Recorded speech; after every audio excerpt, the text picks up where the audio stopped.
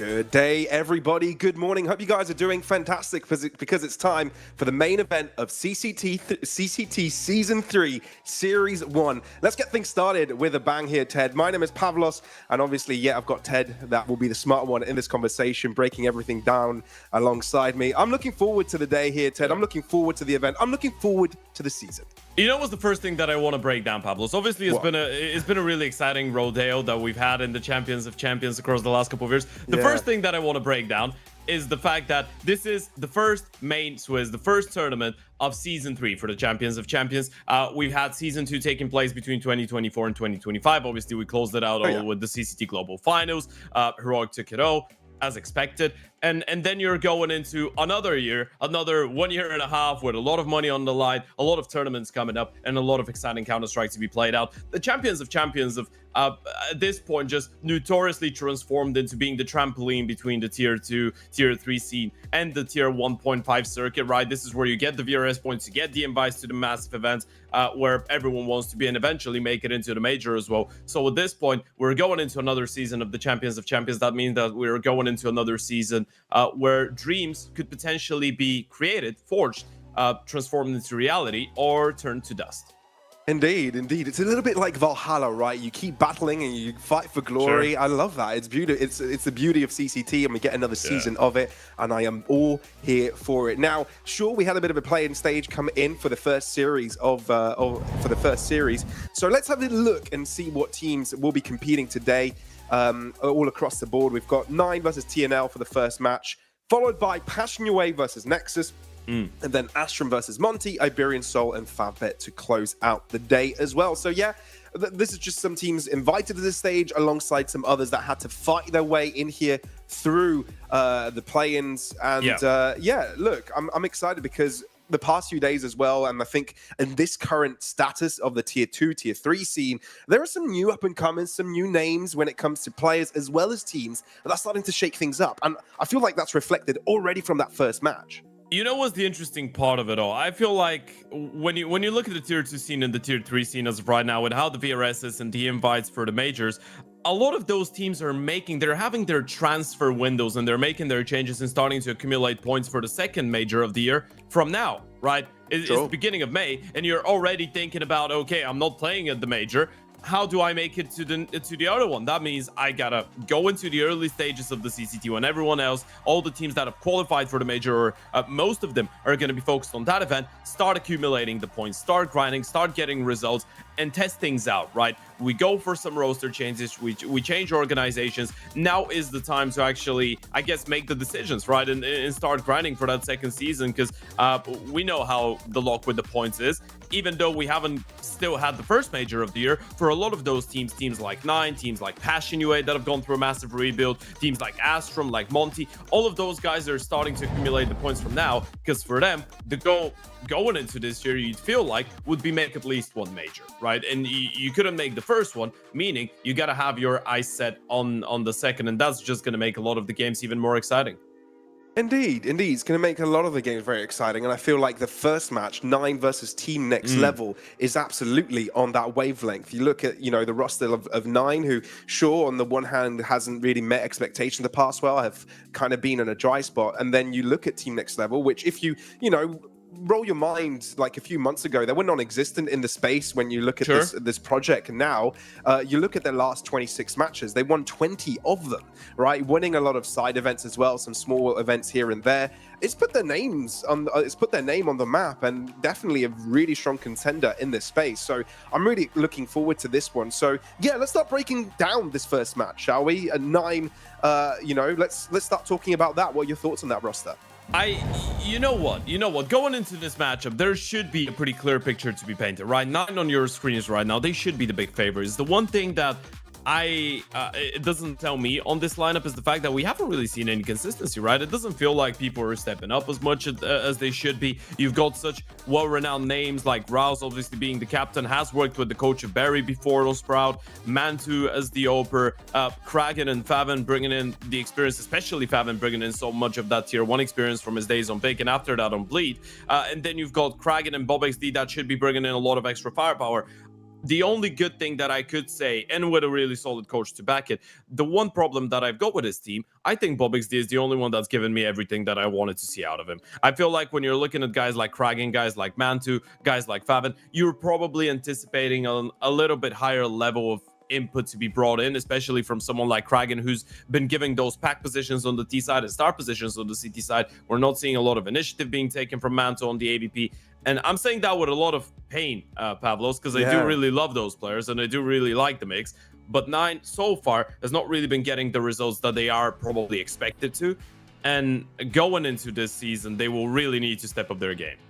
Yeah, let's have a short talk about Team Next Level as well. We already kind of touched upon them, given the fact that, you know, a bit on the more unknown side, but the past couple of months, they've taken this Tier 2 scene by storm, winning a lot of side events. One was in the finals against Nine as well, recently in the Lund LAN that happened in Sweden just a month ago, approximately. And yeah, they've been winning a lot of these little side tournaments and winning a lot of events. So let's see how this one goes as we jump straight into the Veto, I imagine. Yeah, this is gonna get pretty interesting. We're rushing through the pregame a little bit, but we are gonna get into the Veto as quickly as possible. This is where it gets quite precarious, because as you pointed out, those two teams played against each other on LAN just a month ago. TNL destroyed Nine back then. We had an Engine, we had a Train. Now we're going to switch things up a little bit. TNL bringing in the Engine, obviously no surprises there. Anubis coming in from Nine. They switched things up a little bit from the Train. Didn't really work out last time around. And then if we go to a third and final one, is going to be a Nuke. I feel like it's pretty standard. Inferno and Mirage, we're never going to be looking at. And then Nine say, hey, you know what, last time things didn't quite work for us. Anubis has not been the most solid map of TNL, regardless of Team Next Level, as you pointed out, playing really good Counter-Strike. So we switch it up. We go with a map that our individuals feel really comfortable on, and we feel like we should be able to pick up a little bit more of a fight this time. Well, I think the match is actually on its route to being ready. Ancient, Anubis, and Nuke to be the three maps that are going to be played out. Starting things off on Ancient, we'll be jumping into the match shortly in about a minute, I believe. But yeah, I mean, rolling back our minds to the grand final that Nine and TNL had to play, it wasn't that great of a result for Nine either, 5-13. So for TNL jumping into this one, there must be some sort of confidence. But again, you know, there are two contrasting points that you can bring up, right? One, it was a LAN, which, you know, could have... It's easy to roll off some positive momentum from the get-go. Two, it's been a while. It's been a month. You know, if you're looking at a Nine roster, you've had some chance to kind of roll over some of your misdoings, some of your wrongdoings. You kind of know where your weak points are, and you're hoping to be a little bit more competitive this time around. I mean, the one issue that I have with this is the fact that this final of the LAN, that was catastrophic for Nine, right? Nine is the team that is supposed to have the experience advantage over TNL. And sure, I know TNL didn't beat only Nine. There's a conversation about that to be had with NIP, that TNL were able to take down on LAN as well, right? And Joni Speeds, so I guess Joni Speeds is the one that we can be the least critical of. But Nine and NIP are not teams that should be losing to, on paper, someone like TNL. And this is what makes TNL so exciting this year, right? Because they just go into some series, and it all started with a couple PGO Open qualifiers towards the start of 2025. Those guys are just coming in and winning games that you're not thinking they should be, right? For a lot of people tuning in to watch Counter-Strike, especially if you're a tier 1 fan of the game, you're going into this one, you're looking at the names on Nine, and you're thinking, hey, you know what? This is the team that will dominate. I know Rouse, I know Kragan, I know Mantu, I know Faven, and now I know BobXD. Who are the guys on the other side of the server? They don't care, you don't know. They're still going to play some good Counter-Strike, and they will still probably annoy a lot of people.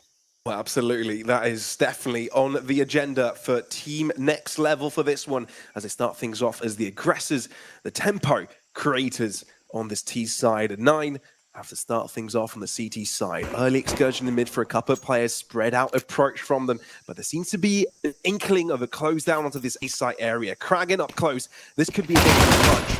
Kragan up first. Pickup goes in his direction. Mantu does get traded as well. Team Next Level have got themselves access to the site. Yeah, this is not going to be an easy retake, not at all. I mean, at this point, you could be even calling it off. They're still going to give it a go, but with BobXD on low HP and no kid in the mix, Rouse doesn't have armor, this is impossible. Does not look fathomable, especially when Knight is doing so much damage on the back line. Confidence, bags of it as well. No respect showed from the first round of the match already. You know what, this team is absolutely horrendous how sharp those individuals are, right? even the formation of the team at the start of the year, I think was quite... It was interesting because there isn't a single name that you're going to look at and you're going to say, hey, you know what, I know this guy because of his time on this team. I mean, Knife is probably the only one because you're looking at his participation on projects like Kono, like Veto, like Iron Branch. But for a lot of the other guys, they're just coming in pretty much out of nowhere. Individually, those guys have just been putting up a great fight to so many good teams. This should be a clean conversion, of course. It's a nice couple kills being farmed by Onyx. That's gonna give a little bit of confidence to the in-game leader. Of course, a pretty young lineup as well, right? This is another conversation to be had. 9 have that experience advantage and that age advantage if you are considering that being, of course, a good thing nowadays. But Onyx being 20 and being the in-game leader, Karn is the oldest guy on the team and he's 22. Dowie is 17. Flyrax is a teenager as well, standing on 19. Knife from 21. All of those guys are just at the start of their professional careers. Yeah, it's super exciting to see Team Next Level. And we'll get to see them progress again. Just looking at the very interesting statistic of the last 26 matches played, 21, and it wasn't against any weaklings either. NIP in that conversation. On LAN. That's really important, by the way. When you're a young team like that and you get some results on LAN, that hires your credibility big time, right? People are going to be looking at you in a different way, and you're going to be looking at yourself in a different way. You're going to be feeling a lot more comfortable going into online games after that. Coming into this first buy round, though, for 9. They already find first blood, but it's not without giving out a lot of space towards this left-hand side. Team Next Level approaching with their exploration, meeting some resistance, but do have an answer. To go down, but it's not like 9 are going to let them be comfortable in this endeavor. You've got to be wary, though, because 9 aren't relenting. They're holding down the fort, looking to push through. The ball well placed, but Rouse and just like that, Team Next Level wants to be competitive. 2 points of health is the difference as Monte takes over. Wow, first round on the board for the side of 9. That retake was explosive, and the fact that 9 sent it through the Molotov from Rouse, I feel like that caught them off guard, but you didn't want to let the T's walk away from the bomb site, right? You didn't want to let them get into comfortable post-plant positions. If under those circumstances, you let one of them play towards the back of default and the other one go donut, you're making stuff a lot harder for yourself. Rouse just decides to send it through the fire. Kragan as well with a good punish before that, actually. Punishing the T-side smokes, going a little bit too deep into our CT spawn. That's why you don't want it that deep. The CT could actually just peek through, get a kill, and try and fall back. Kragan did a really good job of making sure that TNL didn't feel comfortable at any time, but still the money is going to be a little bit of an issue for the CT side. They did end up losing 4 players, so the fight's not perfect. No, it's not looking that fantastic. But the punch. Aggressively, he's got the assistance out from mid, but the damage is dealt through the smoke. Eyes on A. That's exactly where Team Next Level are looking to place their players next. Jumping through, no resistance will be found. That's just free space for the taking. That's a save. That's a save, straight up.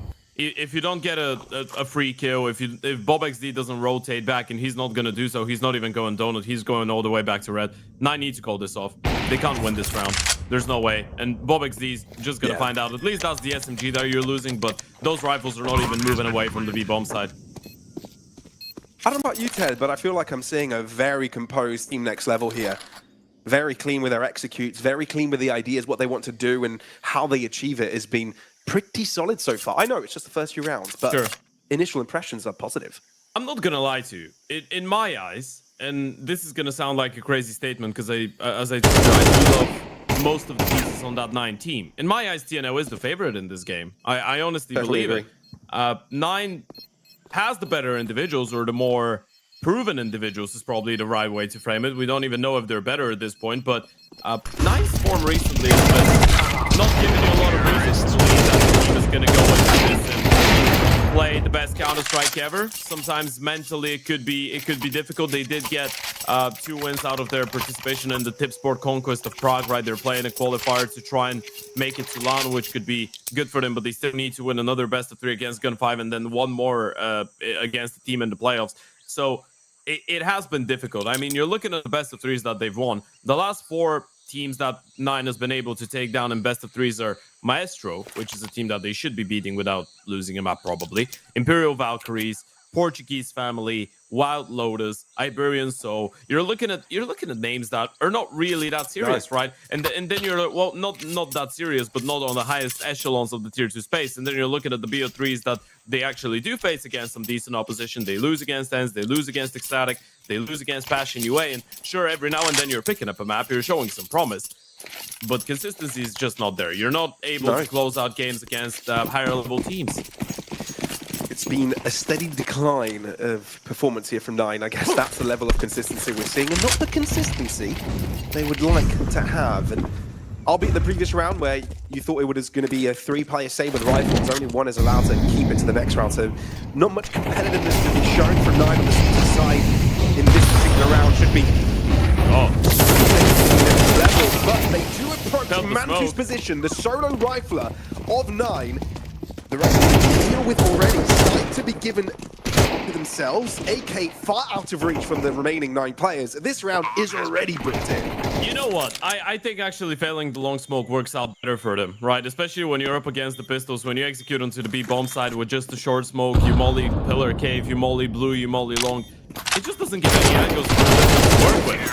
It was really clean execution coming out of TNL, and they keep 4 alive. Sure, 9 they're able to do a little bit of damage to both Knife and Dowie, but it's all about the money, all about stacking them up. And as of right now, 9 have not really been able to come that close. Now, the good thing is we've seen a couple alright fights coming out of Manto, out of Kraken. 9 need to get their foot in the door early on, especially when this is a team that just destroyed you on LAN a couple weeks ago. And that is, again, I'm going to keep saying that, but it's absolutely crazy that one of those two teams destroyed the other on LAN. And it's not 9 doing it to TNL, but the other way around. It's crazy. How has this round ended already? It's not fair for 9.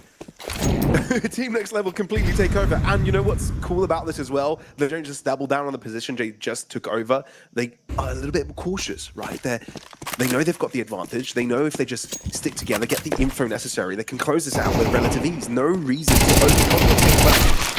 Flyrax just tries to take 2 fights single-handedly and is successful on both ends. This is insane. Absolute absurdity. Yep, that's your offer on the rifle as well, by the way. Flyrax is just having the time of his life right now. And we're bringing in an entirely new level. They don't lose a single gun. Pablos, this is terrifying, by the way. This is absolutely terrifying. I don't want to be 9 right now. I don't even want to be thinking what they're thinking. This is just ridiculous. Because you know if you're 9, you've had a rough spell for the past couple of months. Sure. You know, playing up against teams, not going too well against, you know, players that haven't had the experience in the tier 2 scene that these guys have had, right? And it's being repeated again. Part? The worst part is Enshin was, and still probably is, one of the more comfortable maps for 9, and it was one of their best maps before TNL rocked their world on LAN. Right, before that 9 were on a 4 map winning streak on Enshin. It was one of the few maps that 9 was incredibly consistent and solid on. And now it just feels like TNL were coming in. And make no mistake, sure, this is probably the best map for TNL, but this is no punishment pick. This is not a map that 9 doesn't play usually.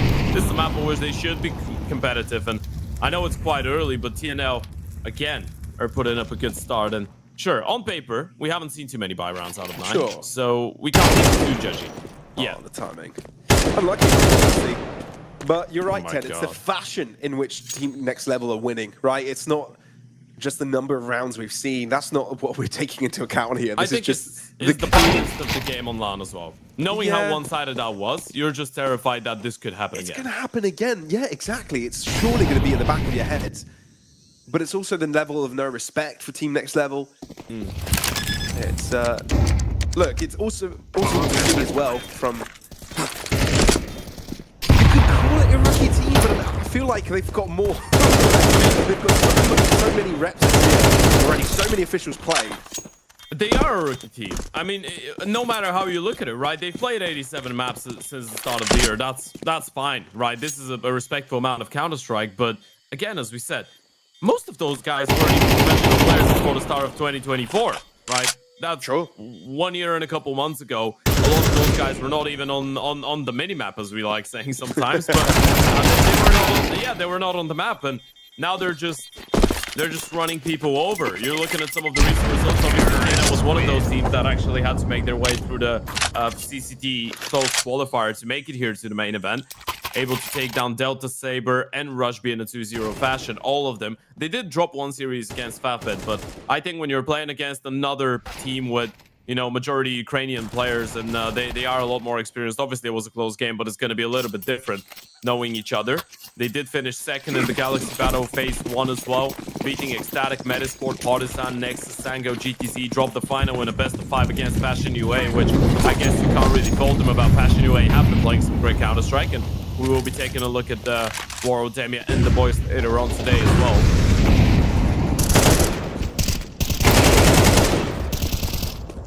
Okay, well, again, it feels like Nine aren't capable of not being player, and overzealous Bullxc wants to stop the take from actually happening from the get-go. Things are not looking bright. Team Next Level seem to have everything under control and still put players on alert position. Again, Knife takes over. And now if you're Nine, question marks all across the map. Where do you have control? The answer is nowhere. You're safe. That's it. I mean, at this point, you're down 1-6, so you might give it a go in some of those individual fights, but I don't think they themselves believe that they can win this round. Worse news, or even more bad news, the fact that they're not going to let you save at this point. You know, I've got all the money in the world. You better believe those PTs will get a fair treatment of hunting. Man. That is crazy. Yeah. All the timings that they're catching, by the way, TNO is catching the best timings, probably out of most teams in Tier 2. I'd say they are one of the best teams at catching timings. It's pacey, insane, isn't it? It's just the fact that they're constantly killing people that they're not even looking at them as well. They're constantly catching the best possible fights, constantly finding the best possible opportunities for themselves. It's really difficult if you're Nine to play against something like that. I mean, an example in this round would be what happened in towards the B bomb side. Here, obviously, Monte was not ready for the pace, but you're looking at the B bomb side, the way that Fabian is just walking away. The moment that he starts turning around, he's getting headshotted. And the fact that he was looking at towards the cave position, he was ready for it. The moment he looks away, players just walking out. I don't know if it's intuition here from Team Next Level. I don't know if it's luck. But it's probably an amalgamation of intuition, read of the game, confidence, a little bit of craziness going your way, the stars aligning. Sure. And I think there's a nice little mix as well from letting your players to do their own thing, keeping the leash off of them, you know.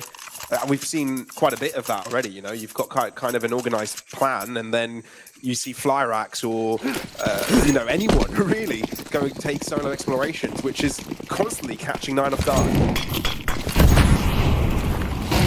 Well, back to the swing of things we go. A bit of a high being blocked here from the Nine boys. Hero M4 for Bobxd, and he's been, as we said, probably the best playing guy on this team in the last couple of months.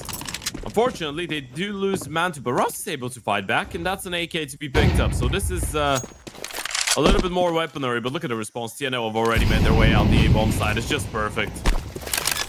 Yeah, the moment you think you still have a grasp in the game, it's Team Next Level that have all players onto that A site, and Flyrax catching out the rotations. He can stick around and do a little bit more. Bobxd is tutoring it. He's smart to stick around, but Flyrax is snappy. He's feeling it. 2 remain for Nine. Again, looking into the fishbowl. Well, they're not swimming with the fishies. Instead, they're suffocating.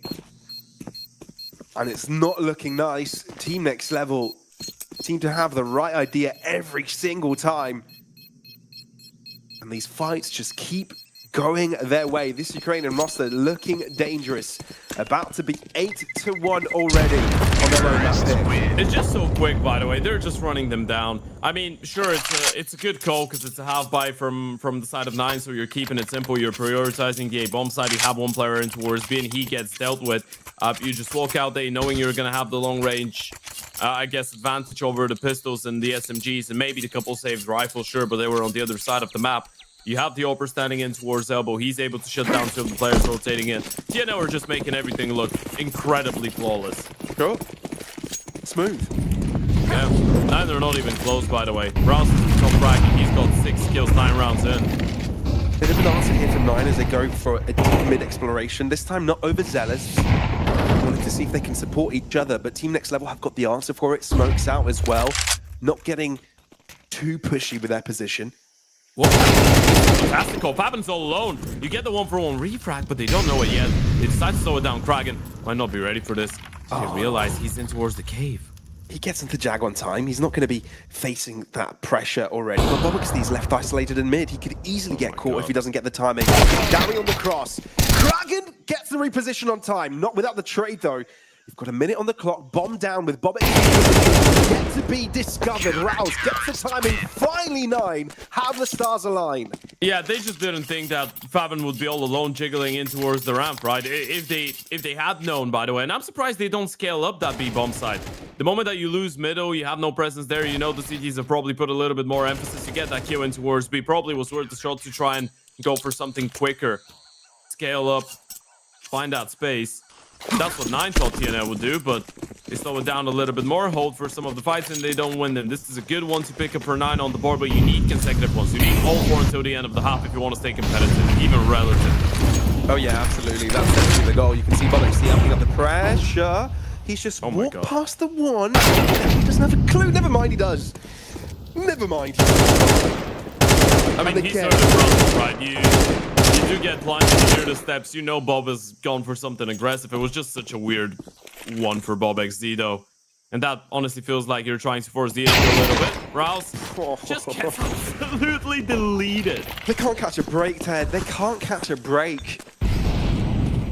The timing on every single one of these engagements have been favoring Team Next Level. Flyrax as well keeps doing his thing. He's just the gatekeeper. He's just hanging around in mid. Whoever crosses his path from whichever direction they're coming from, just delete them. Simple as that. I don't think he's actually missed a shot on the big green. Well, maybe missed in the previous round, but he's 12-4 right now, and everyone is just running circles over 9. Welcome to Season 3 of the Champions of Champions 9. You have to step it up. You're not going to receive any easy games by the looks of things, especially against TNL. Look at those headshots, man.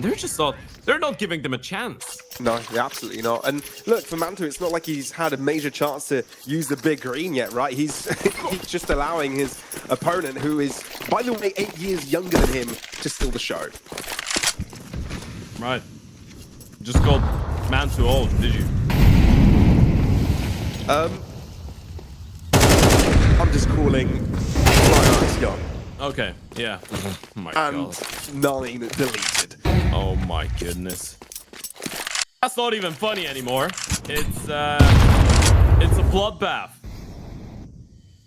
Wait, what was the score last time these two teams met on Ancient? 5-13? Don't yeah? They're gonna do. They're gonna give it to them worse. Yeah. Oh my God. I'm not sure we can call it one better at this point. I think we can call it one worse for 9. For 9.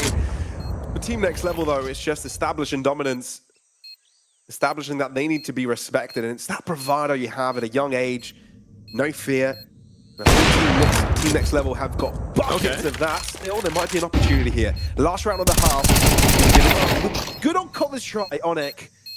Shown himself, not much health taken away from him, and Adawi closes up the angle to be an extra level of pressure onto Mantu. Half is out already. And if you just joined us, this is double digits on the board for TNL. This is a ridiculous start to the game. 9 have not gotten a single finger on the steering wheel. You know what? It's 28 minutes past 11. We started the game with a delay.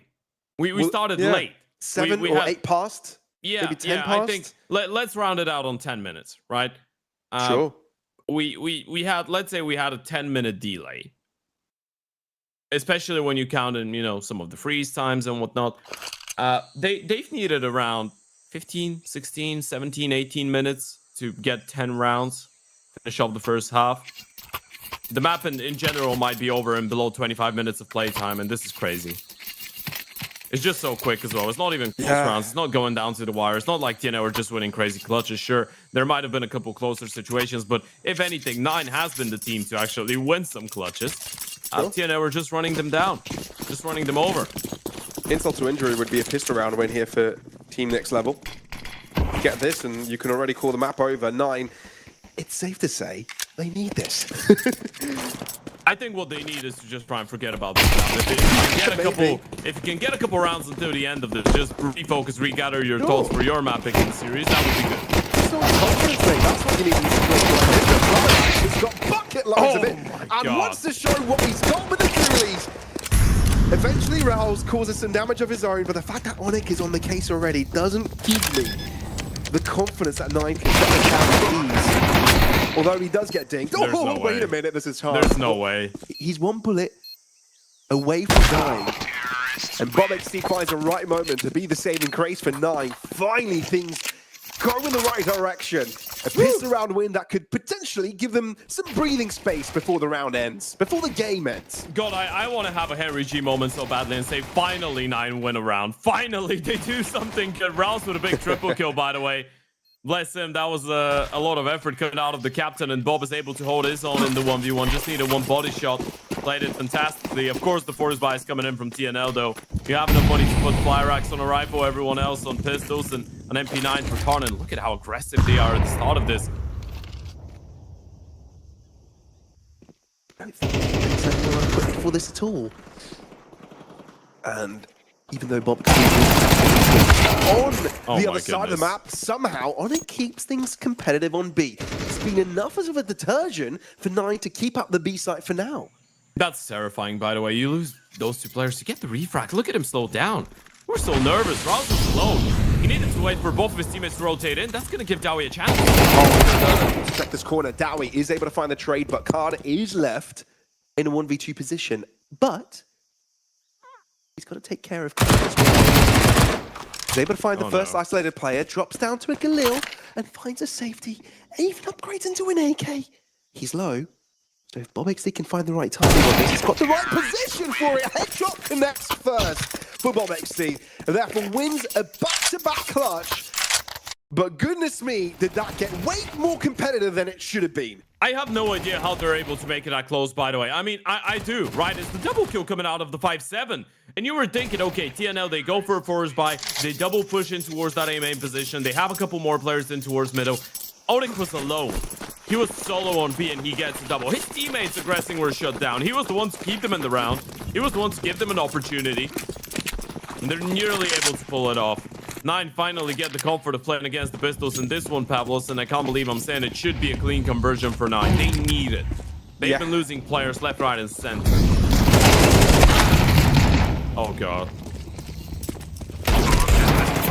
Well, not really, in the fact that 9 has got side control, but the damage that he's doing is being upset. Okay, only a 42 team next level. It's just the first. The rest is clean from 9. They needed a round like this. It's gone too awry for their liking so far. Yeah, a pretty slow awakening, but hey, you know what? They might have joined the server. Gonna get a tactical timeout coming out of TNL. I actually like it, by the way. I feel like this is TNL saying, hey, we recognize the fact that we haven't played a single buy round. This is gonna be our number 1 of the second half, but we still don't want to let 9 get a little bit closer. Of course, there's an interesting comparison coach-wise between Barry and obviously the coach of TNL. We've got a legend himself of the Ukrainian scene. We've got JR returning, of course, 4-time major participant with the side of Vega Squadron. He was part of that Vega team. Played on Hellraisers as well. Yeah, that's the last time I casted him on Hellraisers. Yeah, that was a long time ago. Calling me old head.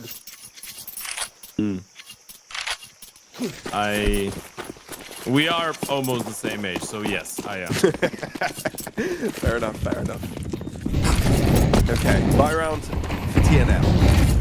The first one of the half. A lot of pressure exerted towards Jack here from 9. Onyx forced out. He's spotted out a couple of players already. Molly to deter him from going for an extra push. 9 are going to be happy with this sort of movement here, but they are buying it, and it's for good reason. Where the 9 position players are. Yep, walking towards the A-bomb side. Card is ready. They still have 2 players here. Bob XT just goes down. There was so much commotion in towards B and in towards middle. You felt like he should have had a gap, and now Mantis alone with the bomb. He can't make a move. He's waiting for everyone else in towards red. Look at Dowie's push as well. He's going all the way around. There's potential for a pincer, but that's not before Dragon takes the first punch in. Flyrax tries to keep things competitive, but it's still 3v3. I'm not sure if you want to go A. Look at the flanking towards middle. They're flanking the flankers. It's a flank paradox. Team next level, keeping 9 on their toes. But I'm afraid they've lost a couple limbs. Oh my god, there's 3 people here. He's got the bomb. Wobbly push to the finish. They know he's alone. They know Rouse is not there. He's gotten a kill in towards red. They're just gonna hunt him down. Monte, this is absolutely terrifying. Ring around the rosy. He's just trying. Oh my god, no way. Absolute best 30. He's gonna get the second one. Oh my god, he's making it work. He's saved doing the day. it. Have they lost Onyx? If they go to A, there's a chance for Onyx, but 18 he's seconds. low. They gotta run. He's gonna hear it. He's heard it. He's heard it. Oh my god. There's an absolute real chance here. Smoke, safe plant spray. Oh my goodness. Successful on the first 10 seconds. He knows the plant has to come through. Tries to reposition, closes up the distance. Rouse tries to move in. Realizes the potential of Onyx to close it out. Oh my word. Somehow, Onyx saves the day when Mantunili switched things around for his team. Onyx denies it all. That's absolutely insane. This is the final nail in the coffin. It must be. It surely is. That round, it had everything. It was so chaotic. It was so weird. 9, they caused so much commotion in towards mid and in towards the B-bomb side. I can't even say it's a bad call. Then you think you can have a timing to go out A. You lose Bob. Mantu's stuck in a weird position where he's got the bomb. He's got 3 teammates in towards red. He can't make a move. If he dies, the round is over. He's able to do God's work in towards that elbow position. He gets a double kill. He should have been dead. The round should have been over there. Mantu wins it. And then they just run in towards the A-bomb side. Onyx gets 1 through the smoke, able to get the second. Rouse tapping the bomb, trying to go for the fight. Low HP on Onyx. It doesn't feel like the wrong play, but he just doesn't pull it off.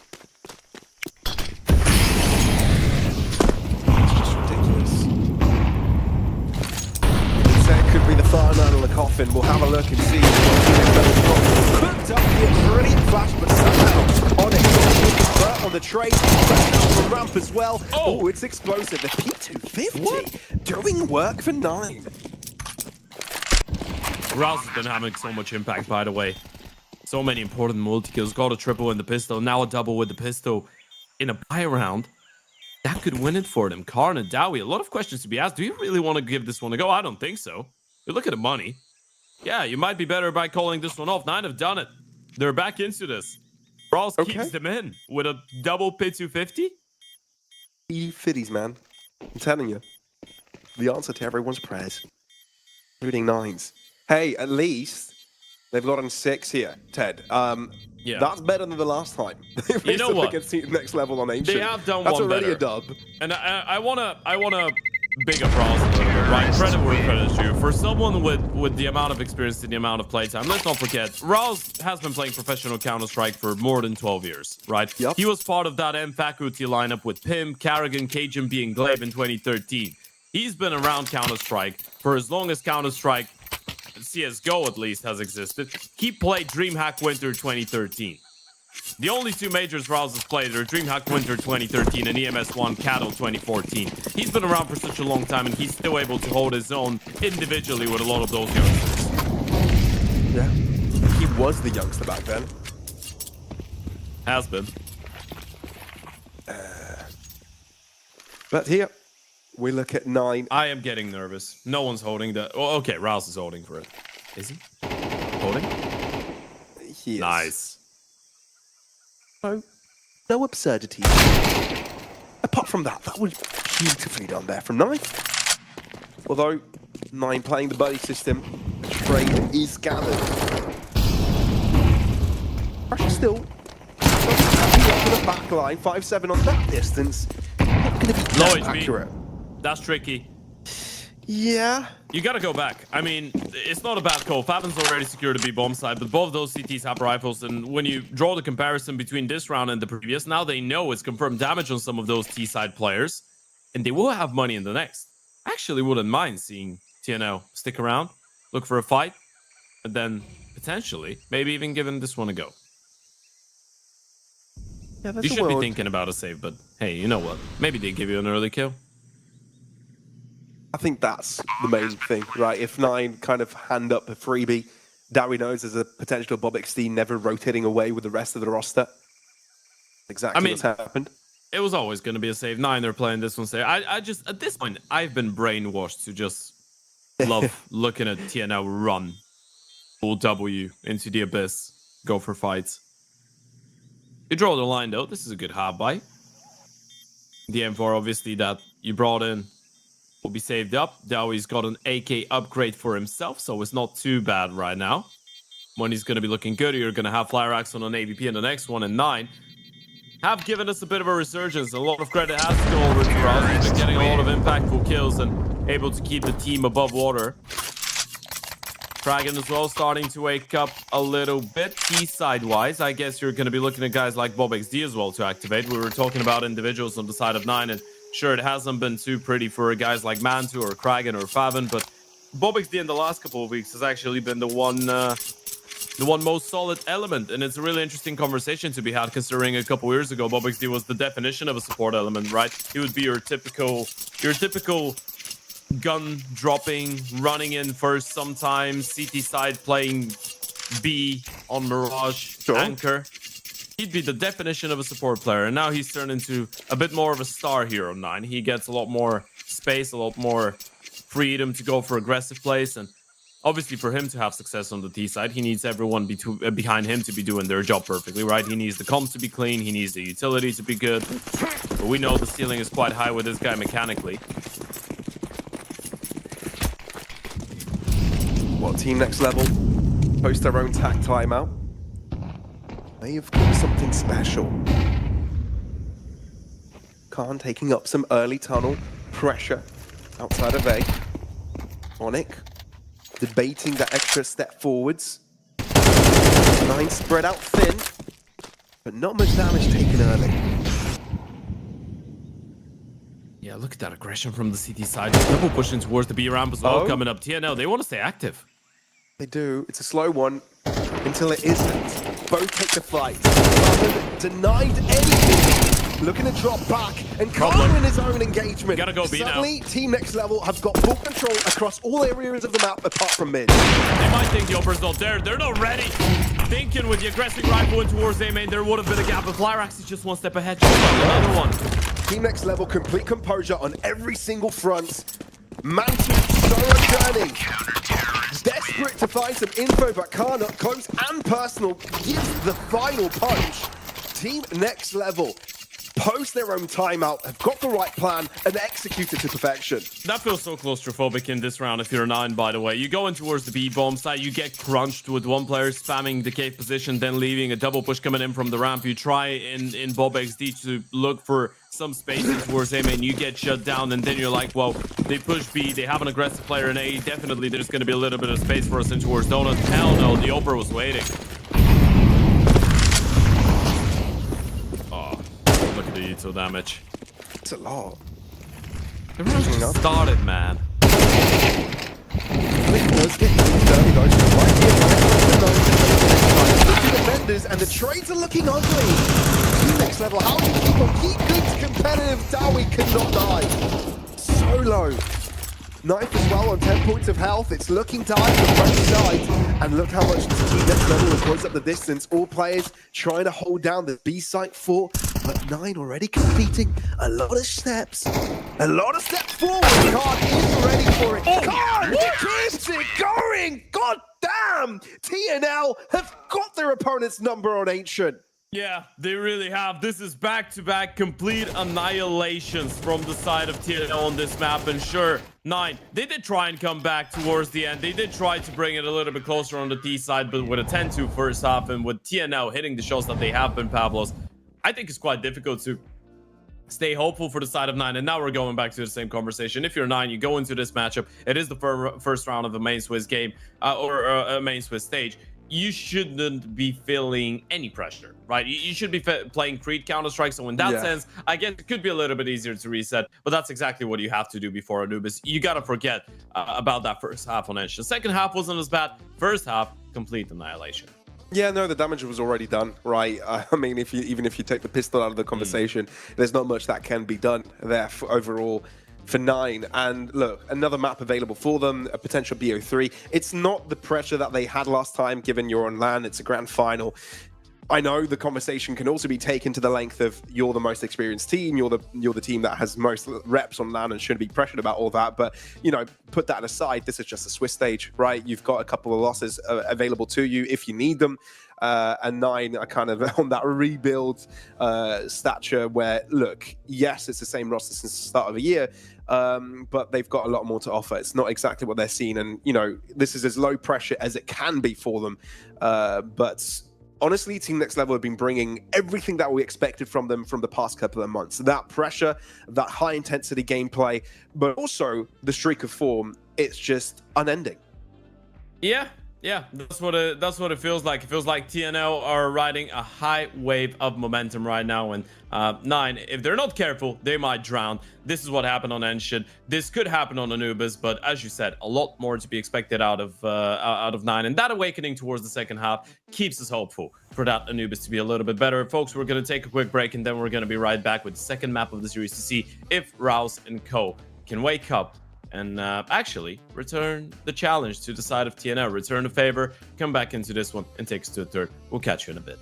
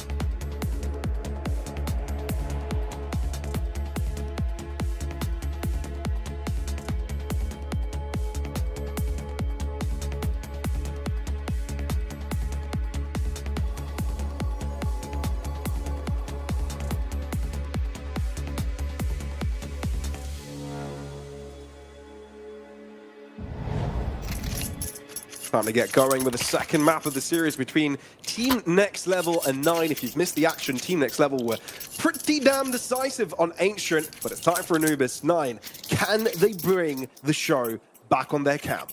Yeah, a 13-7 type of brutal, I guess, on map number 1, and 13-7 was even, I guess you could get, I guess you could say, even an achievement for 9 after a 10-2 first half. There was pretty much no contest in the first 12 rounds of action, and now you're moving on to a map that should be a little bit more comfortable for 9, but still they've been able to win only once out of their last 5 games. TNL, starting on the T side, have already gotten a bomb plant, and 9 will have to retake without the kit. They do have a little bit of util though, and it is possible to make it work.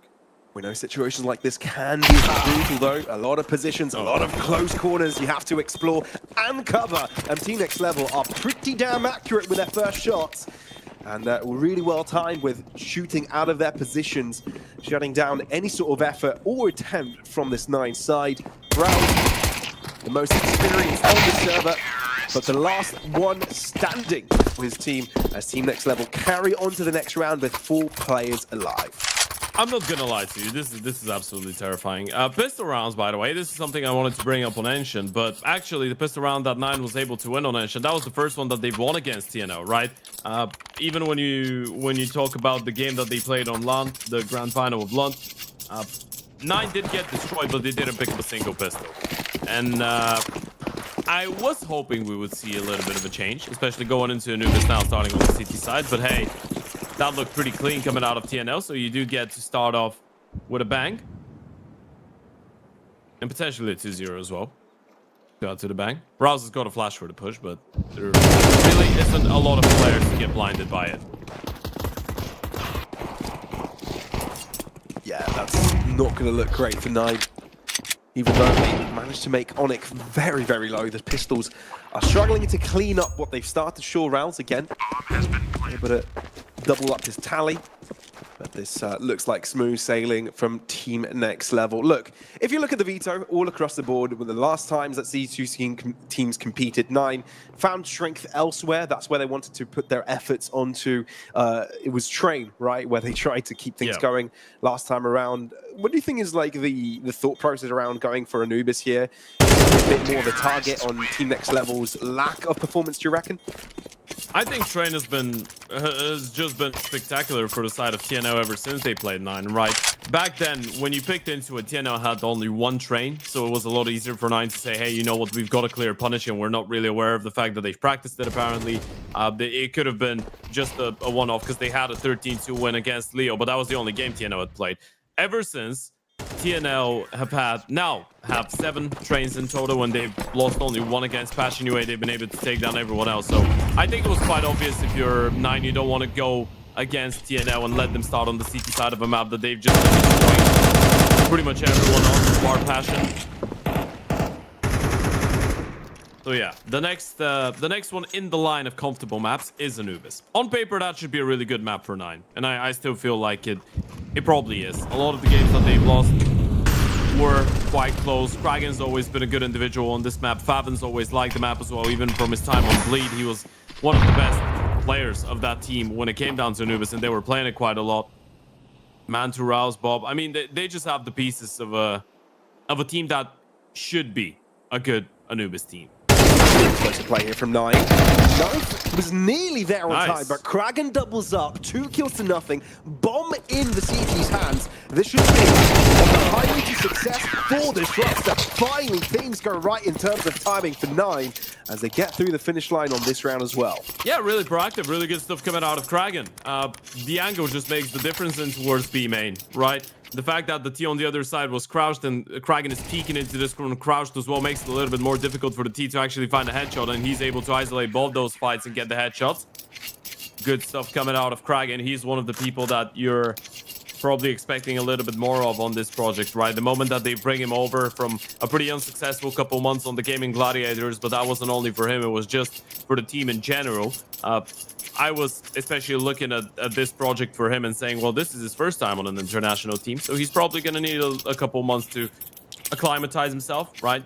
Get up to speed. But now I think we're reaching the point where Kragen should start putting out the performances that we know he's capable of. Because in terms of pure mechanics, he's insane. But I think he's a really smart rifle, all in all. And I feel like the ceiling is a lot higher than what his time with 9 has shown so far.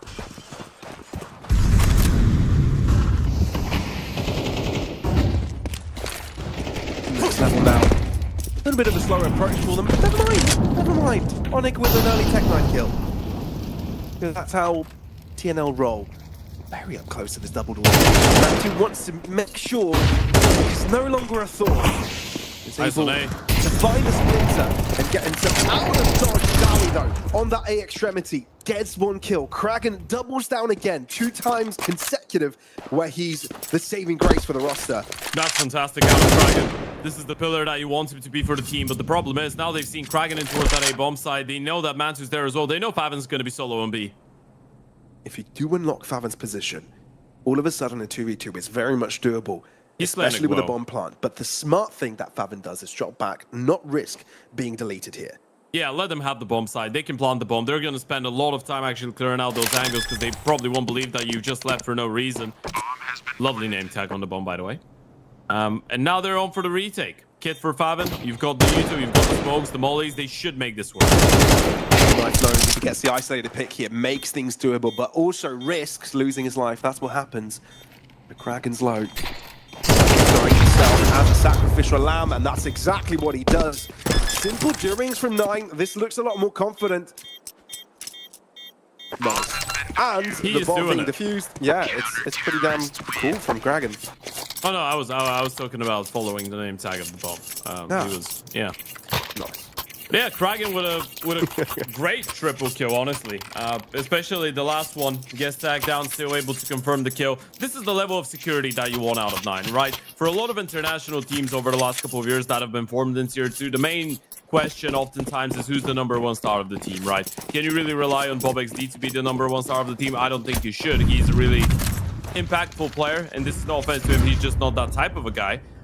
Especially when you have guys like Manto and Kragan on the team, it's probably going to be one of the 2 of them that needs to be the #1 person to drag the team forward. I guess you could have a similar conversation with Favin as well if we were living a couple years back, but I think Favin's changed as a player in comparison to the early days on Big, where you could argue that he could be your #1 carry.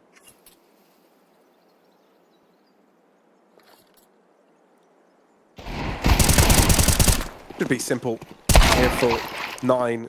Eagles have found the answer to one end, and Onyx was hoping he could shut down one rotation. Could have made things easier, but that should be okay from here on out. Managing second time's a charm. Looking to see if we can find any more damage, but 9 are smooth with it here on Anubis so far. Slowly building up their economy. We know how important it is for them to get it going on the CT side.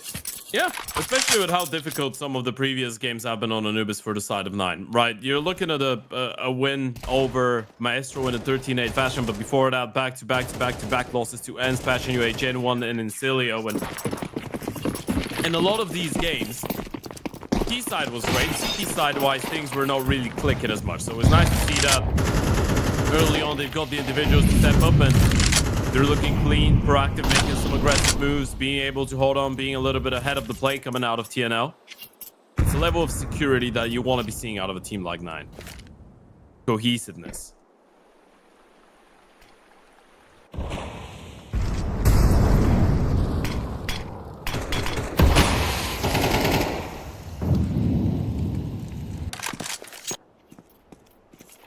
Again, next level, slowing it down just a bit. Some damage onto Favin. His confidence just a little bit. It's just about finding the right site to hit. You can see Khan trying to put pressure in his direction, lure players to that right-hand side of the map, so the rest of TNX teams next level can just waltz into the B site for free. Hasn't really worked out though. 2 players stuck, mauling out the back position. Monte does a lot of damage as well. Monte Kragan holding on for a little while, but Knife Spray proves to be worthy. Look, that Rouser's trying to close down the position. Doesn't work out for him. Instead gets deleted. And now you've left Monte to himself that has to call it off. tries to go in for a deep exploration, does not work out for him. Instead, Team Next Level find themselves an answer. Sometimes they're just so sharp, man. It's just crazy. Even if you don't feel like Nine are doing necessarily something wrong, even if you feel like the call is the right one and they have the right pieces and the right positions. I mean, Karna just waits for the flash, perfectly executes the first player. It's a good reaction out of Vance on the return, but still, the Molotov finding a kill, Knife going absolutely nuclear, shutting down Monte towards the end as well to make sure the Ove doesn't get saved up. TNL could be finding a ticket back into that team. It's not too late to have a convincing one. Rouse is a lucky man to be alive. Very lucky. Whew. Right. Monte doesn't have the same amount of fortune. It's explosive from both ends here from 9. You can also see it coming out from Connector. Downing catches it. They're just not being surprised by anything at this point, man. I mean, Fabin's position in there is such a... It's so tight to catch that timing to get in there. I guess they know because Mantu was so aggressive that there could have been a player, but still, they don't let a single stone unturned. And if you're 9, you're already calling this one off. This is going to be 4 rounds on the board for TNL. Look at Rouse and Kragan combining for 33 HP right now. If you're 9, you've got a sense that you've done something right. You've got some, you know, odd positions in that you try to catch your opponents off guard, but Team Next Level have got the read. They've got the snappiness. Bit disheartening, isn't it? Yeah, they're just ready, one step ahead. I mean, the moment that you're 9, I guess I'm not even sure we can say struggle with money because they did have 5 M4s, but utility wasn't perfect. So let's put it that way. You didn't have all the money in the world. You decide to run something a little bit more aggressive and towards canals. TNL were ready. So far, when you think about it, most of the time when 9 have gone for an aggressive play, TNL have been looking for it. Even when that deep play worked out, double position towards main, there was still rifles waiting. They just couldn't win the fights. Speaking of winning fights, this is good effort coming out of Rouse to hold on to the AK. Good damage dealt to the C or to the T side economy as well. Of course, this is not going to be a full investment even with those 2 kills, but at least it gives Rouse the opportunity to keep a rifle. Maybe make this round a little bit more interesting. Flashed out mid. Yeah, or out of A main. Yeah, maybe.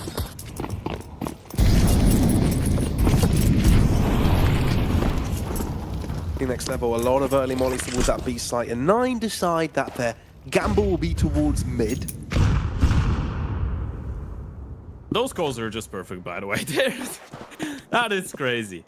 Bob throws the Molotov towards the headshot angle, force players out of position, flash Rouse out. They have a 3-man stack with the pistols on that mid side of the map. In case Rouse gets a kill and the T-strike reacts.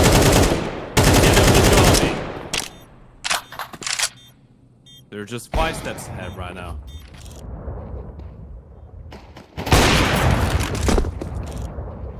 And the shots are hitting.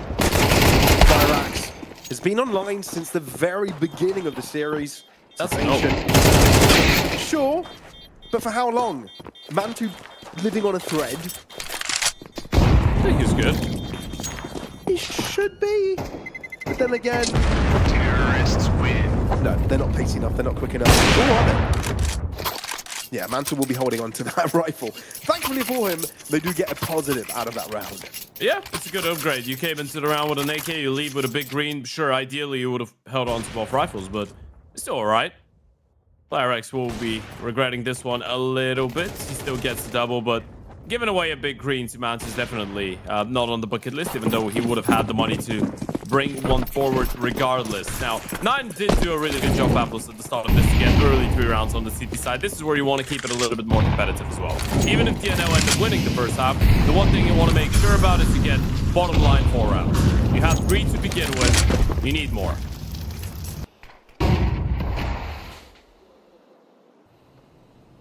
You absolutely do. You contrast it to the first half of this series. 9, we're at a 2-10 deficit. Oh my goodness. Ray doesn't quite connect. But what a world we're living in. and instead tries to see if he can get someone through the smoke for the second time around, but it's Dowie to do the heavy lifting. Team Next Level are unrelentless on these 1v1s. These skirmishes, the smokes they throw, they're ridiculous. And Knife swung the round with the fight in towards B, by the way. Rouse is rotating back, and sure, he's there already, but the Ops isolated in towards the A bomb side. They know exactly where Rouse is, and at this point, this is all screaming Mantu started in towards A with that big green. They're even tapping the bomb the first time to make sure Con is going to be clear. Mantu might get caught on a bit of a timing. You need to hold on to the guns. TNL, we're just so ready about everything right now. Mantu, careful. Dewi. It's looking really sharp. He's going for a peek. There it goes. Mantu's quick enough with it. Needed to hit that one. Change of the camera actually made me think that Mantu's going down. Nice. Made you wonder, right? Observer 1, Ted 0. Outplayed me there. Yeah, but another buy round not going Nine's way. It's got to hurt a little bit. Look, P-side-wise, Team Next Level are making full use of the advantage, keeping their opponent's economy as well at a difficult point. Whew, that's tough. A tactical timeout coming out, and this one is for TNL. I actually like it. It's a really important round, this one. You know, Nine are probably going to try and bring back the guns now with the maximum loss bonus. So this is the one that you win and you probably pull ahead, and you could even dream about a 9-3 half right now. And the previous round was just a great example of how aware TNL are of everything, by the way. How ready they are to react quickly. They go out of middle. Nine have been challenging B main. They've been challenging A main. They've been challenging canals. Middle has been oftentimes compromised from the CT side. So TNL decide, hey, you know what? We're going to take that space early on. Rouse hasn't really been getting too much support. The Hopper has not been starting middle. Let's take the space. Then you realize it's a little bit too much. You hear the steps coming out of tempo. You just fall back. You welcome the CTs that were trying to go for that late mid-round re-aggression clearance. You shut them down. And now 9 with an OP3M force and an MP9. Need around, but TNL are looking to switch it up with a straight up A play off of spawn potentially with just Knife cutting off rotations in towards middle. The Ops here though.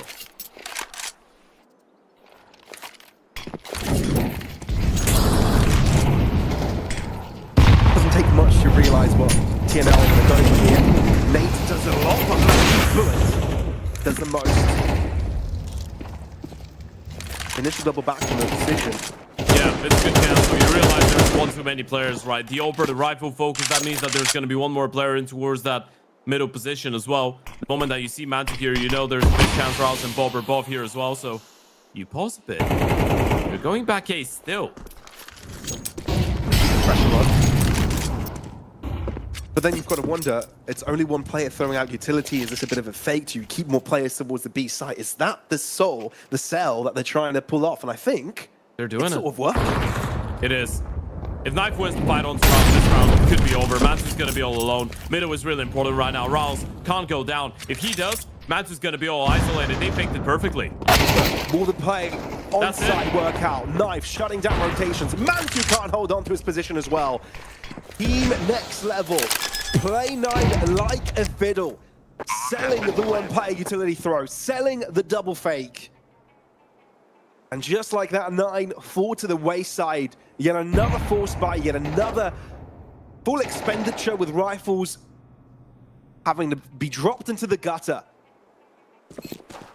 They're just running circles around them, by the way. The logical thing for TNL to do under those circumstances would be, okay, we get blocked in towards the A-bomb side. We leave one player main. He's going to molly off Bob XD. He's going to tag him down, blind him, scare him off. Bob is going to scream for help. Then we hit the B-bomb side. This is what 9 were thinking. Right? This is what was going through Knife's minds. And the fact that actually the one little detail that sells the fake even better is the fact that Flyrax was the one to show presence in towards B, right? You're not thinking Flyrax with the AVP is gonna be the lonely player in towards connector just throwing utility and going for a peek. And he even landed another attack. So at this point, if you're 9, you feel like you need to strengthen up the B bomb side even more.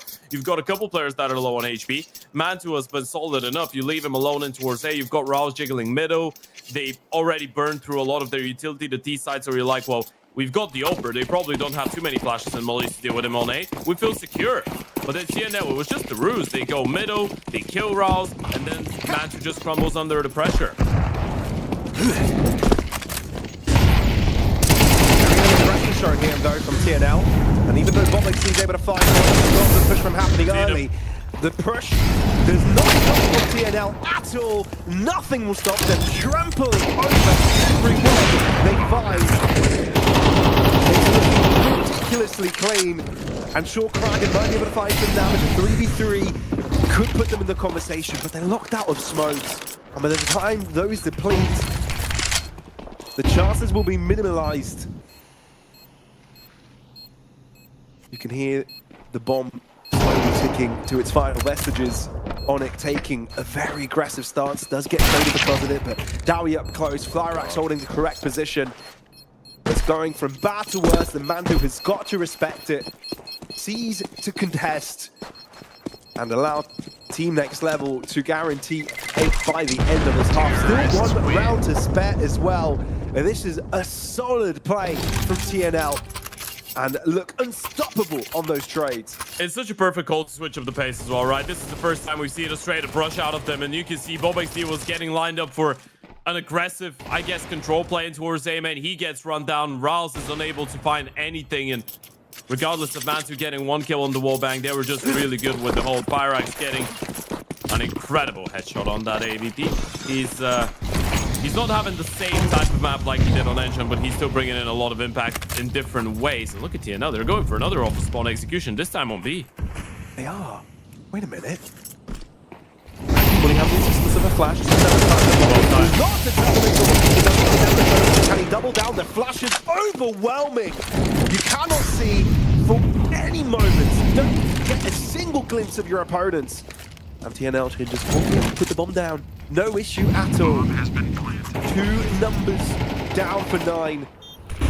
And you've got to close up the distance with 3 players holding hands. Flash down, round first out. Numbers in front of his eyes, but it matters not. Onyx and Card both on the case. In a very familiar position, has got to be shut down. A complete showdown here from the TNL side. Yeah, complete showdown is an understatement. It really is. That was a 3-2 lead on the CT side for 9 Pavlos. We were starting to get so excited about this one. You were already trying to, I guess, maybe navigate the conversation towards 9 having a good CT side, then being a lot more solid on the map. Coming in with a completely different aura to this map of Counter-Strike, showing the level of play that we expected. Kraken was picking up multi-kills. They were aggressive. They were assertive. And then they get 3 rounds and everything just goes out the window. I think we've got to give it all the a rounds kudos, until the end. For sure. But again, turning the conversation to TNL, you've got to give a lot of kudos to Onyx, right? The calls have been pretty damn superb. They've been reading perfect. 9 really well. And he's the type of player that has taken a lot of initial engagements, right? Cleared out a lot of corners. Well-rounded for sure. It has not even been close. Not even competitive. And this is a terrifying thing to say. Moving on to the CT side, TNL. Difficult to imagine they're not closing this one out in a 2-0 fashion. But hey, you know what? T-side Anubis, I still want to believe 9 have something more to show. But if that ends up being a B-side pistol, and I think it's the A fake into a B pistol, they have 4. Kraken needs to do some damage here. Now they need get to go 1 or 2 would be possible. You got an idea that 3 players out of the 5 were towards that B site. You've got to pull the trigger onto this push. Oh my god. It's flown under the radar. Faven does get the pickup eventually. 1 left on site. Onyx unable to convert. Finally, 9 able to get a glimmer of hope with a pistol round drop. 2 players left to try and deal with. Bobbix on the case of putting them to rest. He is capable of doing that. A very clean round, but 9 in winning ways. Shout out to Faven for realizing there could have been a player inside of the smoke. They spot him out jiggling towards the entrance of the main. Then you swing through the smoke and you don't see anything out of him, and you spot the push in towards that A bomb side. You make an educated guess that he would try something a little bit more creative. That was really well played from Faven. If he doesn't turn around and get that 1 kill, that could have been a double kill from the Jullies. Could have been the round there and then.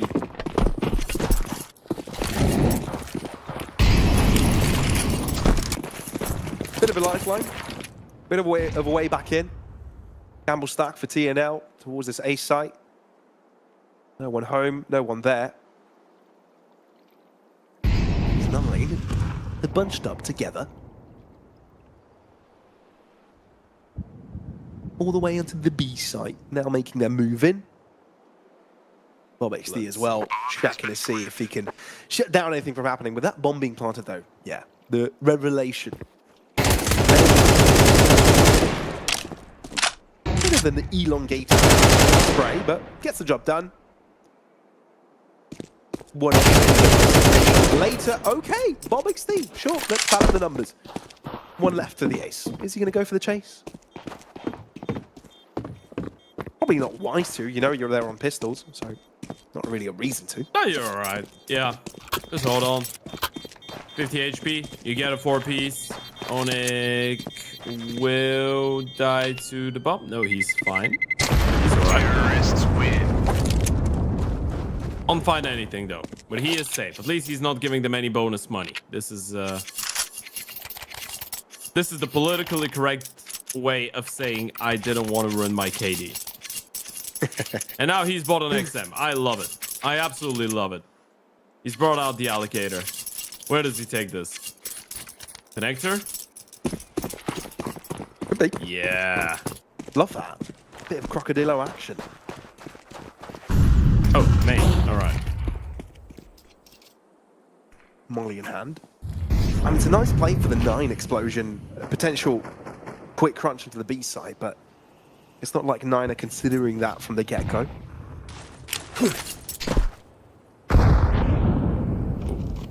Now we actually just walked away in the perfect timing. Nade would have been spot on. 9 really took their time with this. We're playing a bit of a default. This is a really good nade onto Flyrise. Good utility being brought in on timings here from the T side to chip some damage, chip some health away. The side of TNL, soften them up. You got to group up and make a decision eventually. They haven't given you too much, bar that block in towards middle. It is starting to shape like an A play though. Kragan will throw in a little bit of utility on B. Make sure you keep those B players occupied. But TNL have another smoke on A. They've blocked him over. And they have 3 people on this side of the map.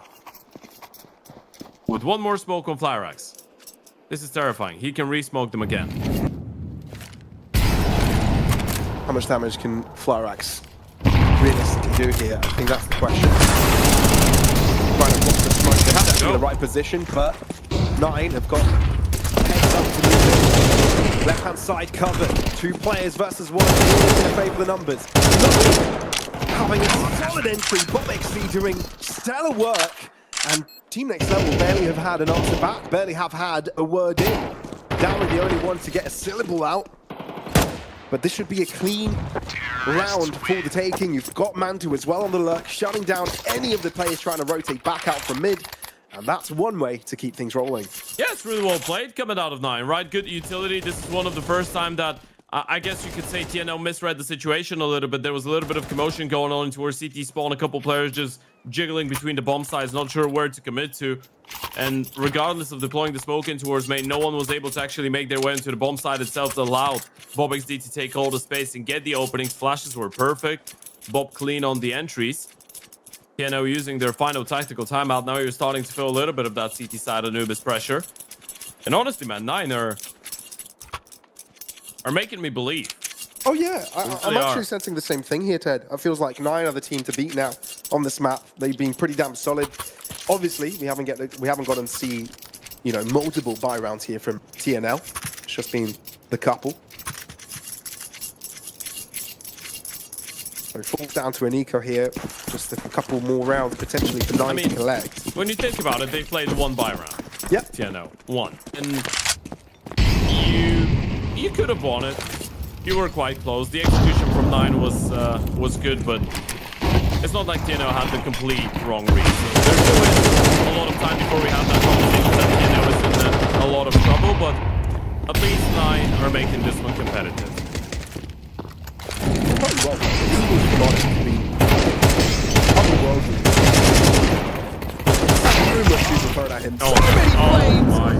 So much havoc, but somehow prevails. Oh, hold my hand, whisper in my ears, and tell me what I'm seeing is just in my imagination. There's no way this is reality.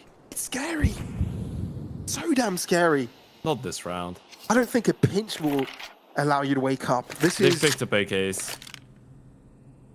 a nightmare. They even have armors, by the way, to those rifles. This is terrifying. They will win this. They're making it work. Oh Look my at Carne. God. He's going for the peak. Timing is really good. They can't let Oh. him get a kill. That's really important. Good pickup coming out of Mantu. With 9 winning that one, they've got themselves on the right foot forwards.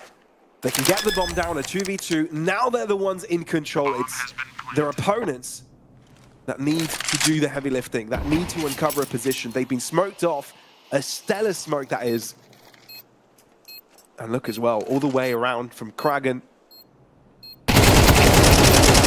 Gets a timing on both. Lovely spray transfer. 9, they were in danger of handing this round over to Pistols and Onyx shenanigans. But no, they recover it.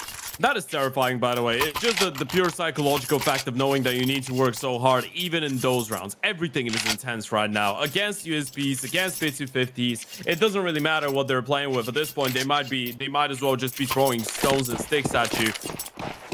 They would still probably make it competitive. And now TNO have got their first proper investment, right? They had one buy round earlier, but that didn't consist of Flyrax being on an open. He's been quite proficient in important moments so far. Now you've got the Uto, you've got that big green. This is the true test for 9. Let's see how they approach this one. Mid and right-hand side lenience. TNL with breakaway nade out from B. They might go exploring here. They realize very quickly that it's going to be an 8-hit. Flyrax, you've got to connect these shots. If you don't hit them, you're going to be in trouble. Somehow still alive, but won't be able to avoid the flames. And therefore, the next fight from mid has to be good timing for Knife to turn around. Does get the shutdown. Bobixy seizes a chance to trade as well from Maid and pushes his team in with him. Onyx needs to fight back. He's good with it, but 2 players looking for him. He needs to be patient somehow. TNL to convert Bobixy. The saving grace for his team. But the pressure is still on. Bobixy up and close and personal on the smoke. He's got to balance attention from 2 different directions. Onyx again, so dangerous. Bobixy with 2 to his name, looking for the Quadra. Onyx is online today.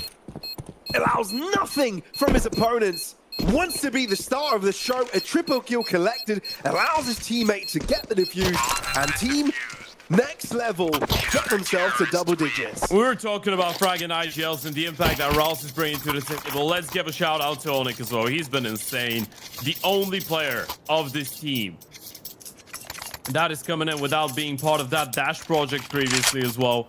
Everyone else was playing together before. Onyx, in a way, even though he is the one that was on the organization and everyone else joined him, is the new kid on the block on this specific 5-man lineup, and he's been stepping it up big time, being game leader. What a hold that was from TNL. Now it starts getting interesting. Flyrax bringing that off. Main even going for a rephase there, Kragan, walking on ice, but still able to walk away alive. Pretty damn marvelous, if you ask me. And getting away with a smoke nade and Dowie following it up with a lovely little headshot. Look at how insistent they are of getting that opening kill, by the way. The way that the Opa repeaks B main twice and then they go and break the connector smoke. This is how assertive TNO are right now. This is how confident they are. Bobixy with the next fight, though. Waiting for his team to arrive, potentially a pop flash. He hit dry peak, realizing Knife is nearby. Can't, not revealing himself. Mantu reads the angle. If he would have gotten the second one, that would have been a superb situation for 9, but still, it's TNL that hold the leash. It's still tricky. Look at the push in towards B main right now. They're getting so much information constantly, TNO. It's such proactive Counter-Strike. They group up, re-clear middle. At this point, you will realize it's an A-play. It's all about finding out Rouse, but you know it's the A-bomb side. And look how Nuke has gone for the lookout onto Rouse. Flyrax knows he's full for reinforcements, but he will go down. Doesn't take the fight with the rest of the team. And 9 gets 2 kills. They're off to the B site. Rouse has cleared it out for the team, and he says, guys, just come here. It should be simple. The rotations are going to be in, though. Dowie, Knight, tack down a little bit, but they're fairly close into our CT spawn. Just want to make sure you don't overextend here, 9. You don't give them chances. There's probably no way for them to win the round. They're going to go for it, but Mantu holding down the line will not make it easy. Now he left with a Kalashnikov in his hands. They'll have to take to the next round. Job's done. That mid round, Ted, that was quite chaotic. Quick thinking on both sides, but it's Nine that got the better end of the mid and A site trades. I'm not sure who was the player that ran out first on A. Must have been Kragan with a rifle in hand. The way that he crossed just... Flyrex did spot him, right? Flyrex then white peaks with a molly in hand. I guess he just thought Kragan would send it towards the left-hand side and he can isolate and make sure that the second player doesn't go out. Kragan just runs back in and peeks from the right-hand side. Well, POV, from the POV of the Oper, of the pillar. Flyrex just being caught with a nade in hand there is a little bit weird. Definitely doesn't feel great about this one. And then Rouse obviously just being patient enough to not move away from connector at any time. Just waited to hear some steps, get the shutdown, had the smoke to block off and wait for his teammates to rotate in. Nine is playing some pretty good on-the-fly Counter-Strike, quite reactive. And TNL really is struggling now.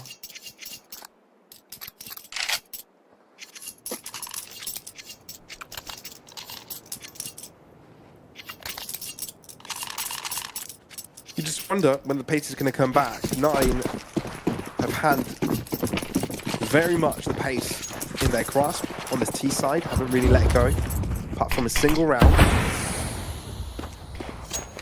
Sure, look at that one. He's so deep, hasn't he?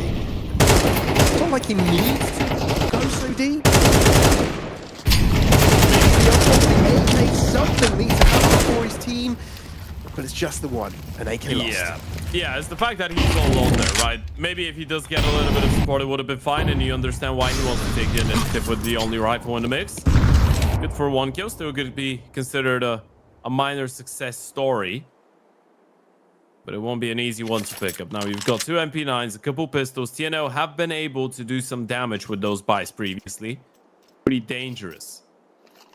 It's all about whether or not you play into your hand, and as of right now, it feels like you're playing in an ace in towards that A bomb side, but the pushing towards main could be interesting. Favin has to be careful with the time. Noisy. Oh my god. The MP9s are going berserk. Okay, if you're 9, you're sweating right now. It's not looking comfortable.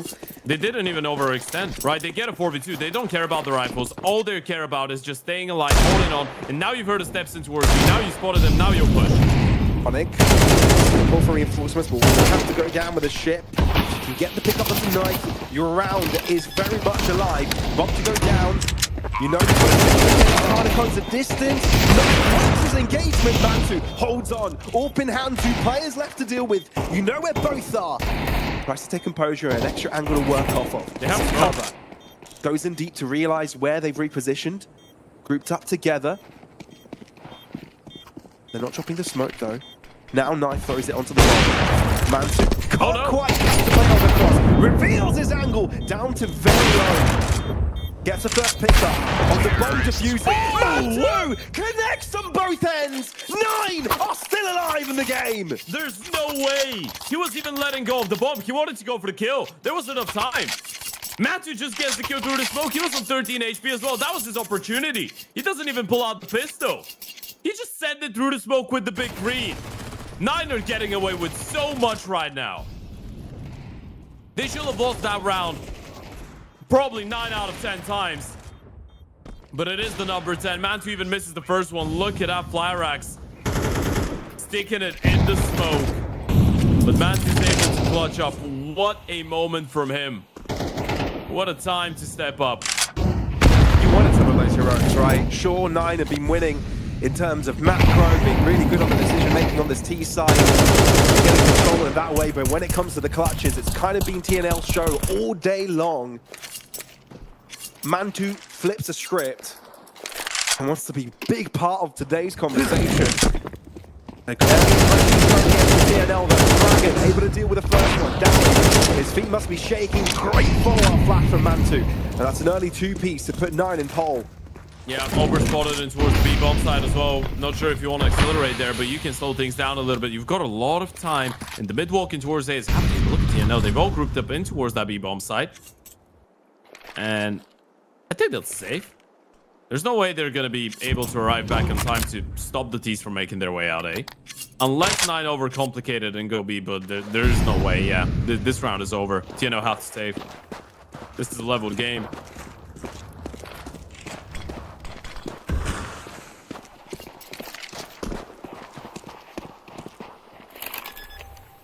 So now we've got a game on our hands. 9 shows some prevalence. I want to say 9 should be happy this is not over yet, because this is there has been a lot of close rounds against Pistols that they've been able to clutch up, but this is, I guess, the level you're expecting out of those individuals. I mean, this is why 9 should be a good team on this level, especially because they have guys like Monte, like Kragan, like Bob, like Fav, and like all of them should be able to thrive on this level of competition individually, right? And you want them to be winning those clutches. You want them to, even when the conversion is scrappier, even when they lose a couple opening fights, be able to hold their own in 2vx situations, 3vx situations. This is where the team should be good, when you have so many experienced players that should have clear communication, good skill, be able to play well off of each other.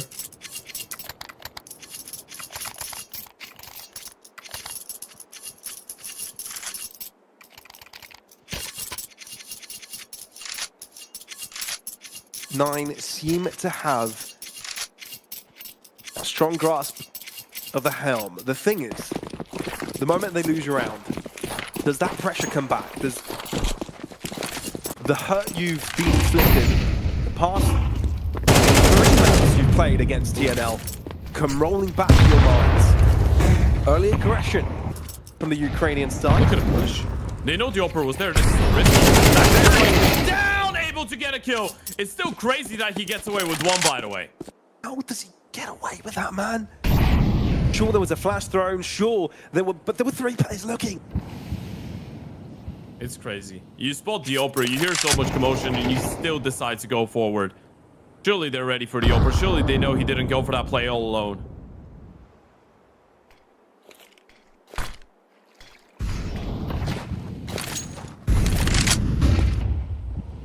Still, a little fight could put Brew out in mid.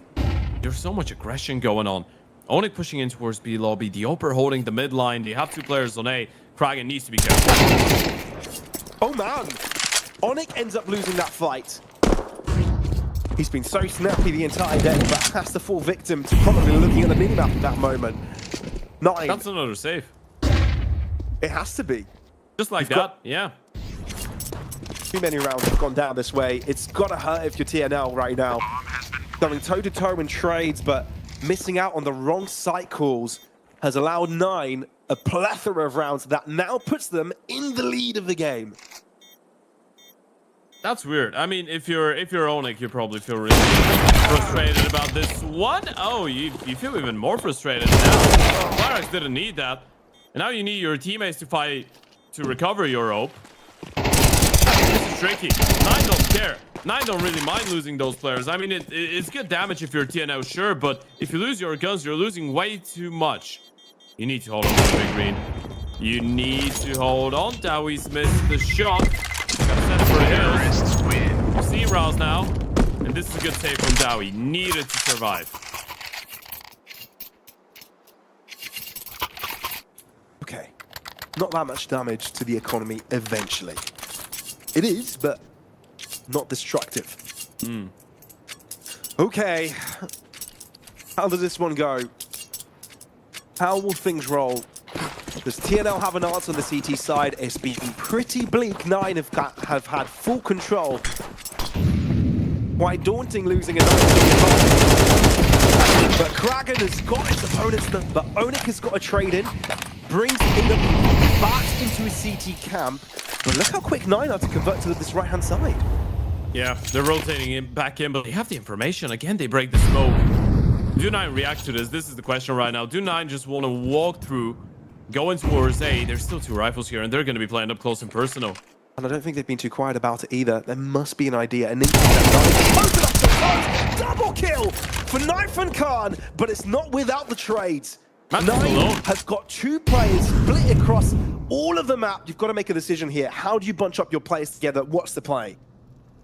Do you realize that Rouse has been going for so many of those lurk plays towards the B bomb side? And again, he might want to call Mantu back. Thing is, it's so risky for Mantu to rotate back in with the bomb all the way through canals. You might want Rouse to actually try and go A. No way. Round's gonna walk all the way to his opponent's spawn. This is huge. Because getting onto the back line could also allow Mantu to walk in. Do they realize that's a possibility? Do they realize that timing existed? I mean, doesn't look like it. 30 seconds on the clock. And you're scratching your heads. You haven't seen your opponents at all. Suffocating from info. Finally, a molly drops, and you've got an inkling where at least one of the players are rolled with a walkout. Free kill. Hello. He'll take it. And Onyx now left with the V2. Not all but of the squad. I'm not going to be the one to give the clutch to his team. 9 not faltering for the past while. All right, this is the 9 that we wanted to see in the server, and Rouse again is leading the team by example. That's the response you wanted to see out of them. Dragon, good work to get that 1 kill. Fantastic refract coming out of Mantu as well on the big green. And Rouse has just played this one to perfection. This is the face of 9 that you wanted to see in the server today. You didn't want to see 9 get absolutely baffled once again by the same team. And now with Nuke coming up, they're just 1 round away from it. 9 might be in for a revenge arc against TNL. Oh, they did brilliant. And if they get this round win, we're looking at a 3rd map. A Nuke. And a revenge story. Definitely well in the cards. The thing is, Bobixty and Favin have taken a bit of damage, just a little bit.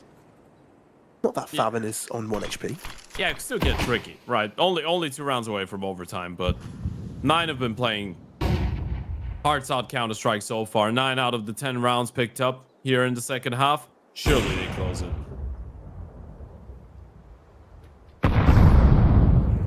TNL did gain a lot of information from that B push as well. Even though they had 3 out of their 5 players in that location, that's quickly going to change. 9, do they get the timing on this? Waiting this one out. Good for the first one. There was a chance. You'd end up with the second there, but that's not the world we've been living in. Smoke did not go as intended. That's a big deal. A lot of space to walk around, Oh my. and ends up biting 9. In the behind, Onyx going ever forwards. Both players holding on a thread. And 9. They can't go B. They can't. No. They don't have information. There isn't enough time. They're just going into Karn, and he will devour them. On that A bomb side, Pablos, hold on a bit. This might not be over just yet. No, it's not over at all. And look at the economy. Even though the fact that you've won so many rounds on this T side, you've won 11 out of 12 so far.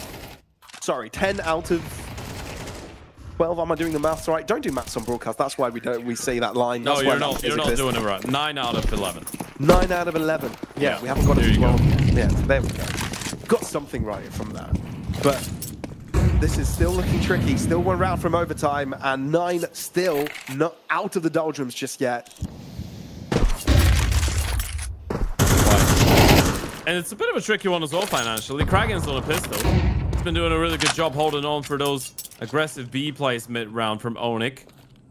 Straight up owning him in the second half, but he's just on the Tech 9, and 9 might actually want to use that as a bit of an advantage, right? Kraken on a pistol could not necessarily be a bad thing. Might be a good thing even. He's going to be quite quick to accelerate into a bomb site if you create a big enough opening for him. And it is looking like a B split. Unless... do they want to split B through tempo?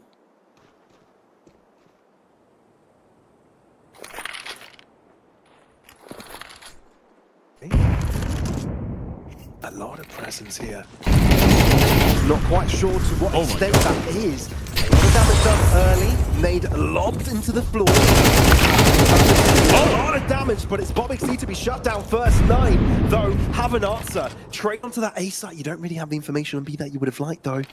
Back turned around. Fireaxe going for an aggressive stance. Kraken. That's madness. That's crazy. No! Crazy! Oh my word! Flyrax gets away with murder. An assassin, a 20 ninja seconds. through the smoke. You gotta make a call. They're going back A. Monte to firstly the try. 30 close by.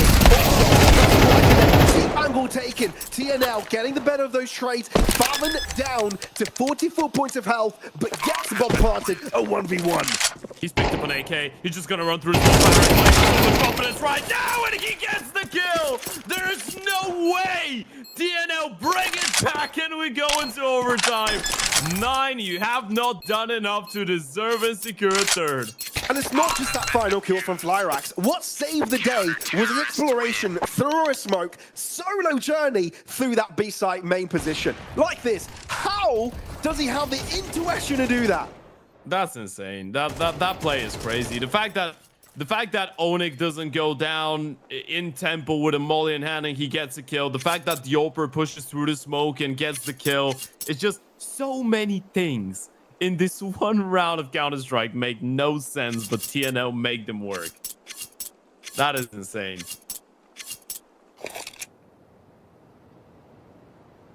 Blimey. God damn. Okay, Ted. This was not over. If you look at the grand scheme of things, the T side of Anubis continues to be favored. You know what that is? That is Turmoil Tuesday. I don't know for who yet, but it is.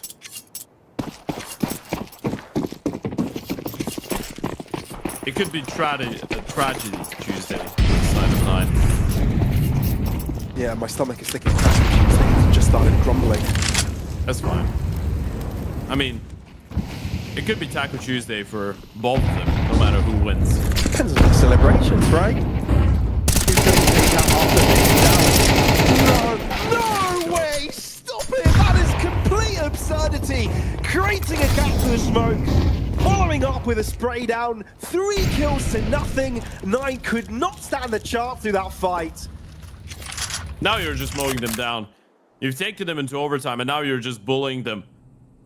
9 have realized that they missed out on 2 opportunities, and now they might not even get the first one. Matthew still with a good clear, good pick from Dowie's perfect. Dragon does get the refrag, but there goes Flyrax with the open on the CT side. It's the first one on the defense for TNL, and this is where overtime gets a little bit different, right? Money's not going to be an issue for the CT side. They have everything that they wanted to, so if you're 9, you can't really have the comfort of disturbing their economy. Dowie's just mowed down 2 of you through a smoke.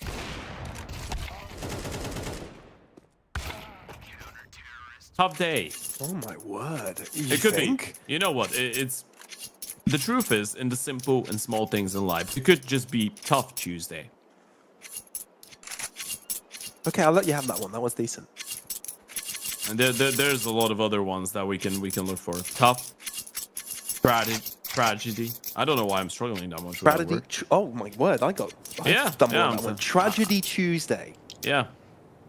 Make it into a tongue twister. Tongue twister Tuesday. Thumble Tuesday. Yeah, Thumble the back Tuesday.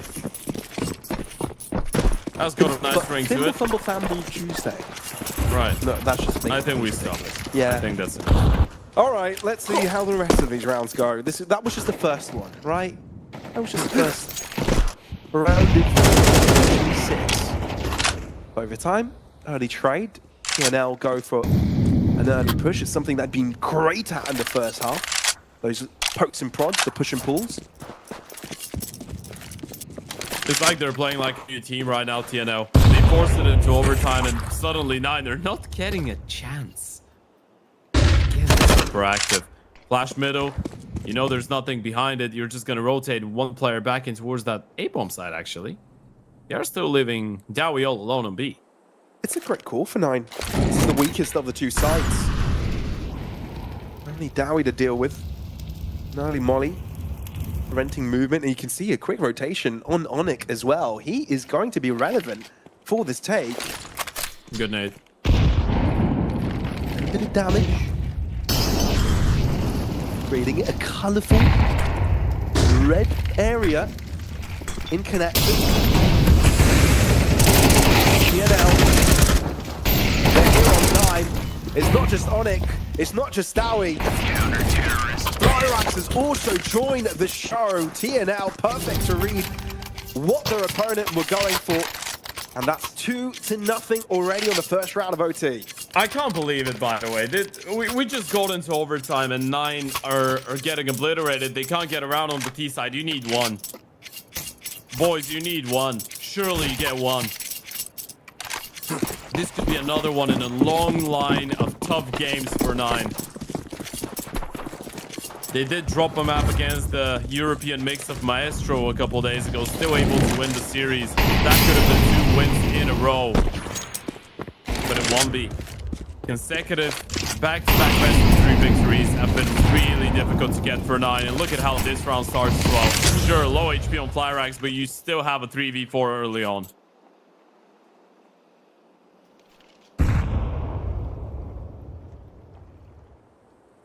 Still an opportunity, right? This time if they pull the trigger a little bit faster on the take, it might just be a chance.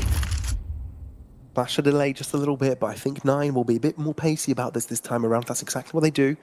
Onyx not holding the right line, but he ducks himself into a corner. Bombixy, no way jumps in front of Onyx's crosshair. Like that, providing some alive for a little while, but eventually the sporadic spray from Mantu finds its mark. It's all comfortable. 2v3. Look at the positions. One player coming out of main, another from Temple, another from CT. They need to get up to connector. That's their only chance. That's exactly what they do. I think they found the cover they needed. Dowie has crucial pieces of utility as well to throw. And that's the player that has just approached. Will he get given the delicacy of taking those nades in? Molly out, clearing out back. No. There.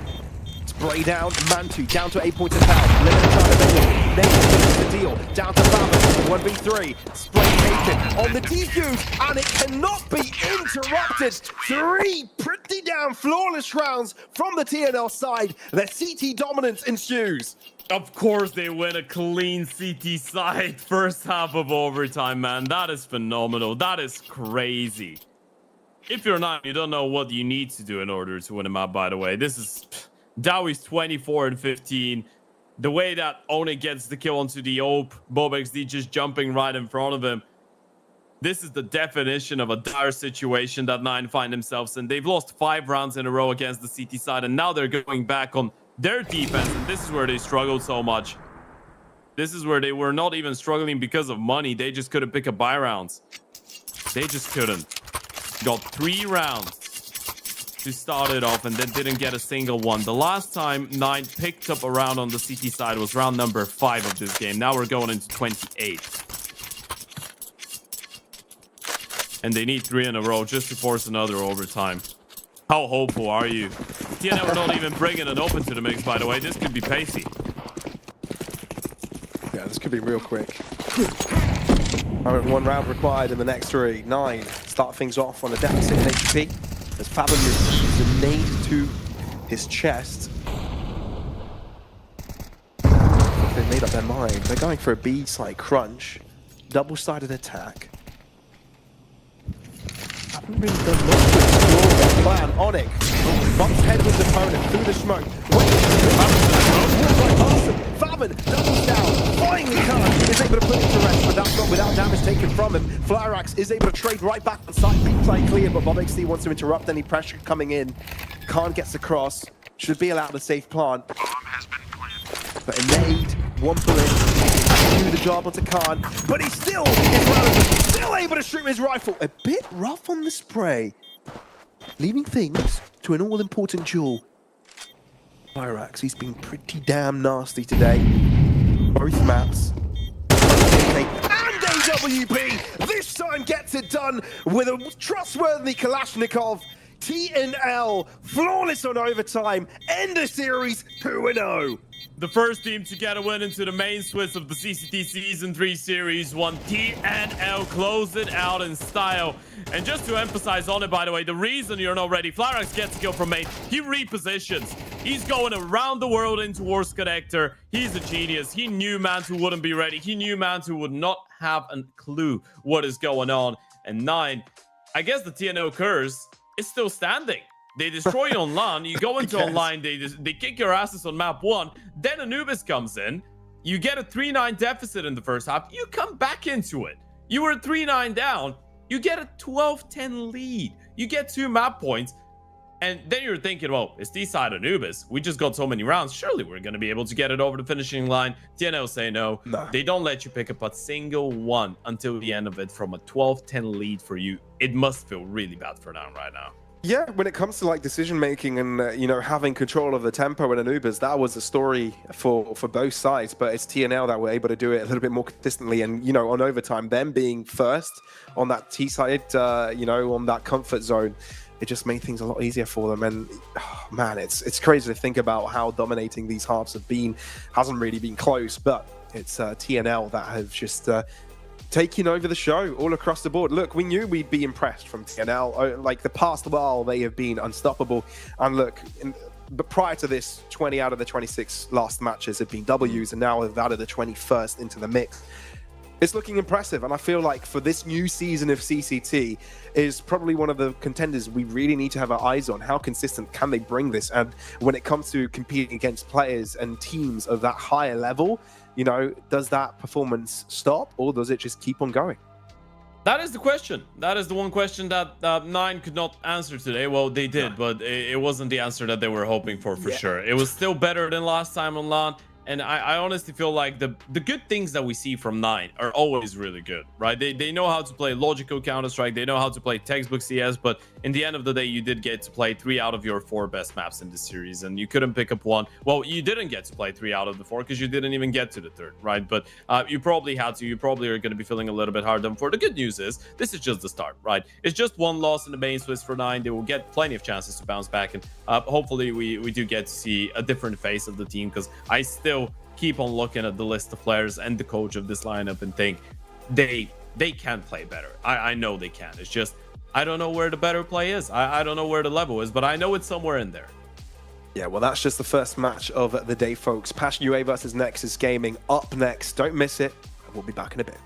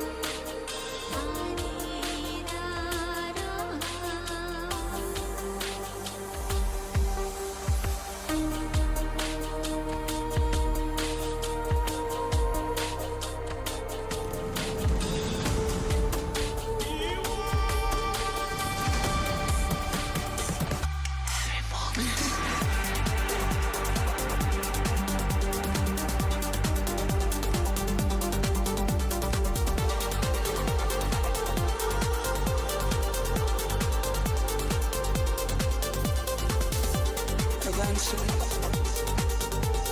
everything must fade.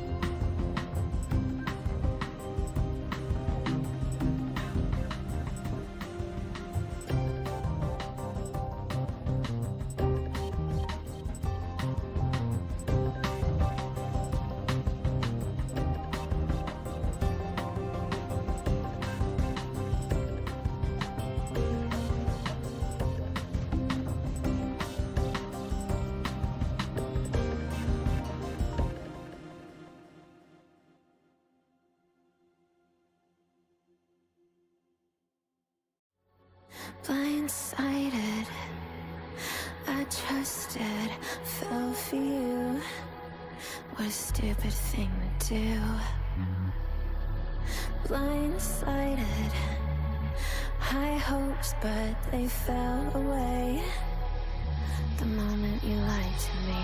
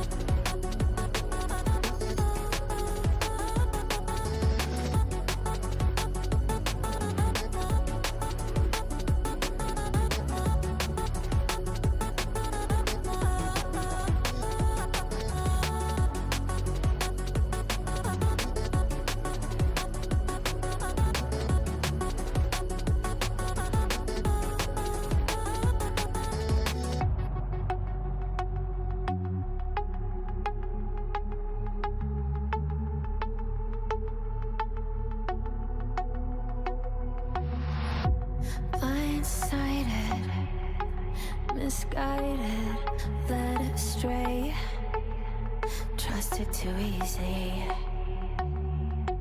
Blindsided, strung out on the smallest string, had me questioning everything. I don't know where I am now. Pedestal I had you on is crumbling down on the ground. It was all illusion. Where do I go now?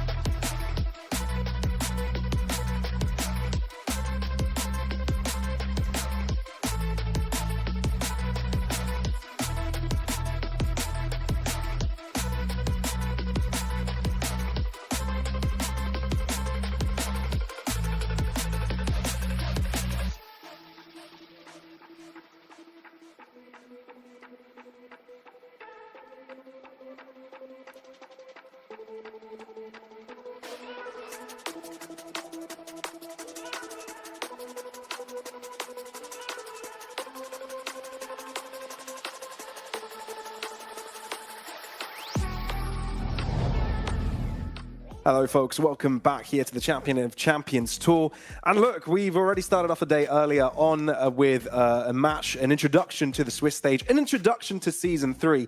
But it's myself, Pavlos, and Ted next to me to bring you along the action for the rest of the day as well. Well, for this matchup in particular, right? There are a lot more best of threes to follow, and there are other cards as well to bring the action to you. So, yeah, let's have a breakdown of what just happened. Just moments ago, we had the match versus 9 against TNL. TNL, just like they have been for the past couple of months, went berserk. Yeah, I mean, first of all, I wanna congratulate you because you are the first person to tell me that 1 hour is a moment ago. But in the end of the day, yeah, Hey. all jokes aside, yeah, it's, you know what, we can have our own perception of time. But Sure. TNL definitely did come into this game guns blazing, and I am a little bit disappointed that it didn't go all 3 maps, but I feel like TNL in a way did deserve to close it out. 9 were too slow to start.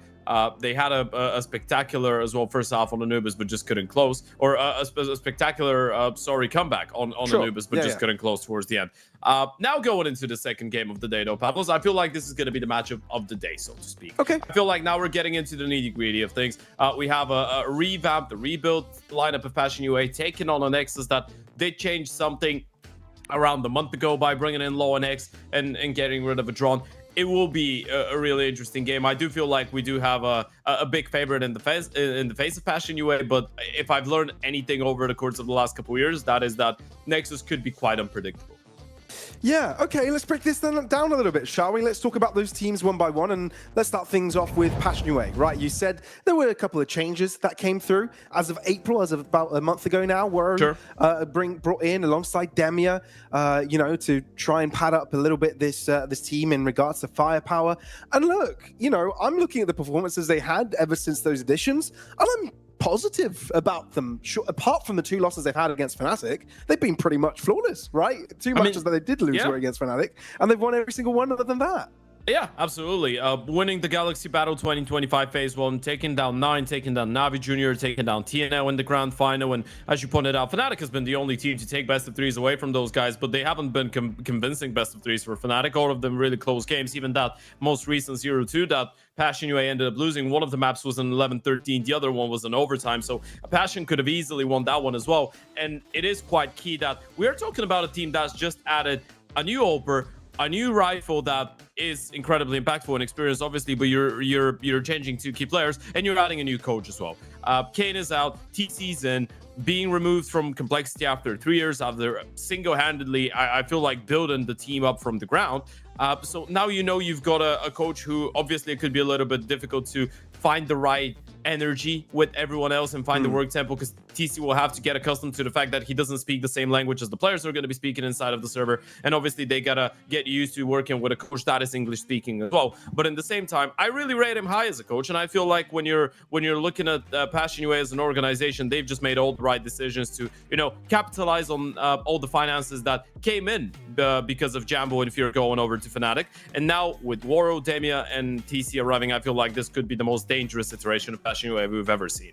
Yeah, it's not about the individual places, how they all fit together. And I feel for Passion UA, this seems like a really nice accumulation of players that, look, only longevity will tell us if this is going to be a successful project or not, but so far positives all around. So this all-Ukrainian roster looks like it's on the up and up. Now, we are looking as well against an all-Romanian team in the likes of Nexus Gaming that you yourself, Ted, mentioned that sure, very much capable of those upsets here and there. They're capable of bringing up some cool results. I just want to just narrow it down a little bit when it comes to Nexus Gaming, the pickup on Lawn X, because for some reason, that's the type of player that pops off in some brilliant moments. Yep. I feel like he's really shown up for me personally. He's a key player to watch for this series. Yeah, I feel like Low and X is one of those guys that you saw go out in the international scene, and you were probably a little bit disappointed by the way that things went down, right?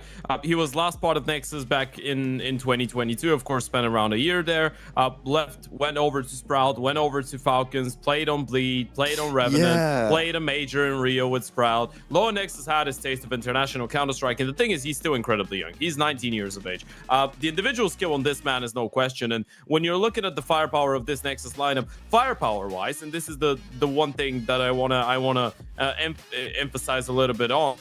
this is probably the strongest Nexus team I've ever seen. Lonex, Zello, Sound on the same team. Raga's always been a skilled player. BTN is obviously Mr. Nexus himself. We're not gonna throw him in the firepower conversation, although he does pop up every now and then. But with Lonex, Zello, and Sound, this team has incredible mechanical ability. Now, the only question when it comes down to Nexus is, first of all, is the system good enough? Is the playbook deep enough? Is the cohesion going to be there? Is the consistency going to be found out? Because if you're looking at the pure name value of the team, this team probably could be a top 40, top 30 lineup, judging by the skill of the players individually.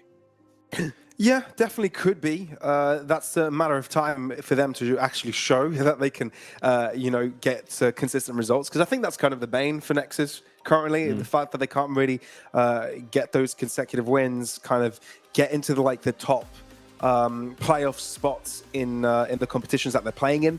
And I feel like them starting this stage, this season of CCT against Passion UA, I think is the perfect way to do that, right? It gets them acclimatized to the level of play that I think they should be playing at, right? They should be the type of team that, punishes Passion UA, that can, bring some upset results. Look, like you said, this is likely to be the coolest match of the day. Whether it's going to be a close one, I hope that it is, but it comes down to the day, really. Like we said, it's those inconsistent results that Nexus are trying to get rid of. Yeah, absolutely. Good news for Nexus going into the Veto here, Pavlos, is the fact that they actually do have a little bit of an advantage going into this one, right? In the last 4 times that Passion UA have played best of 3 games, 4 times they've removed Inferno, once they've removed Nuke. Both maps are not necessarily their fortes, meaning if you're Passion UA, you go into this game knowing that you're picking your poison, right? You remove Inferno, you're leaving a Nuke open, Nexus will bite. You go for it. Enshin obviously is, I feel like, sticking out like a sore tongue, so to speak. It's a map that Nexus have been able to actually have some close results and close games on, right? An overtime loss against Fnatic, an overtime loss against Eclod, an overtime loss against TNL. So they're not necessarily getting destroyed on it, so don't let the win rate fool you. But still, it has been the most comfortable of maps for Passion UA lately, so I guess there's no surprises there. I feel like the real interest, especially for me in this one, will lay down with the Nuke, right? Because we're talking about a Passion UA team that's got 2 new additions, a new coach. They've played for 1 month now, but Nuke is the one map that they haven't really played too much. So they're starting on the CT side there. I feel like this is where Nexus could really punish it. On Enshin, if the Romanians are able to put up a fight, I mean, I'm all in for it.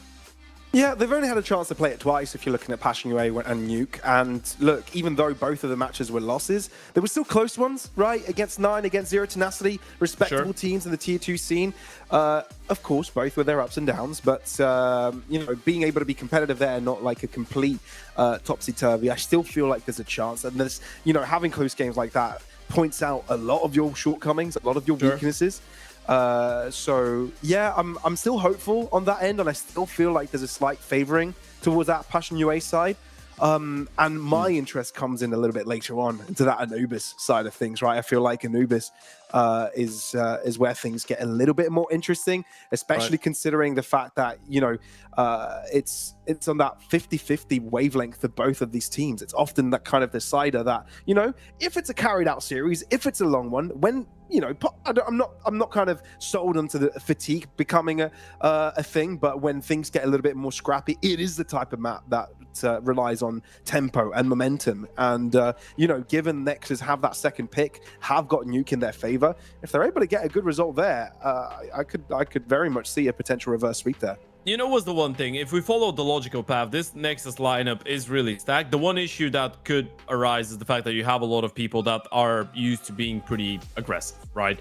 BTN himself has never been the in-game leader to just be walking on the other side of the map. He likes being involved into things. Lonex is being brought in, and he's an aggressive piece. Sound was being transformed into a bit of a star player and has been getting transformed into a bit of a star player recently. Raga's always been, I guess, the guy that fits in and does whatever the team needs, and it's nice to have someone like that. And Zello's never been the most passive oper of all. So with this Nexus lineup, the thing is, someone will have to take a bit of a hit. Someone will have to sacrifice a little bit of the space and a little bit of his freedom and capabilities of, or actually opportunities to go for individual plays. That they need a second person to that bar BTN, right? And it probably will be Raga. That's what it feels like. But Lonex, Sound, every now and then they will have to play around each other. So that's going to be interesting. We have a head-to-head. It's not even OV. We have an OV rifle one. Understandably so. As you pointed out, Lonex has been one of the most, I want to say, entertaining players mechanically to watch coming out of the Romanian scene recently. The fact that he didn't make things work internationally was a bit of a shame, but now he's got his opportunity. Come back into Romania, play with Nexus, prove the same way that Zelo and South are trying, that you can actually play to a high level of Counter-Strike individually, and on a team you can strengthen up Nexus. This is the main goal right now for the side. And on the other side of the team, we've got Woro, but I feel like now we should be talking about the package of Woro and Demia, considering that those two, I mean, they go into a Passion UA project, Pavlos, which started up as a team that had 4 complete newbies to the scene and Fear. Now you've got 2 people that have played a major quarterfinal and have played 620 maps together. They've played Tier 1 Counter-Strike for years. This Passion UA team should be cracked. And it's not only Woro we should be looking at. It's both him and Demi and how they fit into the system. Because this Passion UA team right now is looking damn terrifying. Yeah, it's buffed up with experience, buffed up with firepower. There's a lot going for this Passion UA side. And look, this recent streak of form shows that 100%. I kind of want to have to talk about another topic here, Ted, as well. Look, both of these teams representing their own countries on the one hand, right? There's some national pride involved, but there is a difference to the level and the amount of Ukrainian teams that have flooded the scene recently and the small numbers of potential Romanian teams out there that can compete at this level, right? For Nexus there, they've been the representative of Romania for a solid while. Right, they've been kind of the spearhead of the region, trying to, bring up the national team up there in regards of, that national pride. Well, for Passion UA, they're just one amongst the many. Sure, okay, they're one of the most successful ones in some way. They've had some more success, not one of the most successful ones. There, you could definitely name some others out there, but when it comes to that CIS scene and representing particularly just Ukraine, they've had a lot of success. But given the up and up that we've seen with the likes of TNL and a bunch of others that have kind of approved out of nowhere, the young talent that is kind of fighting for those spots, you're no longer, you've kind of got a crosshair on your back, right? You've always got someone eyeing for your spot. I guess in a way, but the good thing about Passion UA is that this is a team that started from the young talents, right? They started by picking up the youngsters, and then they went into, okay, we're gonna pick up that young team with an in-game leader that's got a little bit of experience. We make it into the major, the stocks rise. Fear gets sold to Fnatic. Then Jambo, of course, was brought in from Fnatic just a month ago or so as well. So you suddenly have all those finances running into the organization, and then you have a little bit more leeway, right? And then you can go for, obviously, you bring in Topo, who, again, actually, same as Fear, in-game leader of the Navi Junior lineup. And he was the IGL for guys like Bit and Modesty on that team a couple years ago when they were still on the Navi Academy. You bring in him. And then you bring in Kfem, who's been around and about the Ukrainian scene for a while, when we all know that he's individually cracked, but he hasn't really had the chance to break through to the next level. And now when you have some more, I guess, you have some more budget, you can afford someone like TC. You can afford people like Demi and like Woro. So I think for Passion UA, when you're looking at it, I wouldn't say that there's pressure on people, because Jacasmo's still a sick individual, right? So I don't think there's a target on his back. I'd say for those guys, they realize that they have the opportunity to build something really good, right? You've got a professional football player, one of the most respected and loved athletes in Ukraine, making an organization, giving you the opportunity to build something from the ground up. And I feel like for all of those guys, probably the right word to be using should not be pressure, but motivation, right? Especially when you're Woro or Demi. It's been a while since you've had the opportunity to play on a fully Ukrainian lineup with a couple young and aspiring people that can actually, maybe motivate you a little bit extra as well. So I think for all of those guys on the team, including TC, there is a big incentive to actually show that this Passion UA has a lot of potential and could potentially make it into the second major of the year. Yeah, I think that's what they're battling for sure. I'm certain that's exactly what they're battling for, and what they've got a really strong chance of achieving. And you're right, there's a great mix of players there. Experience, young strengths, young potential, but also some tenured, recent in the spotlight players that are rolling off of some momentum that, if you put together, get them in positions that favor them, look to be pretty damn cool. And that's what Passion UA are looking to do here. A tough match against Nexus Gaming, which on their brightest days can upset the best of teams. Let's jump right into our first map of the series. It's going to be Ancient and Nexus begin things on the CT side. Passion will be the aggressors. Yeah, that's going to be an interesting one. One of the best maps that we've seen out of Passion UA in recent times. Sure, you're talking about the last 1 month. Well, since the start of March, they played a fair amount of Ancient games. You're looking at around 10 maps of play, and they've lost only 1 out of their last 9, which is quite impressive. The only team that was able to take them down was TNO, and that was an overtime game as well. Eclot, Navi Jr., Saber, Sashi, Fireflux, Eclot, Big. All of them going down to that Ancient Passion UA. So there will be a high level being brought to the table. And if you're Nexus, you don't want to let them smash it off the bat, so to speak. Yeah, you're right. A lot of damage down to sound already, but barely 1 point of health remaining on him. But it's Waro 2K to get so much done from the get-go. 2 kills to his name already as the bomb gets planted down. Nexus remaining with 2. Hard to believe they've got a chance in this one. Yeah, quite a done deal already. I mean, Lonex and Zello are still lingering around, still going to try and find a couple individual peaks. Waro, just bite the dust. Zello is playing for exit kills, and I think he knows that Lonex will do the same. They don't have the time. There's no way. Passion? They don't have a kit, do they?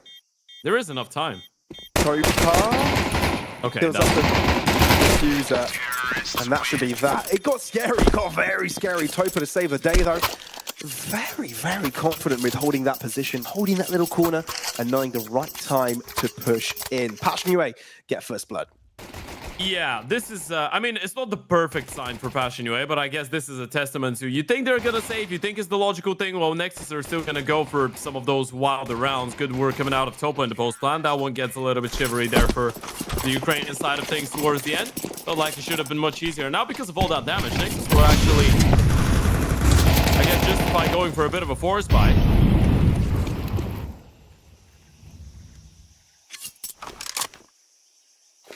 Yeah, we've seen some of these full spies here and there for a late while. And it's already paying dividends a little bit for Lonex. He's got himself an MP9 shot through a wall and already a 4v4. Passion UA have realized that their opponents are brought up. You're going to have to be a little bit more cautious about how you maneuver this map. Spread out on 2 ends, 2 extremities being explored, but it's that A side that's most weak for Nexus. Yeah, and I feel like the CTs are starting to realize it, right? Penny's dropping, you've got the rifles on the other side. That's a big find from Zello. Waro goes down. Digo and Hannah, I think he spotted Kvem. 3 kills already on Passion Zello. Oh my god. Make that 4 in just 2 rounds. Oh! And Galil upgraded to find Demia's heart.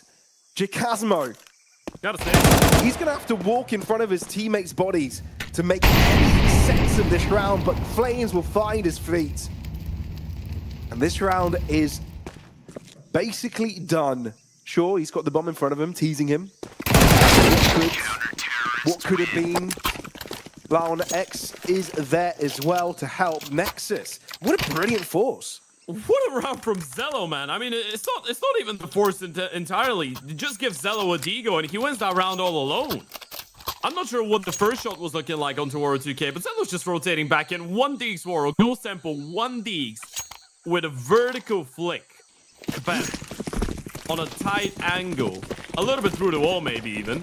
And then picks up the rifle, gets another one. That's straight up Zello's firepower right there. This is the X factor that we want to be seeing out of this guy. Been a while since I've seen that type of a highlight coming out of Zello, but he's capable of those plays. Yeah, you want to make sure he's in the right state of mind with delivering on those situations over and over again. You've had Laon X being the highlight player for the show, but you want people to step around next to him still. Pistols all expenditure for Passion UA as they try to break through in. With the flood of flashes, Sound giving himself an ace. That is spectacular by the Romanian. Okay, yeah, there's the firepower coming out of Nexus. This is the Romanian powerhouse in its true colors. Zello with a triple with a double deke and a 1 tap from an AK in the previous. Sound with an ace against the force buy. Look at that beauty once again. Flash is perfect on the first one. Sound, he just mowing them down. The 3rd and the 4th kill. He didn't even realize there was 50 on his screen. Just double headshot them with 2 consecutive bullets. That's insane. You don't get to see that much, do you? Nope. Well, Passion UA dropped down to a complete pistol buy, hoping that the loss bonus will accumulate for the next one. That's why it's exciting. If the stars align, this Nexus team could produce plays like these. Why not? The no respect shown to Passion UA against their pistol is paying off as well. PTN continuing to hold his ground.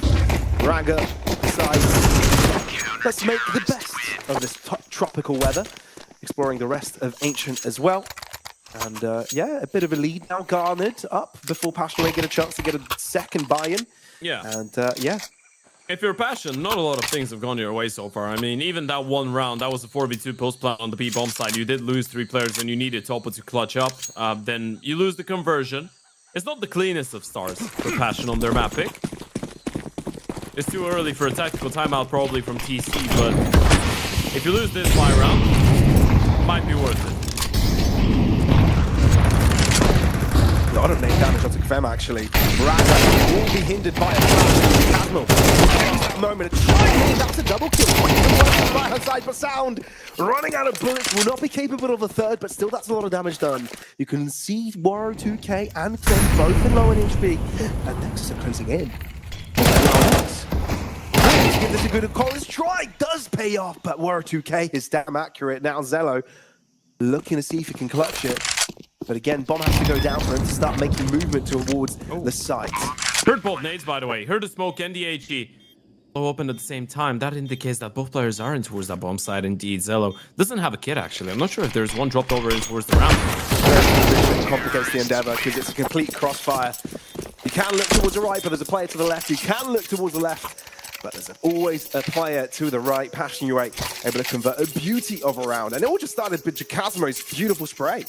Yeah, it all starts with the fact that you're able to take down both Raga and the first player that was pushing down the B-bomb side. I think it might have actually been BTN. And then you're looking at Sound again, trying to pick up the pieces, gets a double, but you can't really put, I guess, your trust into Sound to get 5 kills every single time. If this is what you're going to be relying on to get around and towards me, it's not really going to work in the long run. Passion UA really needed this one. It's nice to see Waro getting on to 5 kills early on as well. We know sure as hell how much individual skill and firepower this guy brings to the table, both on the AVP and the rifle.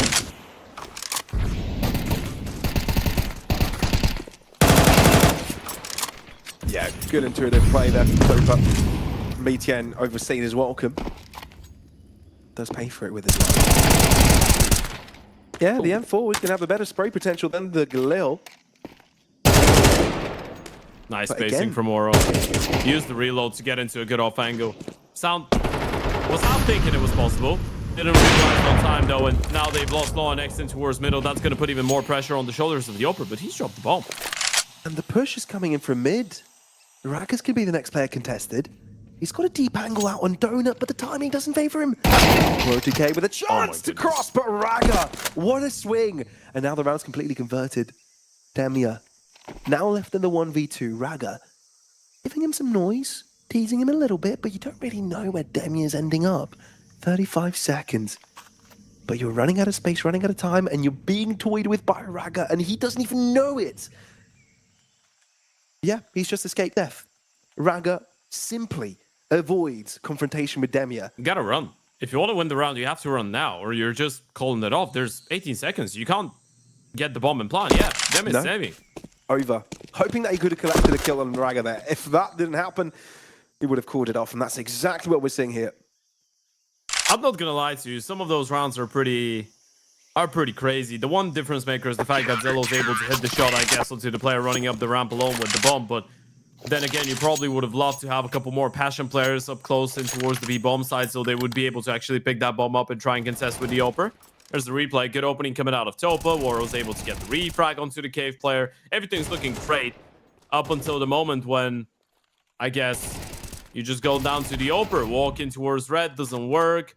Waro just disengages, goes back. Donut trying to reunite with Demi, I guess, and gets caught off guard. It was just a little bit weird for Passion. A lot of molly damage, name damage. Does hinder Passion UA chance of more, hoping that Demia can do damage with the AK, the only rifle available. But one for that break, unfortunately. Close the distance. Sound has been online today. Those M4A1 sprays, And there really isn't much left of the system with the Cowboys closed in on. Walls shutting down around him. And Nexus keep 4 alive in that round. I'm gonna tell you what, this is the face of Nexus that could win this game. If they keep it going individually, Zello, Loanex, Sound has been insane. And I guess this is the amount of firepower that you're working with, right? You've got Sound, who used to be a bit more of a supportive element back in the days. In the last year and a half, he's been picking up the slack a lot more with some better positions on CT side, a little bit more initiative taken on T side. He's got so much pure mechanical firepower, though. You put him as an anchor on a bomb site, he can hold on with both skills every single round.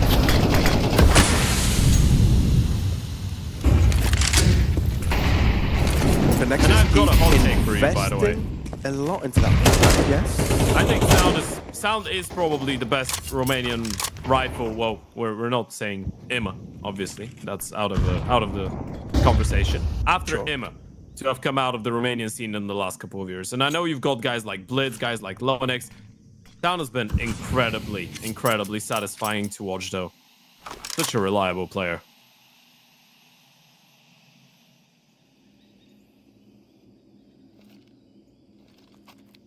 And as we approach the 1 minute mark, Nuke exit the shadows. Start to give some audio cues over their opposition. Hope keeping them busy. Demi is just waiting for the moment to pounce. Mid-play, coming forth, Topa to hold down the line. Instead, no, he goes aggressive, still gets away with one. That is it. Oh, that's your teammate. Jump scare, man. They're walking through the smoke. Raga's on the other side. Oh. Lonex killed down Demian. Actually, timing doesn't work for Raga. And Jacasmo will take him down, but Lonex can just stay alive, right? Play it passive, wait for your teammates to survive, or just go for a fight. Even got blinded by BTN, but still able to get the kill. It's a great flash from BTN, allowing the cross out from Temple. And Zello just follows up, knowing the pressure's on to get the bomb planted. Nexus playing this pretty damn well. And you can see there is some shakiness involved with Passionate right now. They're not feeling too comfortable. We saw a bit of a dink going on to a teammate, getting, startled there. No, it's looking a little bit lackluster. I was just going to say it's probably time for a tactical timeout. Yeah, they do look a little bit discombobulated in some of those situations. It's like the communication isn't that clean. Not everyone's on the same page. And on the other side, Nexus are killing it. And I just realized, by the way, when I wanted to make the statement Sound is the best rifle after Imid that has come out of the Romanian scene, I realized how many good rifles they have.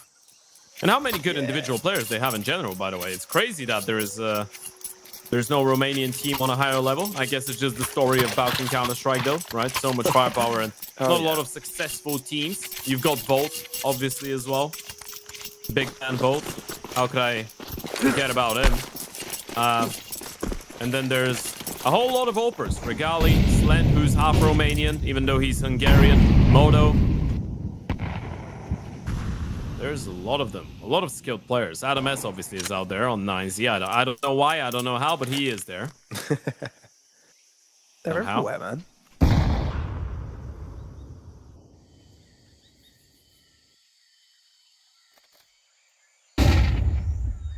Yeah, we've seen quite a lot of pistol rounds here for Passionate. Sure, there's always the potential that you could convert rounds like this, but it's not like Nexus have given them too many chances. It's like locking Topa's view, but he feels like it's a bit of a facade. Drops into an aggressive corner. That's a great mid-round move from Nexus. Look at the clearance. They know. They're so ready for this. They can just leave the upper play that A bomb side on retake and have that double flank in towards Shelf. And Nexus knowing of that, fall back a little bit from the B side, knowing they don't really need to take an aggressive stance there. But as Nexus alleviate mid-control, bolster up the right-hand side extremity, smokes off, but you're right, there's a gap that Nexus can easily work with. They realise that now BTN's got bird's eye view of this. Passionate need to cross it. Flash coming out, Nexus will cross into it now. Topa. Great early kill, but he needs to keep more pressure on his opponents for the bomb to take down. It does. Eventually, great damage coming through. Waru gets more damage done, but eventually the rifles will have it. Not without the casualties, not without the dodgers being pressed. But it is going to be around for the Romanians either way. Yeah, it's not the cleanest conversion ever, but at this point, you're just, after the rounds, I guess, you've got enough money. You've got money for days. Zelo's got 12k before the start of this round, and they didn't have a single player below 5 before they purchased.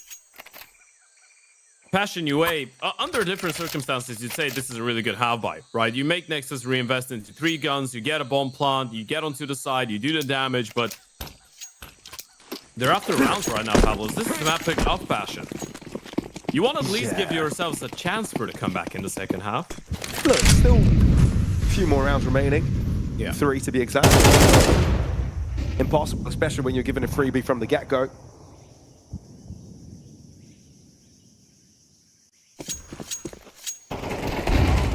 Demi gets given a chance to unleash Topa as well. Box, that's not too bad. Great timing on the flash for Warrior as well. Ooh, there is a world riot could have got a shoe there, but even then there was a stampede of other Ukrainian players behind. So, Passion back in the fight. Yeah, it is much better from Passion. I feel like the big help came in from the fact that the CTs actually did give you an opening, right? BTN going for that initial play. Demi actually walked through the smoke and tilted low next as well, but BTN just pushing in towards A main gives you an early 5v4. And of course, this is the downside of wanting to run aggressive plays on the CT side when you are up that badly, when you're 7-2 up, right? Because on the one hand, you want to keep the T's down. You want to make them feel like you're just running at them and destroying them. On the other, what the T's would love is for you to actually give them an opportunity, right? Give them an early 5v4. Then the spam kill comes in onto Sound. This is straight up unfortunate for him, but things still align really nicely for Passion, and they get a 3rd round pretty easily from their eyes and their perspective. It's all about getting the consecutive ones, though. We already had that conversation about the money on Nexus. Even with this round not going their way, they still have enough to go for an investment here.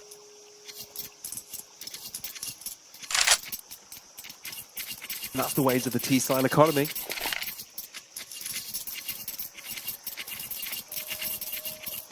Look. Pardon me. Yep. Had to mute for the cough there. Oh, bless you. Oh, cough. Okay. Yeah. Orps on both sides. Waro versus Zelo. Will we see that head-to-head take place? But now, mid-aggro from Nexus. Zelo's gonna get back in position on time. He's here with the AVP. It's a good idea to go for the contact out there, but you should know Nexus have enough money. You should know they could have an open play. You gotta be careful about it. Yeah, Zelo's considering walking up a little bit, but he knows he's unassisted, so doesn't want to really fight for want Donut. to overstep. Zelo's probably thinking better that he was left behind instead of dropping back, happy with a pick, walks in and hands the equilibrium back to his opponents. You go for this. That's the question. Lonex just walks through the donut smoke. And we'll get taken down. And I think this is round. Right there. BTN might be able to take down Jacasmo here. Upgrade himself into an AK-47. This is definitely going to be a good one. But the round is still quite difficult to go for. And you've already called it off. You got to play for the exit kills. Whatever was said in the timeout 2 rounds ago was good for Passion UA. They've started to roll a lot more confidently. I mean, Nexus are giving them chances, though, right? You Sure. can tell that Nexus are feeling individually confident. The way that Zelo gets the first kill, decides to go for the rephase. Of course, on paper, you don't want to back off and let them have donuts, but you do have a 5v4. You could try and slow things down. Retake middle with your teammates, play the retake a little bit more. Zelo goes for a repeat. Gloinex is pushing through the smoke, trying to entice the team to go for retake. That's the walk there. Difficult to imagine you're just gonna walk through the smoke like that and you're not gonna get punished. I mean, it's a crazy enough play that it might work, but if it doesn't, you can't really fault him for looking for it. And Passion UA, they're just taking advantage of all the opportunities. For sure. And all of a sudden, this is a very normal standpoint for Passion UA. We're starting to get worried for a little bit. That's ahead, but Launex is there first. Yeah, Felt is the smoke from the side of Passion UA, or a blocked one. If it is Felt, though, that's the second time we've seen them fail an important piece of Veto, and now you're gooping up for another A play. Good thing is, Raga's just got the pistol, but you have given Nexus the 5v4. Lonex with a clean kill on middle. Didn't get tagged, didn't get refragged, didn't get scratched. And he's had a great game so far.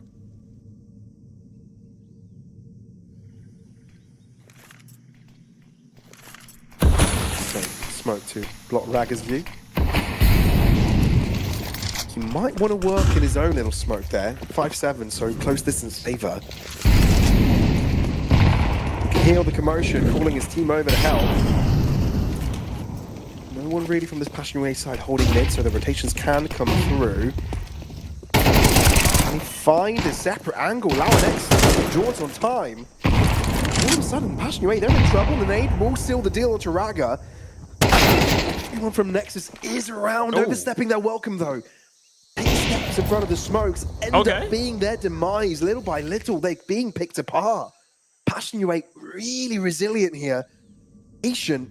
Every single moment they wait has paid off, but up until this moment, they've left it too close. They at least know where Lau is now. Found Jacasmo left in the duel.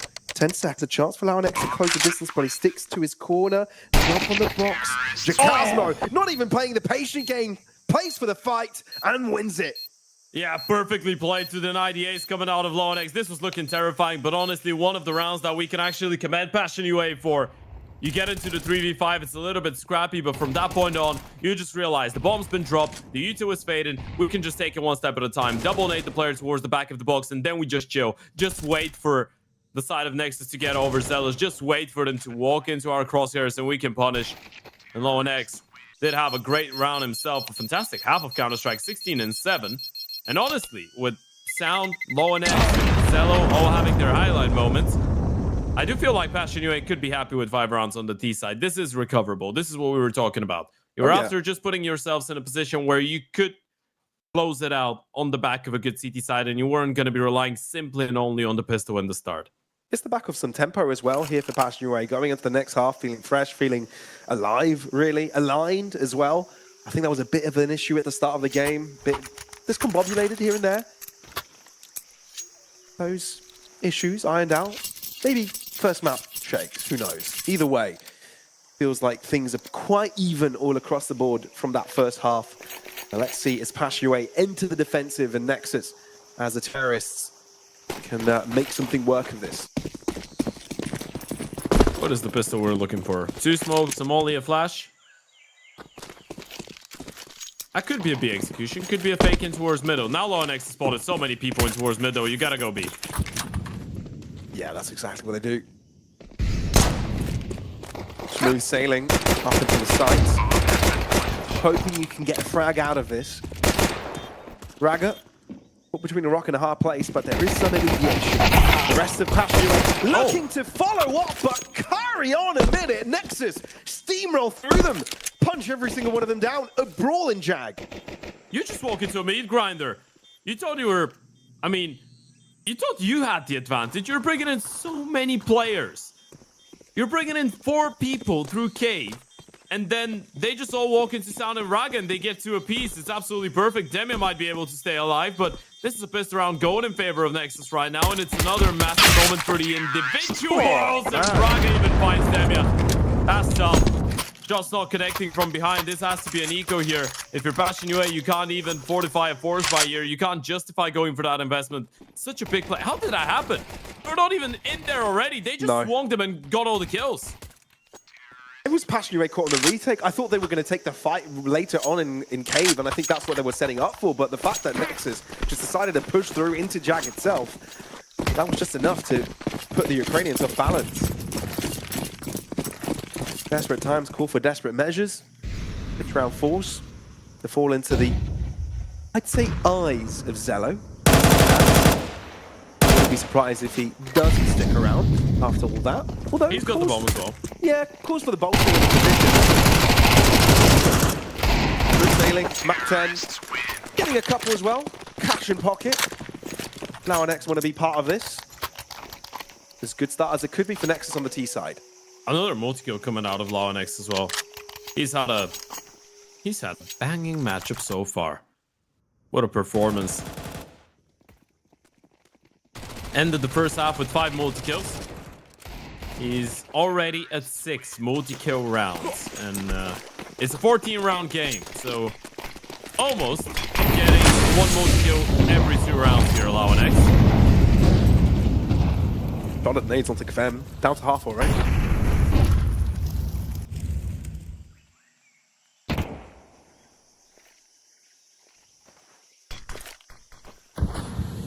So if you're watching it, you've got mid control now. You've got a lot of space. Putting pressure onto Nexus a little bit, but it's not like the Romanians care too much about it. The smokes will fade. And that's already a lot of people expected by Passion UA side. Oh. I think Raga got blocked or got blinded by a teammate. If he didn't, I mean, that's a little bit lucky for Kvem. I think he overstayed his welcome a bit. Still able to walk away on time. Double push from ramp, only does damage, no pickup collected. Yeah. They spot him out though. The bomb is still going in towards the A-bomb side. Kvem's not alone though. Both Oro and Demi are going to be here to support. This is not looking bad for Passion. Jump with the smoke. To turn his vision. But the setup isn't bad for Passion away. You're hoping Demia can do heavy lifting. 40 seconds. Reinforcements arrive. Whoa! Gotta go back. Is on the case. Yeah, Nexus double back on the decision. Need to switch their temper towards the B side. Jackal crossfire. Oh, what's wrong with this? Braze not quite connecting on either end. BTN comes in to seal the deal, but limited time. Demia denied the plunge. Damage on both team players. BTN knows there's pressure on his team here. Throws down a smoke, a flash. Woro down half. At least the digits are punched in. But Demi has the potential to spray down, doesn't he? Yeah. And that's exactly what he's going to do. Passion UA are back in it. Not much health remaining on them, but they get the job done. Yeah, they just line up for Demi. It's probably one of the most uncomfortable double peaks that you could go for. And it's the fact that BTN is so low on HP already. You felt like you wanted to take the attention away and try and take some initiative, but they just line up for Demi. Holds mouse one, able to get the round. This is one that Passion UA needed desperately. And Nexus going for a tactical timeout. They know Passion is not out of the doldrum just yet. This is a good round to pick up from PUA. They're still low on money. They still lost 3 people. The buy round will take everything that they've got financially, and Nexus know it.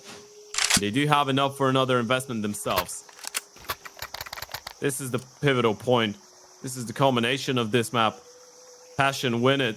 It's game on. Nexus win it. It could be curtains. Yeah, that's a face statement, for sure. Taking a moment to breathe.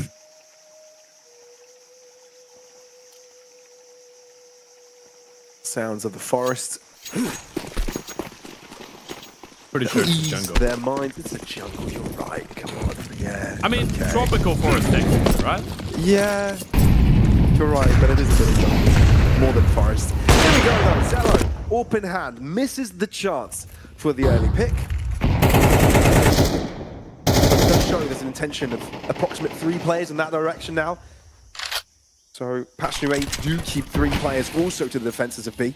I wonder what the plan is here for Passion UA, because you don't have a lot of utility. Woro's still middle with the ult, which is not bad. He can look for something. That's good. He needed to take the initiative. Good refrag out of BTN. Couldn't let him get away with this one. That's always the risk, though, right? You're really good for the one there. Yeah. Feels like he took the initiative because he knows they're out on Yuto and they have no aggressive positions. Look at the walk up B, though. Demi's alone and he has no clue they're doing it.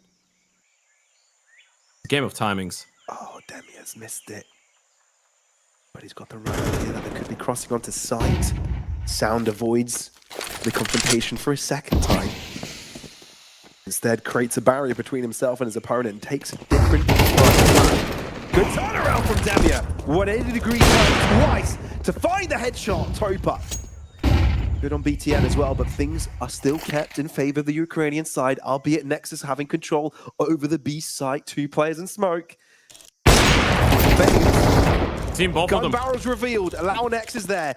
You've also got the player out in cave. That's for Nexus. So many positions to have to uncover. You've dealt with the first one. That's the only one left. That's this round, but Bomb will have to go down safely. First step is careful placement for Nexus. Try and lure the second player towards ramp as Launex sticks around, and the round is secured here for Nexus. That's why it's a little bit more exciting when you have Launex on the team, by the way. Look at the individual prowess. I know role-wise, by the way, and I want to put that out there. I don't think Control was the problem on Nexus. I don't think he was doing anything bad. He was actually doing a good job on the team. And you might have some row issues, but there's so much firepower, man. He's just bringing in so much pure X factor to the table, and Passion UA are going to be kicking themselves after this round. That looked so good, and then it didn't. Yeah. You just fade the smoke. Launex wins the first fight, straight a pre-fire instant headshot onto the second player. He just gives them no chance. He's 22-9. He's having a lifetime performance right now.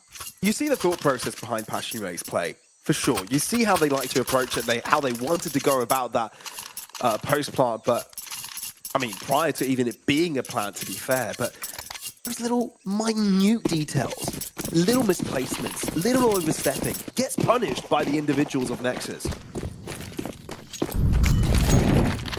Fantastic game so far, for sure.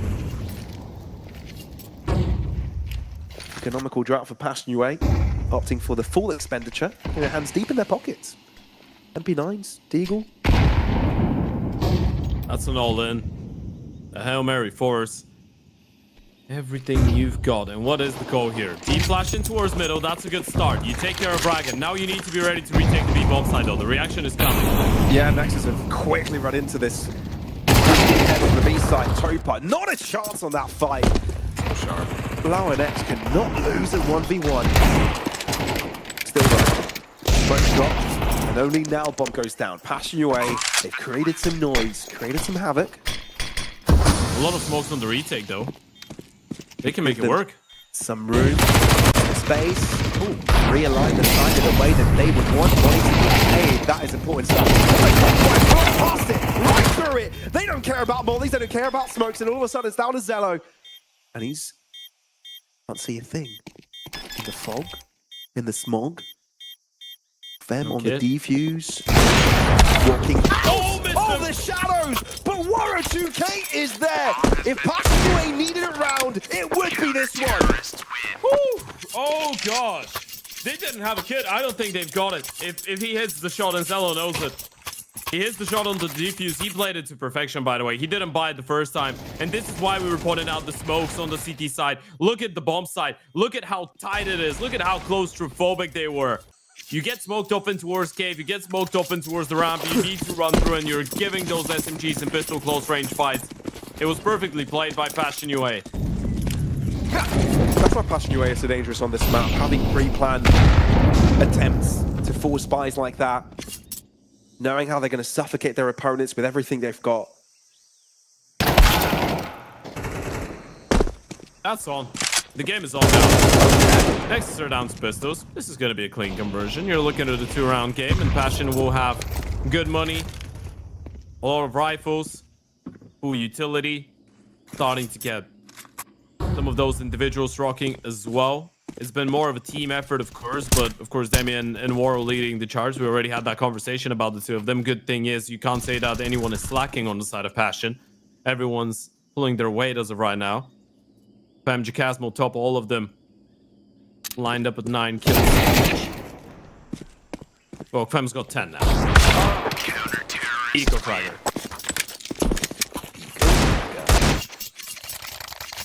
4-5 to carry the rifles to the next round.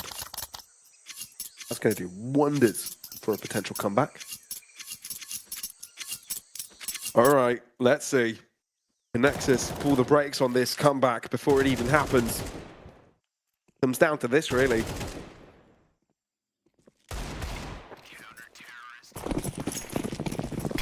Where does the stability come from? Again, only big control here for Passion. Going out late mid. Flash is coming in. BTN is in positions with a player behind him. Doesn't realize it. Fem just get a kill. Right there to shut down World. Look how quick Fem trying to close up the distance. Up into the smoke. Launex trying to find his angle. Oh dear me, this is dangerous. And everyone can hear the commotion. Everybody knows there's something going around, but Fem is just toying with him. Look at that nade. BTN down the 20.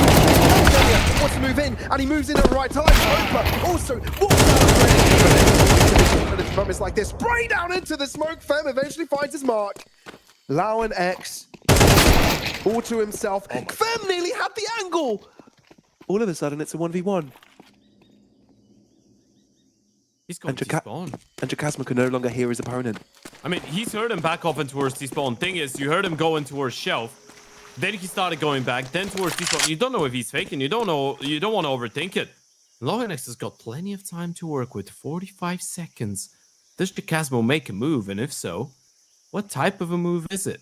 Pushing down the ramp right now. Difficult to imagine that he's going to switch a bomb side. If Lonex goes A here, he's got a bomb plant and a post plant position as well. Yeah, Jacasmo slowly realizes. If he goes red into B, I'm going to lose my mind. No, there's no way, right? Oh my god. Oh my god. Oh my goodness. How much chess. time does... Look, Jacasmo's standing shot. Does he realize? No, the bomb plant's there. It's his. When does he realize it's not A? That's the question. In 5 seconds. When do you... It has to be instant, right? Yeah. Now he is, but he's going to be running every step of the way. Does Lonex hear him? Did he? Proximity to be heard there. Could have been. Really could have been. Got a smoke in the kid. He does. He can just stick it. Lonex is playing really deep in towards the cave right now. Jacasmo can just smoke the bomb and stick it. Probably will be the best case scenario. Taking his good old time though. But he won't have many re-attempts at this. Getting ready to defuse. Looking to get the spray down coming through. Flamma now and X trying to get a knife in. Jacasmo gets off the bomb, gets the killing blow as well. Passion UA not handing these rounds over that freely. Oh my god, played it to perfection. A little bit of luck in there as well. Just defused it from the right hand side, and it's the positioning. The way that he stands right next to the bomb. Lonex just thought it would be the corner defuse, but it wasn't. What a crazy round of Counter-Strike. Fem does so much in towards that cave position, and Lonex nearly makes this one work. He's just playing with so much confidence right now, but Jacasmo not overthinking it, realizing time was too low for him to afford. Clear more corners. Instant smoke. Thing to the thing. And next they're going for Mirage, but they're getting annihilated. That's a calorie of HE grenades if I've ever seen one. Made the ordeal Right. a lot simpler for the rifles. Yeah. Okay. That entire round was quicker than the 1v1 in the last. Yeah, it was fireworks on that B site. I mean, how about you go for a B rush? You try your luck, right? If you get your... I guess if you get Destiny smiling in your face, you probably get away with a bomb plan. You could upset them, but Passion UA are solid.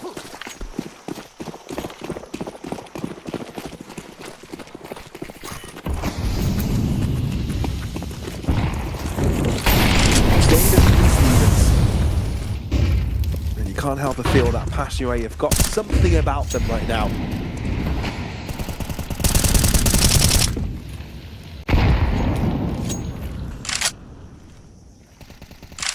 Still taking control of the mid. Doing so again. Trying to disrupt everything that Nexus is setting up to do. But haven't been able to push the magnitude of players towards its right hand extremity. Now looking to drop in. That Molly's going to hit them. They're low, so they can't afford to rush in after Lau and X, but he doesn't need no help. What? Get away with that. Now the smoke settled, allowing them to gain site control. They are Mollies, but nothing much left after that. The retakes have been really good on the B-bomb side. Difference is they have no utility this time around. Even considering the save could be an option. BTN can't help the feeling might be stuck on site. They can't force him out though. Try take people down with them. He can just stay. The lack of mollies and smokes is going to hurt them, let alone if flashes at this point. Dry peaks galore, but Demia can take those on all day long. 2 kills or to nothing. He's got to uncover Cave, but without that control, things get a lot more difficult. Demia picks up. He's being ridiculous. Warren builds up the confidence to join the free. Demago is looking to be dangerous. Nexus right back into the fight. Splendid all across the board. They almost make it work. It was so tight. It was so close from Passion UA. And it definitely feels like a missed opportunity. You have no utility, not a single grenade, and you're nearly pulling it off. Fantastic work out of Oro and Damien, those post plans and those retakes in towards the B bomb side have honestly looked impressive, but Nexus hold on. Zello with a big double kill. And now Nexus have the upper hand once again. Money still present for the CT side, but this is the last one in there, and Rang is already taking Fem out. There is a bit of a trade from Woro though. Damia getting some damage. He's really been kicking and screaming the past round. And that is Passionue having the numbers advantage.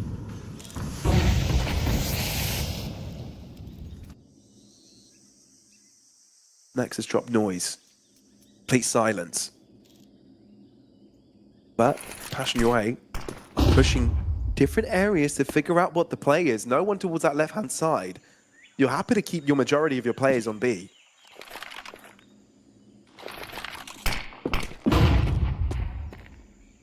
But I'm not sure they'll be wanting to deter this take initially.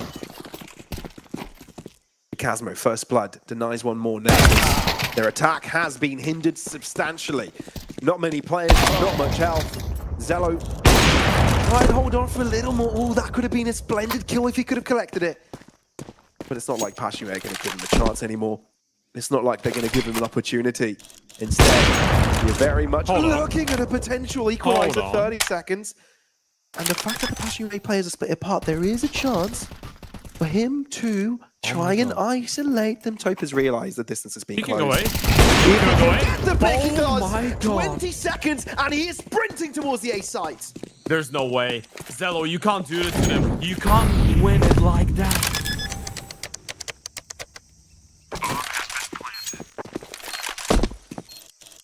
3 kills to his name. A potential 4-piece, a clutch. But Nexus on the brink of winning their opponent's map pick. Did he see him? I think he did. But he's wondering if there's going to be a repeat temple. Oh dear me, he's not shown. Not even a pixel. Zello, will he find the timing? Okay, now his spot is shown. He can see his behinds. Demia gets the right timing of it. A sigh of relief, I'm sure. 11 to 11. That round could have gone awry. It just gets a little bit uncomfortable, right? Demia didn't even have a kid, by the way. I mean, gets a little bit uncomfortable for Zello in the post plan. That's what I mean. Didn't really know where Demia could be coming from, and he was thinking about pushing in towards Temple, but then realized probably the bomb is not planted for him. Decided to stay in the middle of, I guess, the open behind the Xbox, and you're playing the game of timings there. Demia saves their lives, but this is not dodging. I mean, you do dodge a bullet, but you don't in the same time, right? Because Nexus did get 4 kills. So the money situation has not really been resolved for Passionue, and this is a well-placed tactical timeout for Nexus right now. Your finances are not perfect either. VTN knows it. They've got 2 players on pistols, no open the hands of Zello, but they have given themselves an opportunity. You pick this round up, you find a way, you get something creative out of the strat book, and Passionue might have zilch for the potentially last round of this map.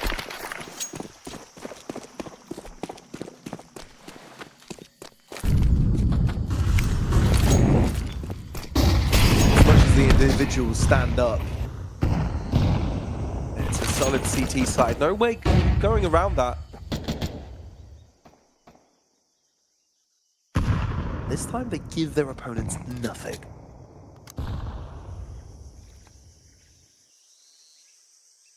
It might be a good read though. Passionue stuck up 2 towards the defensive tunnels. Demia boosted up. And he's got the assistance of Fem if he needs it. The drop heard, for sure, you know there's something up. Oh, he's going through? You've got to expect that. Crossello is waiting for it. Demia gets away! Not only with the kill, but with his life. And now the defenses are even more bolstered. 3 players now dedicated to the A-side defense. A minute on the clock. Nexus have to fall back from this. And that was even the bomb carrier, so you can't even fool them that Zello was alone, right? You can't fool them that this was a lurk. You need to send it back. They know you were lining up for an A play. And now Nexus try to feel up the waters towards the B site as well. But yet again, you can't help but feel heavily defended. Laonex with a brilliant of an opener. Great flash to put Topa out of position. Bomb can't go down. Topa can't get anything done off the back of BT's Tech 9. And hang on a second, Nexus might have converted it. Earlier misfortune. They're swinging. Turned around Warren, trying to hold the line there. Doesn't have time to pull off a second shot onto an opponent body, but all players from Nexus are low. If They're Demi saving. thinks he wants to go for this, he could, but it's always going to be a gamble. It's always going to be taking a chance. So I've got a feeling they're just not going to go for this. They're going to save, hold back, save their rifles. Nexus to be given match point. All 3 players on the side of Nexus combined for less than 100 HP. And they need to call it. I mean, it's actually 2 HP over 100. Sorry, never do maths on stream. Yeah. But you get the idea. All of them are incredibly low. But it's just the fact that it's too big of a risk. You can't risk losing the M4 and the O. You might have wanted to go for it. The fact that Demi is getting away with this is madness.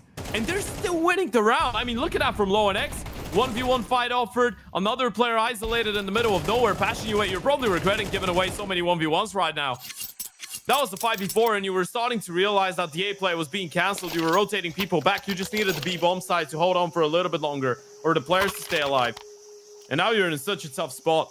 Even with the saved M4 and you're gonna have not too much. Actually, even with those saves, they can't drop anything over. I mean, they drop MP9s, but that's it. A 5-7 for Topa.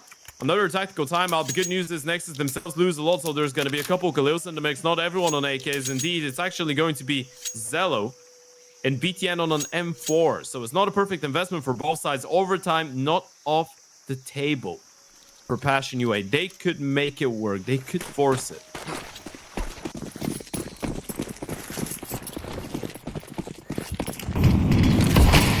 Yikers. This time, collective effort towards the right-hand side. But because of it, you've given space. Exploration movement there from Demia.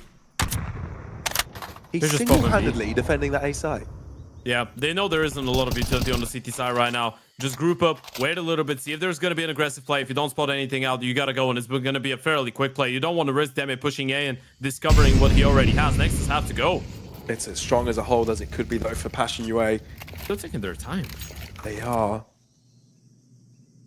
Might be a good thing, too. Flash out and mint. Bem delivers the info. There's no one around. Molly to flush out to play. He's holding out cave. Warrow with a first kill, though. Not without the spray. Look to see if they can flood out on time. Oh! Raga, off the back of Zelos' flash, completely pops off.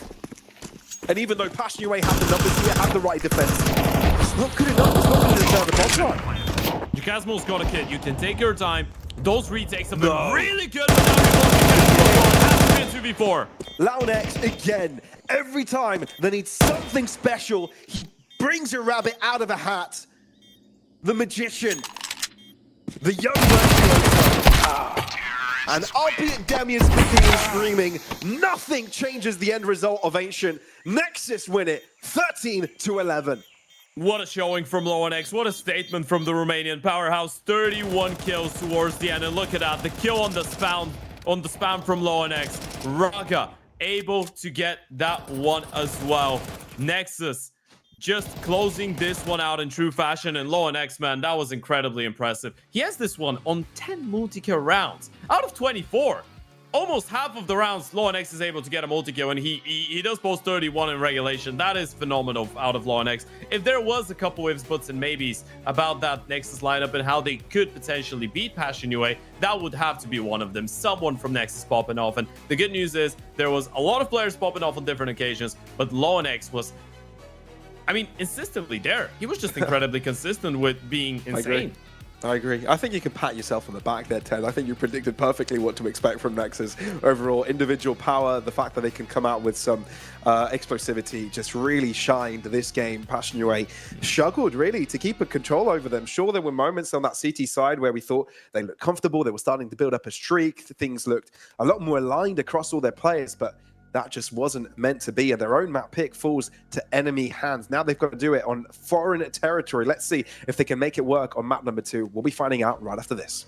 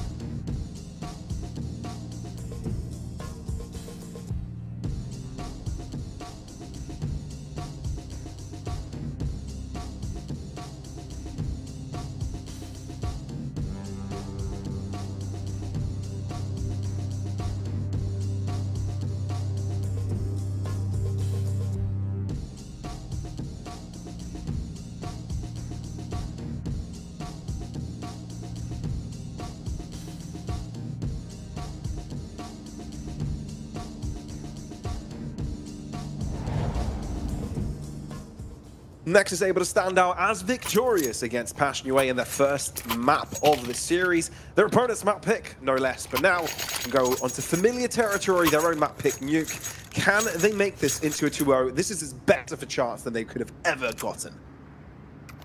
Yeah, I mean, I'm not gonna lie to you, Pablos. Going into this best of 3, I did not think there was a 2-0 for Nexus on the table. I thought maybe 3 maps. You know what? Sure, maybe they yeah. win Nuke. Maybe they take it all the way. Now that they've won Ancient, and I know they won it because Lonex decided to go fully crazy, but hey, there might be an opportunity. Who knows?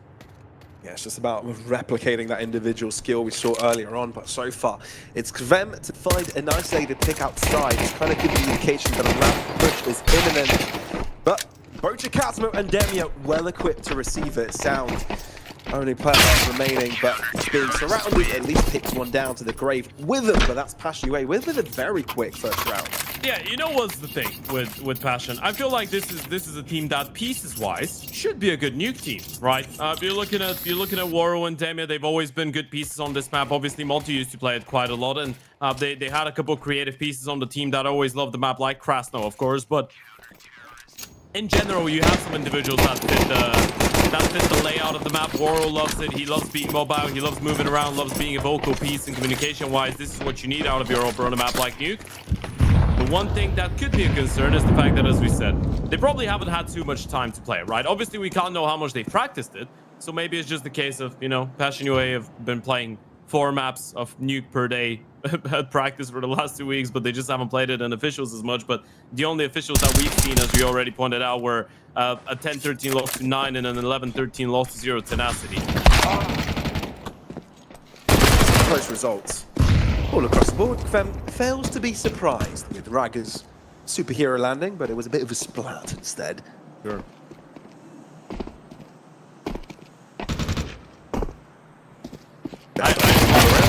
I love fails to be surprised, by the way. Fail to be surprised? Yeah, I can just imagine how you want to be surprised. You're trying it out so bad. You just want it. It's and like then you trying to can't get rid do of hiccups and people like trying to startle you because of your hiccups to, you know, get rid of them. But then you Actually, that is the definition of trying to be surprised. Yeah, that's it. You're like, oh man, my birthday's soon. I just want to be surprised. All right, well, round number 3. Next has got themselves a bit of a bye. AK-47, up to the Galil. Loudnets.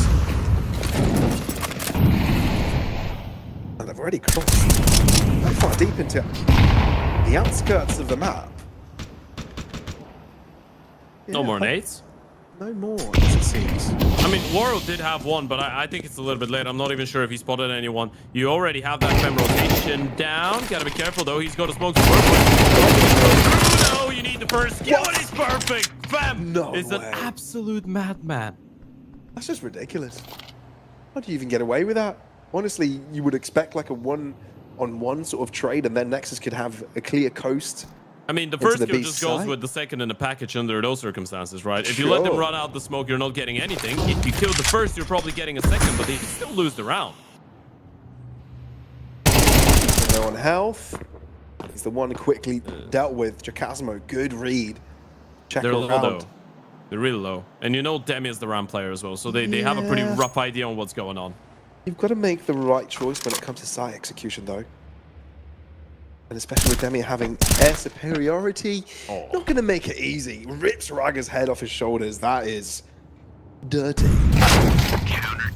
And even though Launex thought he had the timing on his opponent, Demia begs to differ. That's a ridiculous round here from Passion UA. Big denial of their opponent's buy. Yeah, Dem is one of those players, by the way, that could be your top fragger as a round player. This is what I love about him on a map like Nuke. And in general, right? Dem is a role player, but he's got incredible individual ceiling. And sure, there were moments when on Monte, especially with all the roster mania, he was given some star positions. I don't think he's the rifle that you give star positions. I honestly feel like you give him the anchor roles. This is where he thrives, right? Sometimes he might want to be a little bit active, but you can still get the best out of him, even if he's supposed to be just the guy holding onto a bomb site. It's just the guy. Yeah. I was not falling for that.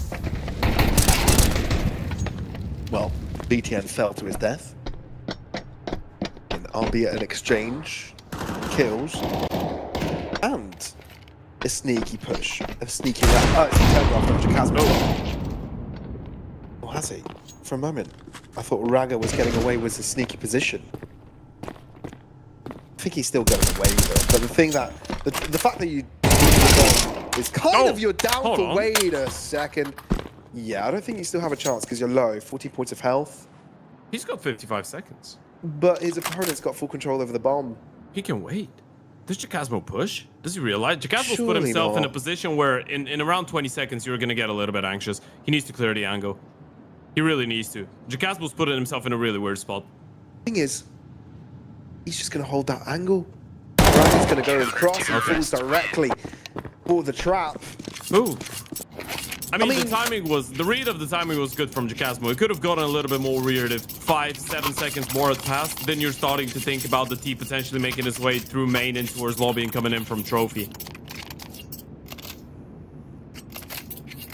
I mean, props to Raga to keeping things competitive to begin with. Yeah. Because the crunch onto a rank was completely one-dimensional for passing your way. Completely favouring them. Now we start to see the entrances in the green. Monte having his hand on his trusty rifle.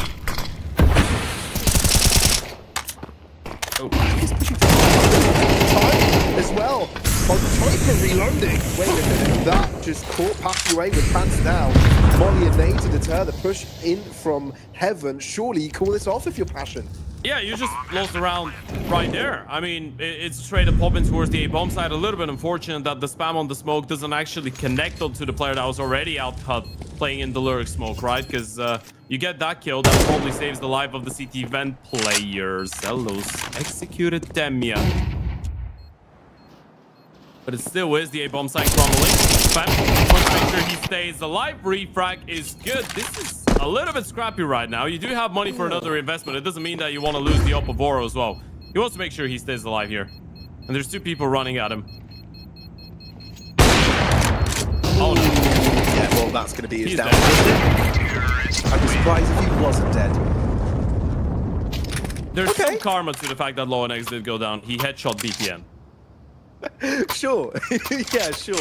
Life does have a way. That's how divine intervention works. You lay a finger upon BTN, you die. That's probably why they're not removing him from the team after so many years. I guess so. Yeah. Jokes aside, He's got a boomerang effect to him. BTN is Nexus. He is the man Nexus is himself. BTN. Yeah. Be there One for a but good the while. same. I would not be surprised if he, chooses to retire as a Counter-Strike player in Nexus and continue straight away to be the coach of the roster. At this point, the fact that he's retiring as a player on Nexus, I think is a guarantee. The question is, when does that happen? Because he's been there for 9 years already. Yeah, perhaps.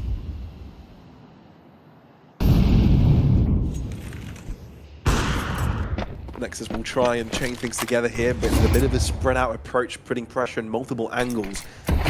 Demia notified of potential threats in ramp, but it does feel like a potential hit. But again, on that 1 minute mark, no substantial movements forwards, apart from Lone X tinkering with Hurt.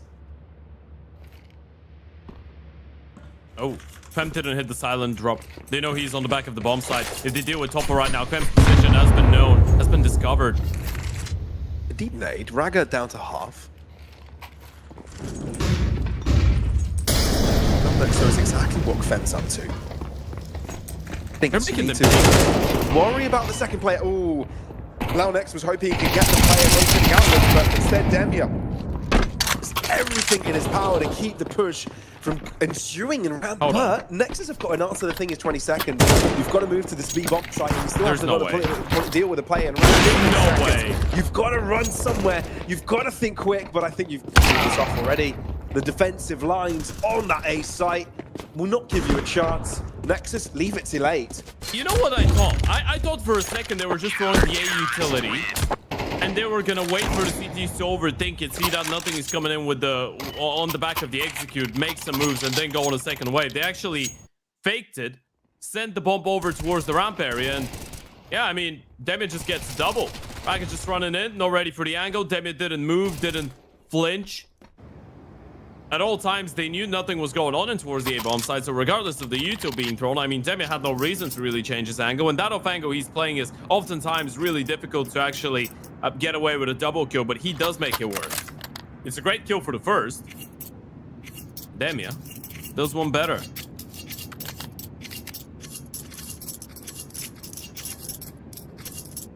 We're sort of back where we started. Thinking Passion UA should win the game? Yeah, I mean, it's early doors still for sure, but, you know, it is Nuke, it is CT side, and they've already built up a bit of an economy. Sure, another loss could put them in a bit of trouble. I'm trying to push you down the hill, you know, entice you to be a little bit edgy. Edgy? Yeah. None. You want me to be edgy? I mean, in terms of what you're saying, that's what I, you know. You want me to be sharp? Why'd you say that with that voice? Sorry, it's just my nose is blocked, man. The cold. Come on. Nothing else intended from it. Yeah.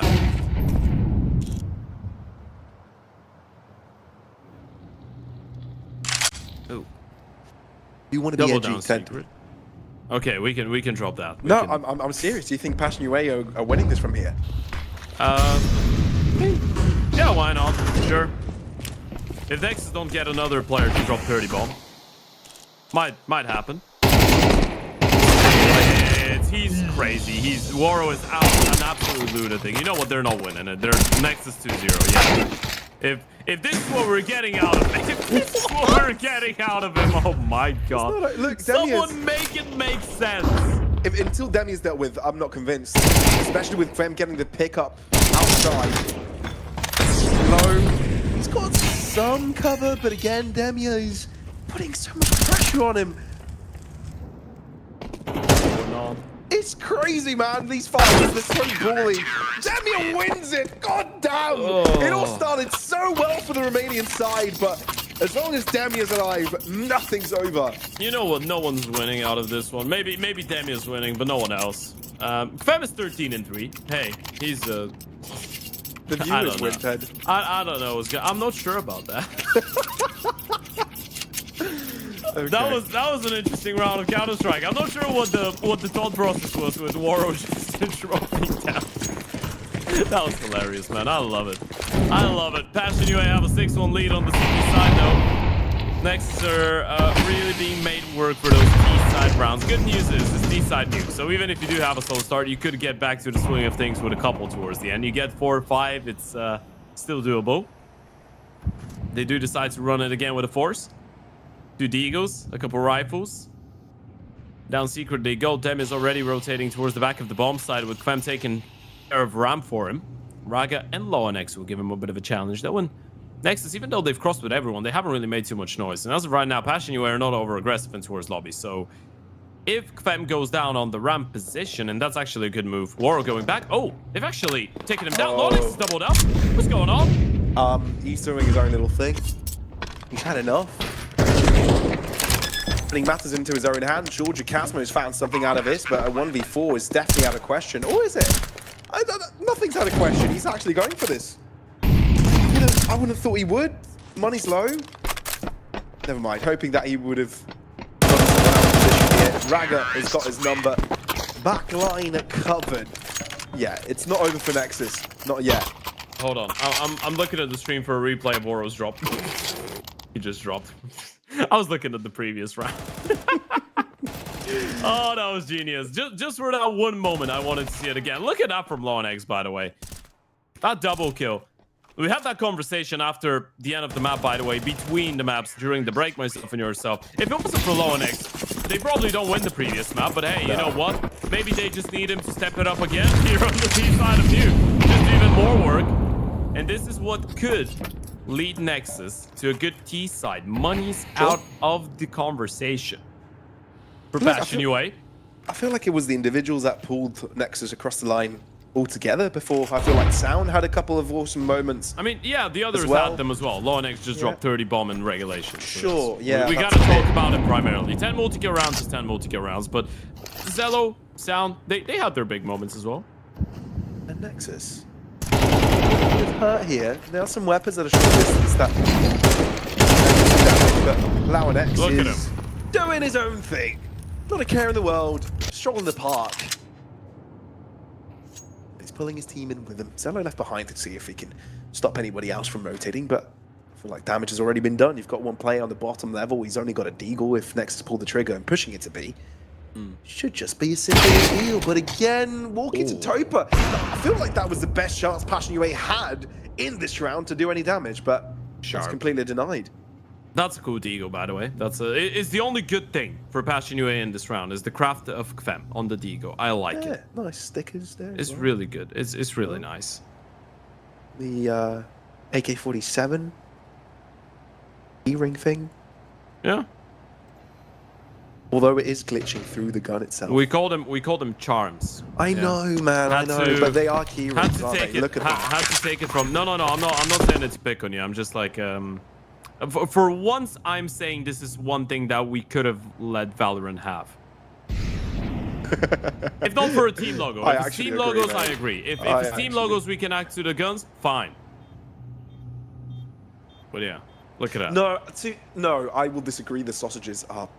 Well, the jelly bean dudes. I mean, they are cool, but they are cool. They're very cool in some crafts. Not the. It kind of looks like this is the type of gun that you just get out of snacks. It's like a toy. Yeah. Yeah. I hear that. Maybe that's what it is. That's the idea. Terrorists win. We're allowed to be silly billies as well from time to time. Yeah. I guess. Get the bling out on their guns. Either way. That was a bit of a forced attempt from Passion UA. It doesn't go their way, and one of the reasons why the T side can be quite exploitative for this past while. That's a setback. It's a bit setback. You started well on the CT side. You were able to get away with a couple scrappy rounds, but you hit the nail on the head. Devin's been bringing in a lot of impact, same for Kfem. The rest have not really had too many big moments individually, and Nexus, I mean, they've just reset the CT side economy, so now suddenly you're looking from Nexus struggling to pick up rounds to Nexus potentially getting a really respectable score on the T side here, unless they get equal, but especially with Sound picking up the first one, I don't really see those pistols doing anything more. Sound is really the pistol man, isn't he? He did it on the first map. I believe he got a full-on ace up against the pistol rush against them. Yeah, he's the Eco Cobra. He's the Eco Cobra. I like that name. Yeah, he's the blame F of. Goes aggressive against pistols. Doesn't attempt entries if it's not pistols. That's the man. No, I actually like Sound. I'm gonna take that back. You don't like playing. I do like Blame F. Even if at times I do beg to differ with his approach to the game. Yeah. I like him. I agree. Cool. I like him. He's got insane work ethic. That's one thing I respect. Yeah. Good biceps as well. I guess that's part of the work ethic, in a way.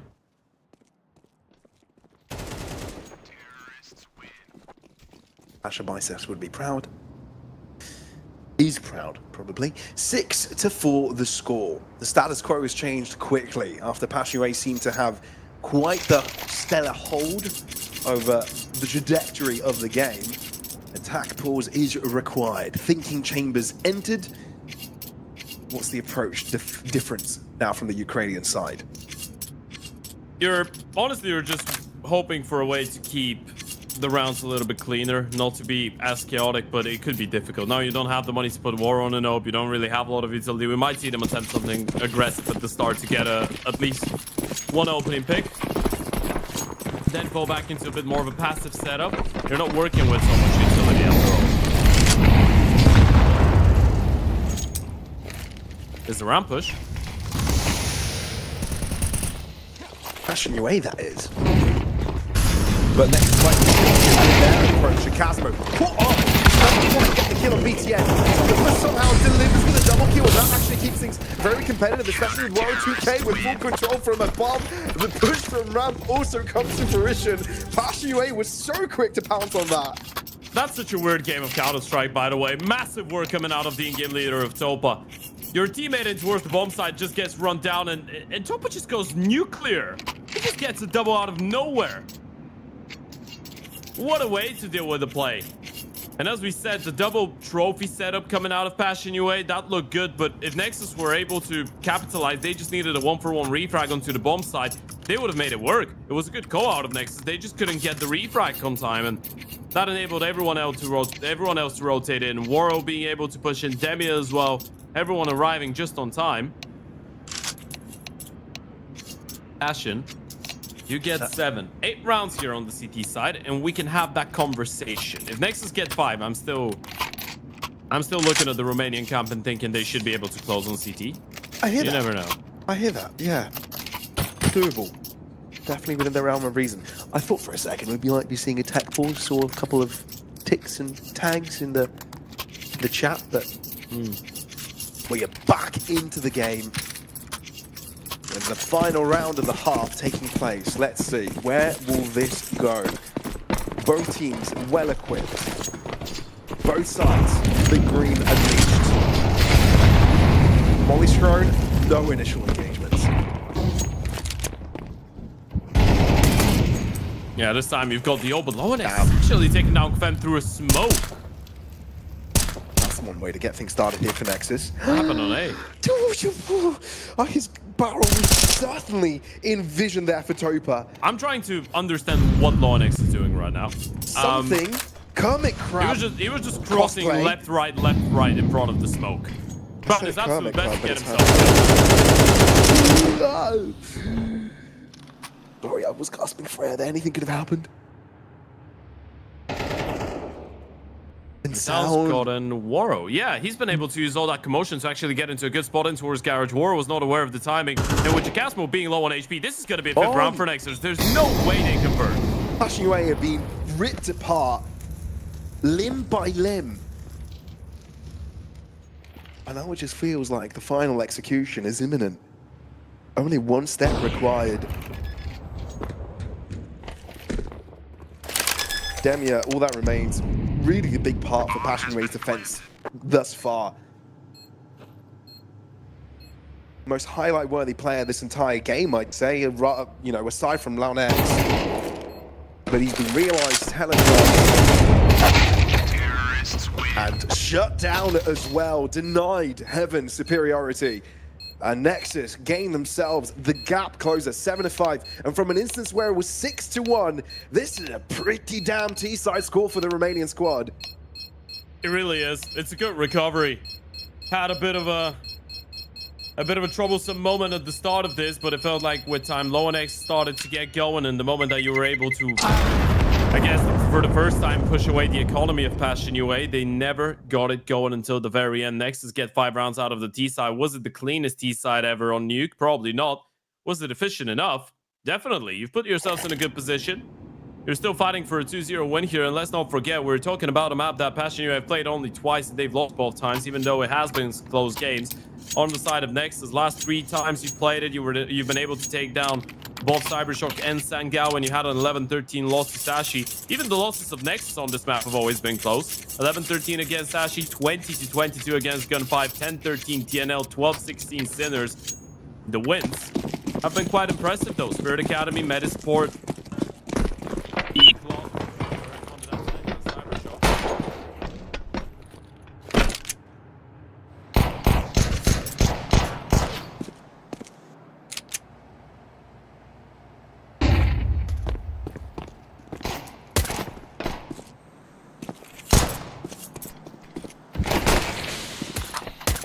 Well, it seems I've lost frames. We're here. We're not leaving you. Zello's not leaving. Right now, Demian does go down. Topa just run them down though. But down has already rotated in, and he's found a double. This one is all over the place, and it falls down to a 2 versus 2 right now. Do you really want to test BTN? I want to think about going up the vent, by the way. I think they are.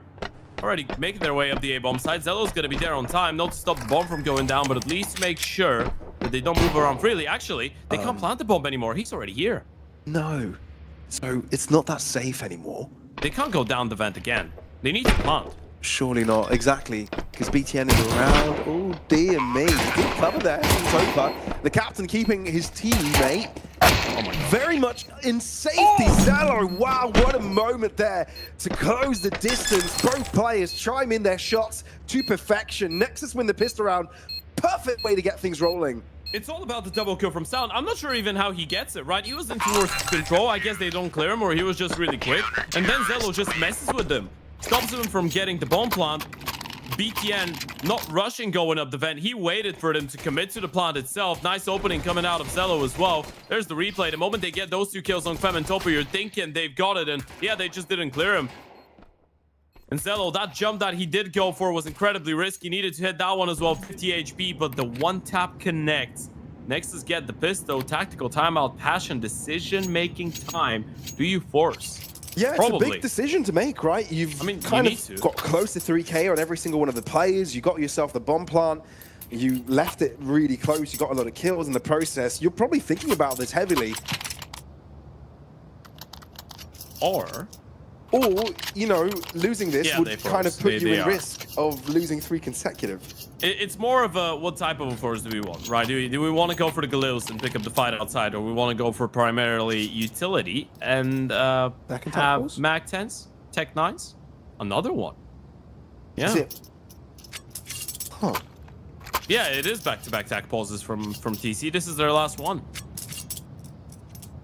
That's interesting. You decide to run out of tactical timeouts at the start of the second half.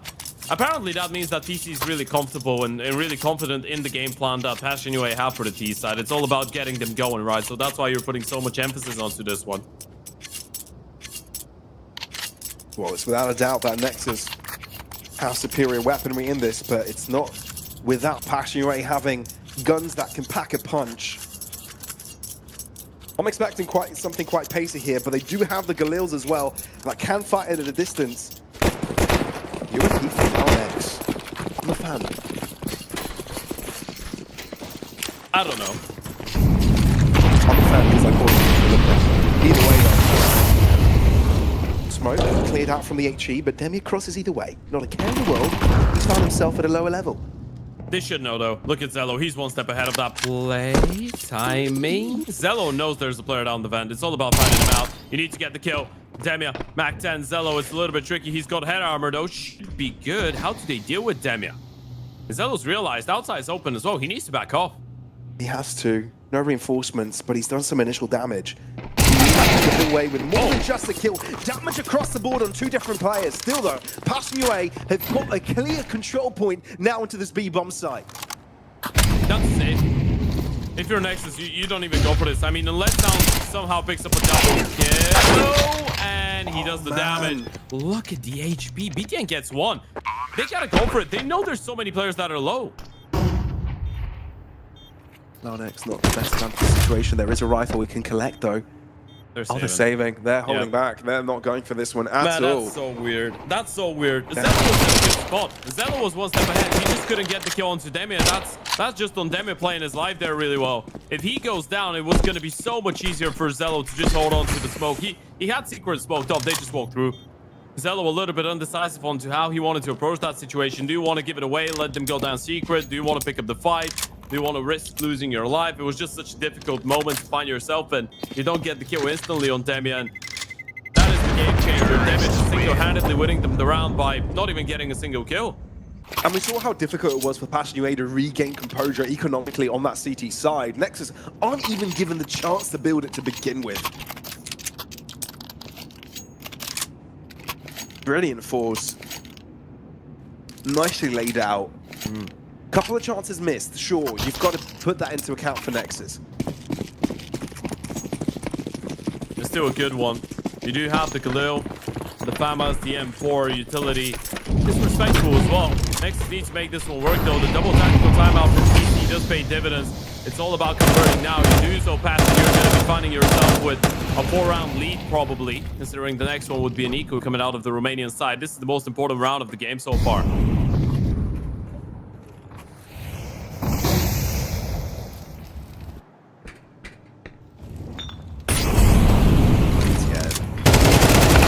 Might be in trouble. Oh my goodness, Never no mind. way. And it's got half of his health.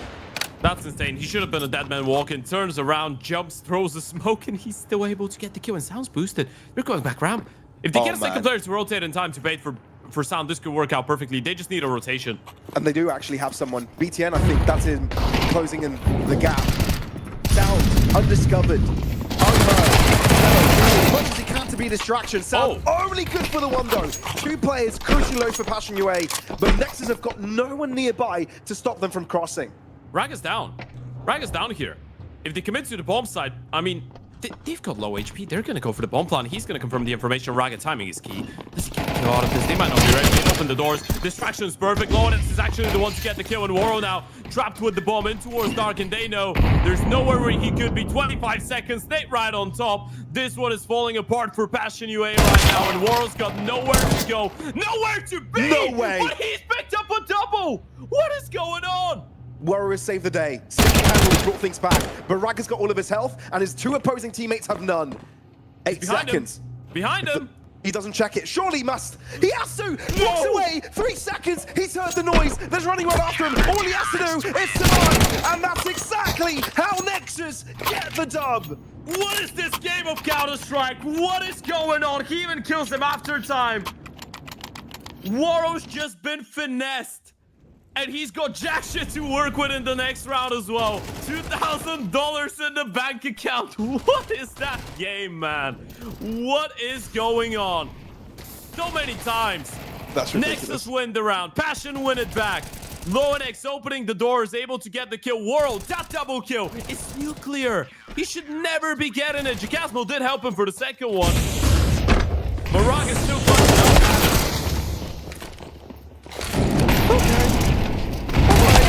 Gonna be normal, simple. Hold on.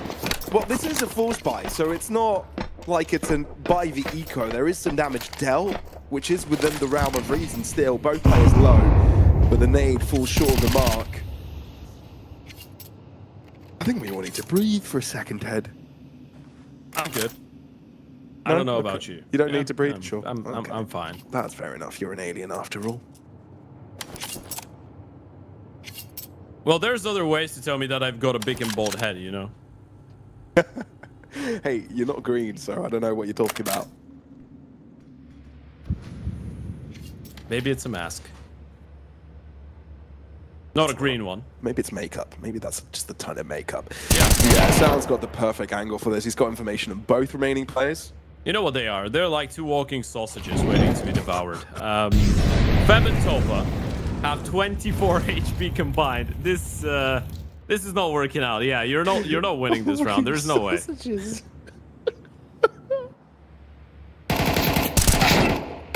How'd you come up with these? That is a fantastic question. There's 20 seconds on the clock, by the way. They're still thinking about trying, I guess. Yeah, now they've realized it. Might be better off by just holding on. You know what? They want to avoid the sizzling. You could lose someone after time. This could be a bit of a disaster. Sure. Potentially. Yeah, Topa's got $400. Kvem will stay alive. That is tough. You know what you would have loved to do right now, Pablos, if you're Passion UA? Run and hide. You'd love to have a tactical timeout. Oh. Tactical timeout. You know what's the you know what the bad news is?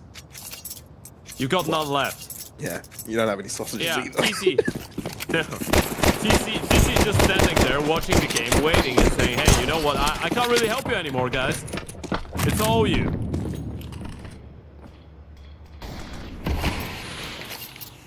Got the giggles, Ted. All right.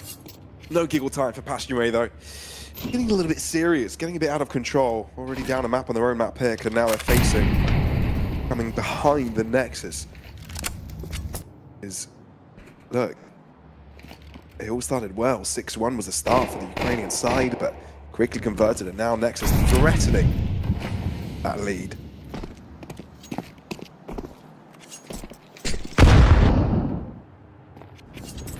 Although, Pashure are finding strength in numbers, grouping up. You know what? You never ride off Kvem on a single galoo. Look at that. Look at him cook. Let him have the space. Don't look at him. Don't look at him. Look at Jacasmo. Oh my goodness.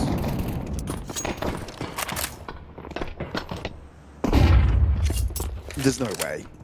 Well, there is definitely a way. All they have to do is just find a way into the side, but Laonex is deterring that, disallowing it. He's taking matters to his own hands. He's had enough of this nonsense. The shenanigery.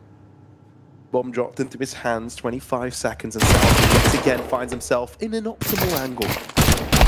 Counter-terrorists win. Yeah, nothing more he could do. Even from that angle, the MP9 does quite a bit. I mean, you still give yourself a bit of a tap to the back if after this one, if you're Passion UA, you say, hey, you know what? We bring in a hero rifle. We didn't have almost any money, and we still get 2 kills. It's not too bad. There is still a way back, right? You're looking at the money of Nexus. BTN's got $50 in the bank account. Raga's got 1,200. Lawlex is on 850. Zello and Sound do have something saved up, but it will be far from enough for another buy if they lose this round and they lose all 5 players fully. So Passion can still make it back. They just need to win this one.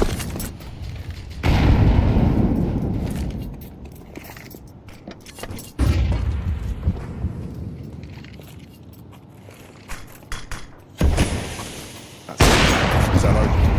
3B of a pick. And now can run and hide. And Nexus start things off with the numbers advantage. Late outside smokes coming in. BTN is not really sure if there's someone in towards Garage. They have the double rotation down secret though, and this is terrifying. The Oper's already here. Look at how mobile Zello's being. Doesn't quite have the timing on that one. Might want to go away now. But even if you do go away, Laonex is there to stop you. Did they try a vent drop? Did Warrior try to sneak down the vent? I think he did. And now Topa's trying to sneak in in towards Garage, sorry. They're just going for a lot of solo plays, I guess, trying to take space, but they're just being shut down everywhere. Looking for gaps, but there's none. Hail Marys, but none have paid dividends. This actually could work out, never mind. You can never surprise this young man. Laonex. I don't want to say it, but Kvem might have to save again. You've got no money on anybody else. You're going to be down 10-8. Do you really want to send it, hoping to do a little bit of economical damage? Probably not. You've seen him, right?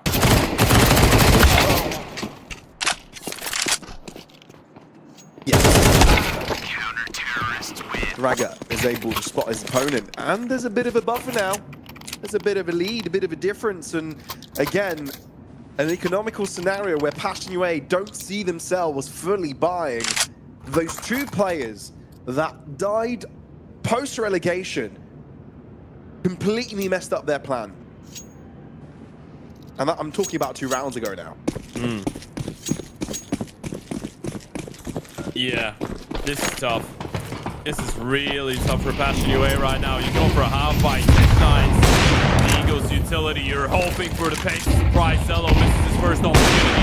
With the smoke though, and it's another miss. Topa's got in a kill. Eyes on ramp though. They're going in. They are, but you still have some players that can deal with this. Sound just let a few shots by. Be careful because they are approaching from all directions.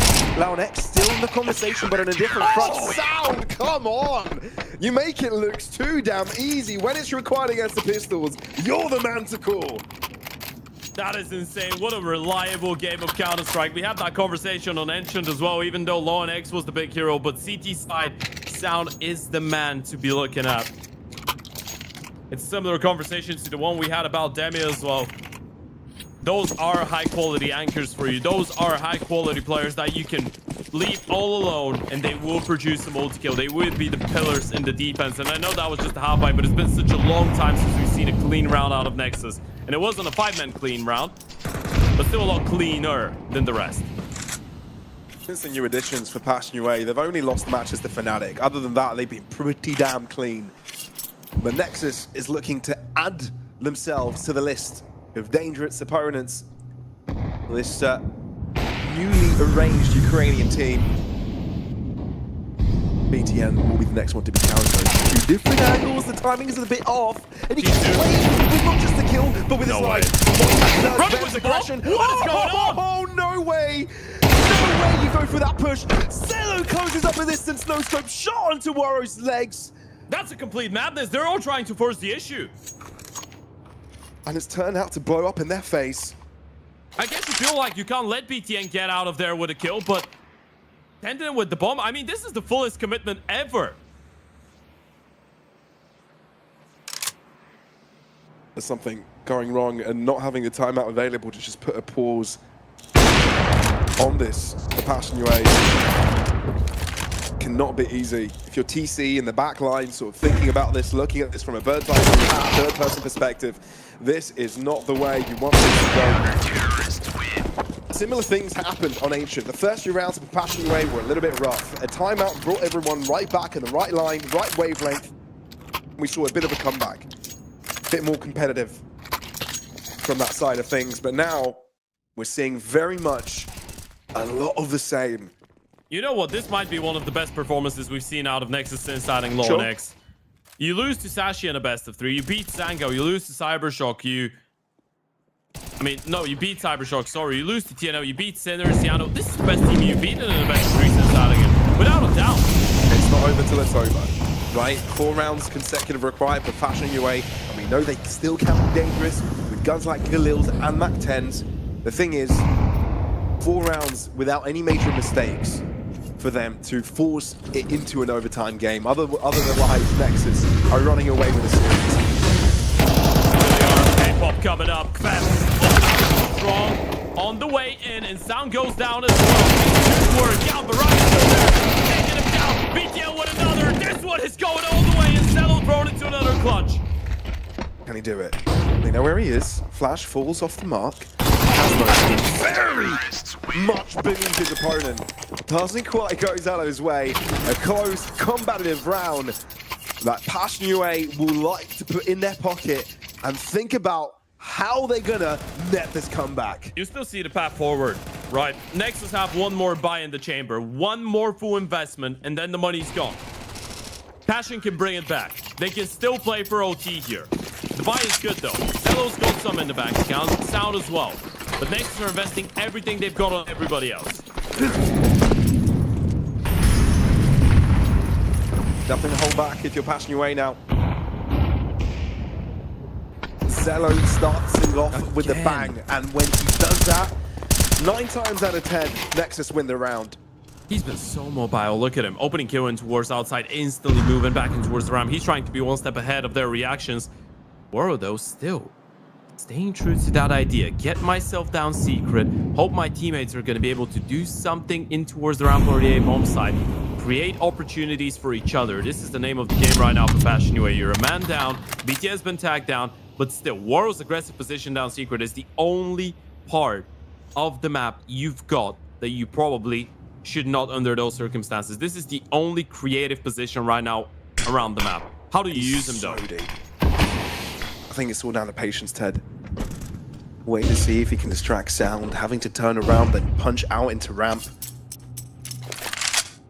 Trying to keep players busy, but the fight is on. Passion UA, cross in, Zelo dealt with. Now, Sound has got no safe location to drop into.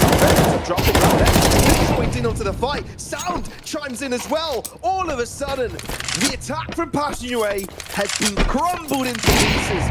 Warren desperate to close up the distance, but Launex shows him who's his maker. Nexus, a really strong showing from the start of CCT Season 3. The first match is theirs.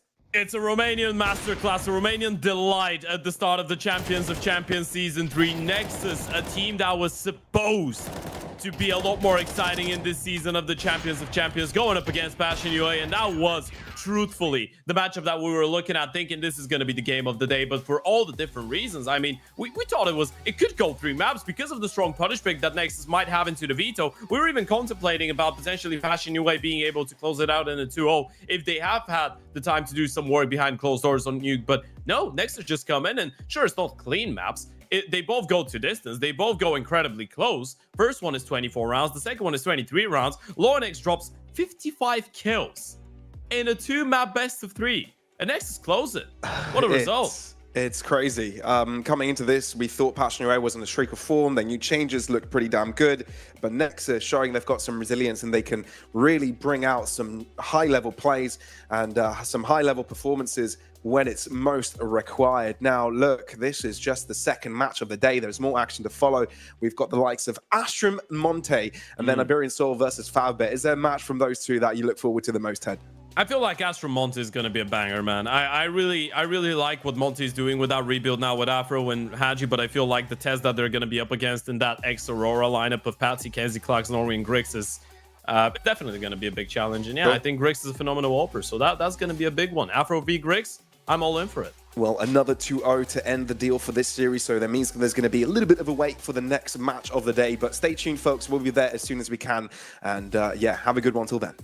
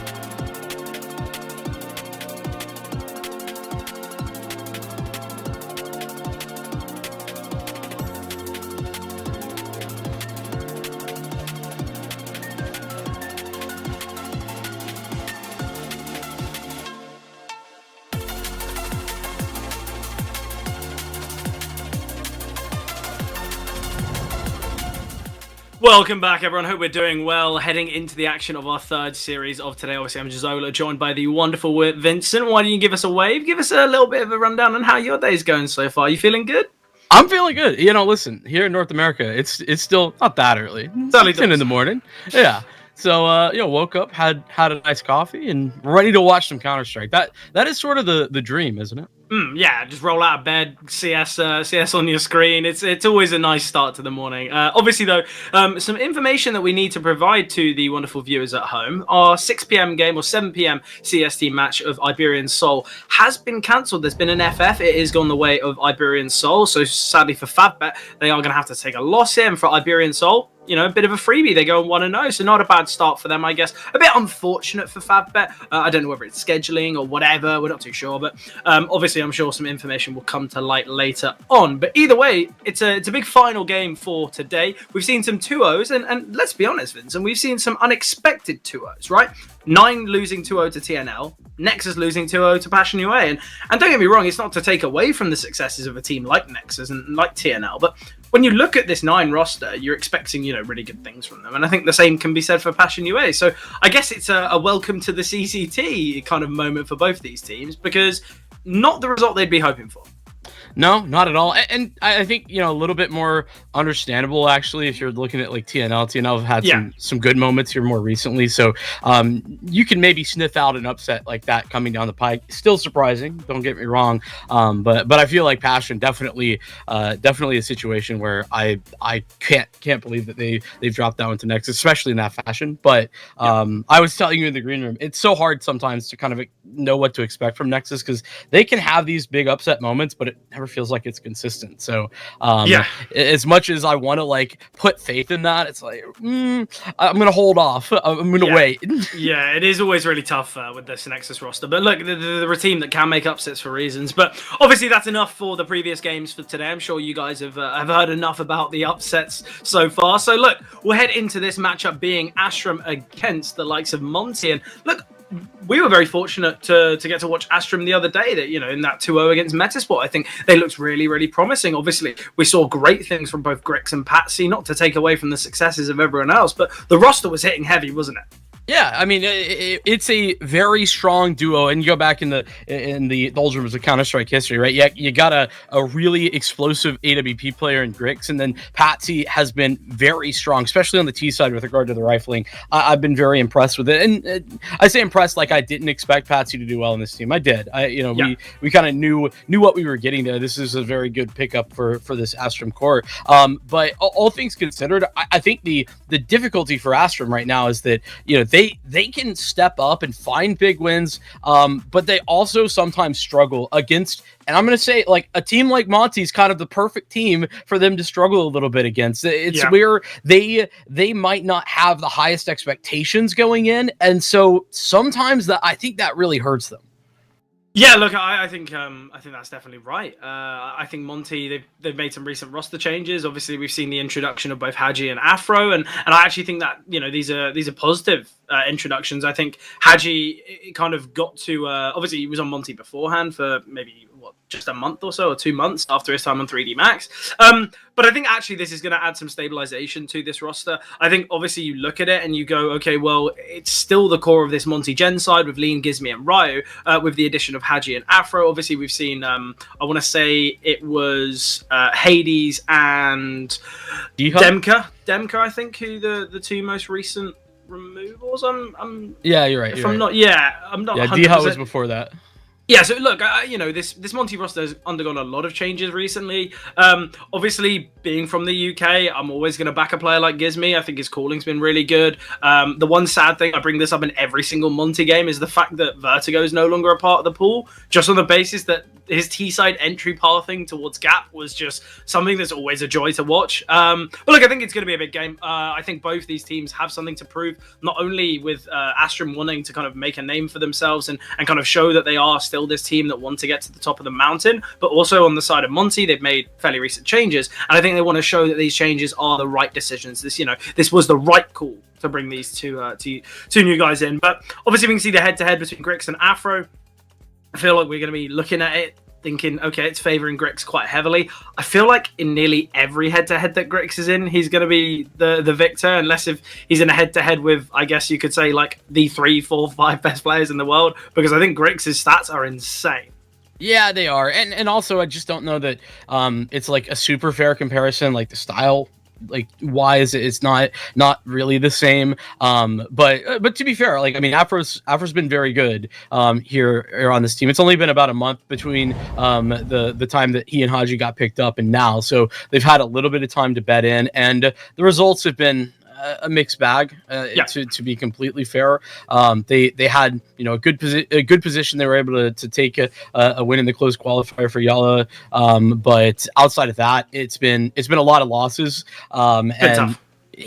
I just feel like there've been close losses is the problem. I think that means that they're going to be able to take a next step forward. I think this is the type of game where they can have an opportunity to do that. But as a whole, this Monte roster, it is a moves for stability that they've made. Now they just have to prove it. Now they got to show that on the server. Yeah, obviously speaking on the server, I guess we can have a little bit of a look at the maps, see what maps we are going to be playing on today. Obviously, I think we have our initial ideas, probably No Dust, No Inferno, obviously them being the instabans of Astrum and Monte, and that is exactly what we've seen. Nuke pick here from Monte, I quite like the idea of it. It's clear they're confident in their Nuke. I would have much preferred a Train, just because I love the map, but that's just personal opinion. Obviously, you're looking at it, we've got the Nuke, we've got the Mirage, we've got the Anubis. Should we pretend that this is a fair veto, or are we going to be honest and say this is heavily favored to Astrum? Because that's all I'm saying.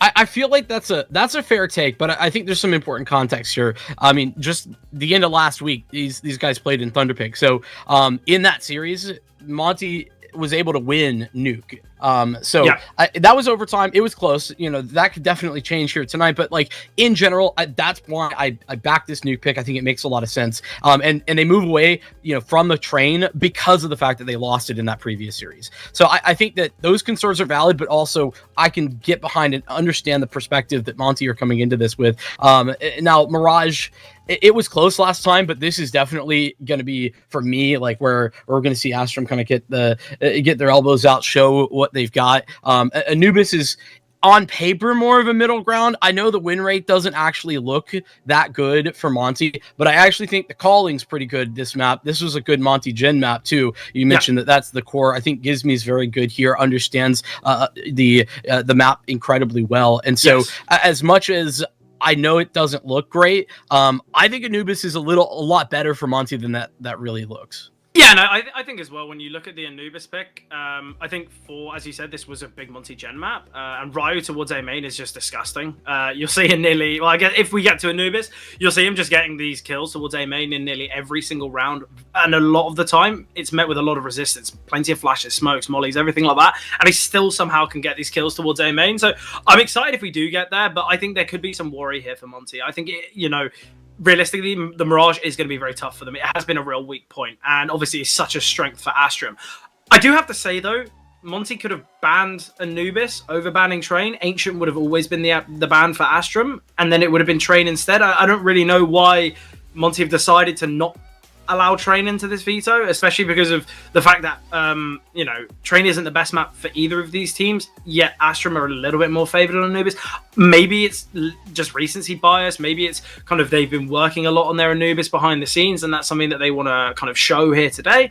But obviously something that we do have to talk about, right? It's not do or die. It's opening. It's round one. It's opening games here. So even if a veto selection hasn't been perfect, it's not as though a loss here is going to be your end of the time here in Series 1. It's not the end of the world. So I don't mind the idea of it. I think maybe not the best time, and if it gets to Anubis and we see a stomping like we did between these two sides a couple months ago, where Astrum won 13-1, I think that's where maybe we'll say, okay, guys, maybe let's not test out the Anubis as of yet, or at least not against a team like Astrum. But look, either way, I think it's going to be an exciting game. I think, obviously, final game of the day. Hopefully, it does have that banger potential that we're hoping for. But Vincent, before we push into game, I've got a question for you. Look, I love to ask a good old prediction question, and I'm going to push you for it now. Yeah, listen, I think that I think that Astrum definitely takes this. Like that's the outcome that I'm expecting. I think the question mark for me is actually about this nuke, because like I said, this is a rematch. This is an opportunity to prove Monte's nuke, and they did it last time against this specific team.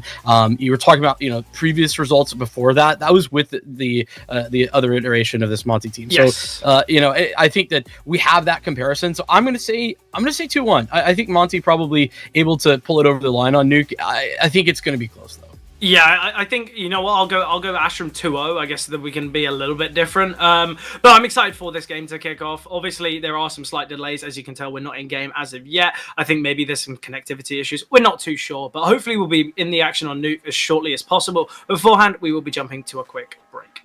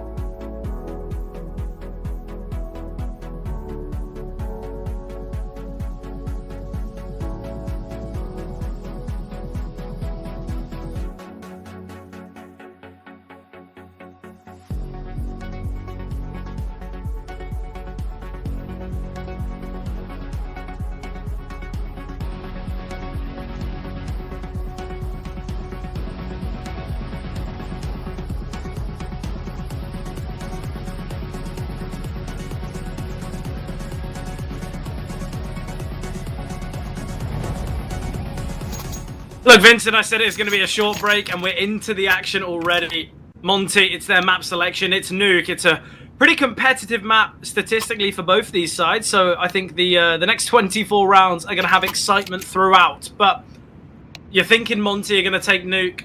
I think it's going to go the way of Astrum. I guess we can have this argument throughout the game. Yeah, no doubt. I think, to be fair, I think it definitely will be close. I think Astrum are still good here, but Patsy about to test it. He's got the bait for Griggs. Oh my gosh, it doesn't matter. It doesn't even fire off those pair of dualies. It's Afro to get the double entry ramp side. Monte, that's one way to stamp your ticket towards a pistol round win. Grab this man advantage and then slow it down. Look, I want to say, I think Patsy was spotted there. I think he kind of untucked himself, having a little bit of a look, and in doing so, gave away his position because they were so prepared for it. So whether Monte have kind of done a great read and an anti-strap based off previous pistol rounds of Astrum, or they did just spot Patsy, either way, I'm loving it from Monte. An excellent start here. Obviously, Lean has been heavily chipped away at, so probably going to get sent in first. I hope Monte do play as a pack here. There's no need for them to send a look. There's no need for them to kind of back away. Just play as a group, and this should be a pretty simple round. Kenzie's completely trapped on the back of the bomb site. The closest rotation is currently under heaven, so it's going to be so difficult to work with, but Kenzie will find one. That is the low HP Lean, taken down by Gizmy. B bomb site open for the taking, and now Astrum with a tough retake to work with. Bomb has been planted. This is quite difficult indeed, and good post plant positioning as well. Going to make life even more so.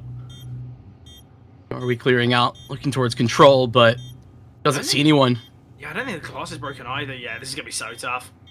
In my mind, I think both these players should just save. Maybe Norby look for maybe some exits at best, but the bomb's already 2/3 ticked. I don't think there's much of a chance in this one. They're going to have to get on it pretty much now, and with its diffuse positioning, it's going to be an impossible one. Hit. And there it is. Yeah, round over. No chance.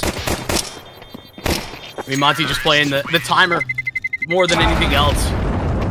Settle in to decontaminate, make themselves at home. And it all starts with Afro. That double entry towards the ramp side is fantastic. And it's even more impressive when you're talking about how well Astrum were set up for it. Grix was there to pull all of the attention away. And the pair of dualies gets nothing. I think it's also the problem with playing under heaven. You know, if he's playing towards ramp, he's going to take a lot more attention away, and obviously can drop off. But the problem is when playing towards heaven, or hell, sorry, you're in a position where not only can you see that easy flick come through, as obviously Afro showed, but Either way, I think maybe playing from ramp would have offered a little bit more of a bait. Either way, though, great pistol start from Monte. We are seeing the force from Astrum. It's what we saw the other day in that game against Metasport. They love the force buys, and to be honest, the vast majority of the time we saw Astrum have that success on the force. So I'm excited to see where this round goes. Yeah, I think that they kind of proved that. We kind of talked about it in that previous matchup, but also, like, as a whole, this is a team that likes to get into the mix, and they're very strong with pistols. And when you have somebody like Grix who can grab a scout and be very effective with it, it always makes these rounds very deadly. Pushing through the smoke. Maybe a decision that might cost them, but Haji's double gives them the chance. Patsy through the smoke, but Grix found. Patsy searching with a knife in hand, but Afro can find him, and now all on Kenzie. He creeps his way up the vent. The smoke to fade in a couple of seconds' time, but the T's decidedly dodging that decision. Afro got the rifle hit. Two others with MAC-10s. Kenzie Bomb has been planted. should probably look to try and retrieve a weapon, as I believe a rifle's dropped outside vent. Dig in hand though. Kenzie creeping. An HE grenade on the back of the bomb site will do so much damage. Great shot from Kenzie. Here is said HE grenade out into the open, but Afro finding. Monte double down. The force buy. It looked good at moments, but it's that double kill that we see from Haji. I believe Haji anyway. Yeah, it was it was. excellent. Towards Absolutely brilliant. towards the back of the site, and Astrum kind of had all the players there. Like, they had everyone that they would have wanted in position, but good details on the execute as well for Monte. I think not to be overlooked. Also, just to back away from that squeaky smoke, I feel like a lot of teams in that 3 versus 1 might be a little bit more, a little bit more casual with their decision. But speaking of casual, this is far from it. It's a vent pop, a bit of a gimmick call here from Gizmy, because you expect this when you've got Tech 9s in hand against rifles, but no, they opt for it here with the most premium of weapons, and I really like to see it. It's against the pistols. I think it's also like a fun way to kind of post up and say, like, this is a little bit of a threat. Maybe make the A players utilize some of their utility earlier. Kenzie, are you serious? That's P250's paid for itself and some. It's a 1 versus... collecting everything right now. Leans in a 1 versus 2. Kenzie has a smoke. There isn't enough time for this round. Already, regardless of what's happened here, Astrum have had a worldie of a round. What a recovery, what a change. Kenzie might be able to take Lean down here. Well, Lean, he needs to get himself away from the bomb. He's retrieved the AK. Clax just close by. Lean goes down to the bomb, but so does Clax. No survivors here in number 3.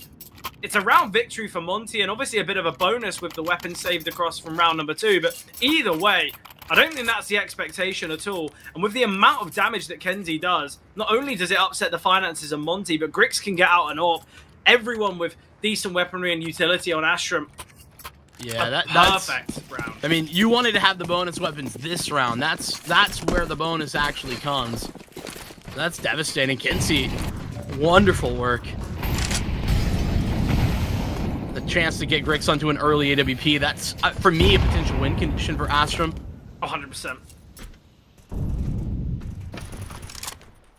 Give Grix the opportunity with the orb. And I think we all know what's going to happen with it. Currently playing towards ramp, though. And I feel like, obviously, an Orber on the CT side of Nuke can kind of play anywhere. I don't mind this decision, but it's going to be completely disregarded in this round, as it looks to be an A play hit from Monte. Ryan will get one, spotted out by Kenzie, though, and through the smoky swings to find 2. And although I mentioned that Grix might not have the impact in this round, because it could be closed off so quickly, it's a man advantage scenario. Norway elevated on top of the silos. He's got a teammate close by in Patsy. Patsy goes down. Afro's been spotted into the pathway of Grix, though Norway, he sends him packing. And Grix ready and waiting. Good round for Astrum. They put 1 on the board here. Obviously, Monte 3-0 up. You know, not the end of the world for Astrum, and obviously for Monte, it gives them a good foundation here for the T side of Nuke. It does. I mean, having the ability to start strong just with a pistol win and follow up victory, it gives you a lot more leniency to have some of the T-side struggles that can occur on Nuke. Also, big, another big round from Kenzie. It basically means, though, they can win 2 more rounds and a half, and a 7-5 is not bad at all. Dude, this is part of the reason I love actually watching this Monte team. Just some goofy ways to approach fights, and it's one rifle that's Gizmy that has it and gets run boosted up on top to give them the opening pick. That's so much fun. Yeah, I love it. I feel like Monte are the type of team that always love a bit of a pocket strat, a bit of a cheeky one that can work well. And obviously, it's back to a 4v4, but it's a great way to get that opener towards outside. I don't know whether you saw, but Astrum was so heavily conditioned about more outside pressure. They sent a couple players there. Great flashbang from Gizmy allows Veto to find the pick, and I feel like with the overwhelming nature that Monte head here towards heaven, they catch Grix off guard. It's a 2-on-4 now. Excellent here from Monte. Nori's coming on the flank, but it feels like Monte are very prepared for this. Rio's looking for it and doesn't quite connect, but that gives them information. Now know what's going down, at least with regard to the control of lobby. Look, information or not, Monte are all split right now. Haji's holding towards lower ramp. Gizmy's having a little bit of a look back to Trophy. We've got Lean slowly creeping towards outside. If he's not prepared for Secret, Klax can find him quite comfortably here. This is going to be a very awkward fight. It's just all based on awareness, but Lean's the one who seems to be ready for it. Oh, missed shot from Lean. Devastating. And we're going to see Gizmy and Haji make their way up heaven. And this is the problem with that indecision, in that indecisive nature, is it's a 4-on-2. If they head down towards B, they win the round very comfortably. Don't get me wrong, they're still in the advantage here, but they've given chances back to Astrum. Yeah, Clock's going to try and take advantage of those. He's got the kit. Look at Haji. Instantly maneuvers to heaven. I love this. A great decision. Klax is never to be prepared for this. He's going to have to spend so much time clearing out the bomb site, clearing out all these kind of hidden positions, so many awkward angles to deal with on Nuke. Haji's won this round. Klax He's already doesn't even there. know about it. Yeah, it's done. Gizmy can just hide in hut. He doesn't need to do anything. Yeah, audio cue gives it away. Ooh. Haji's making his way up heaven now.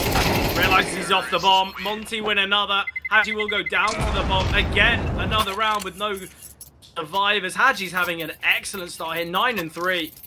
A perfect performance.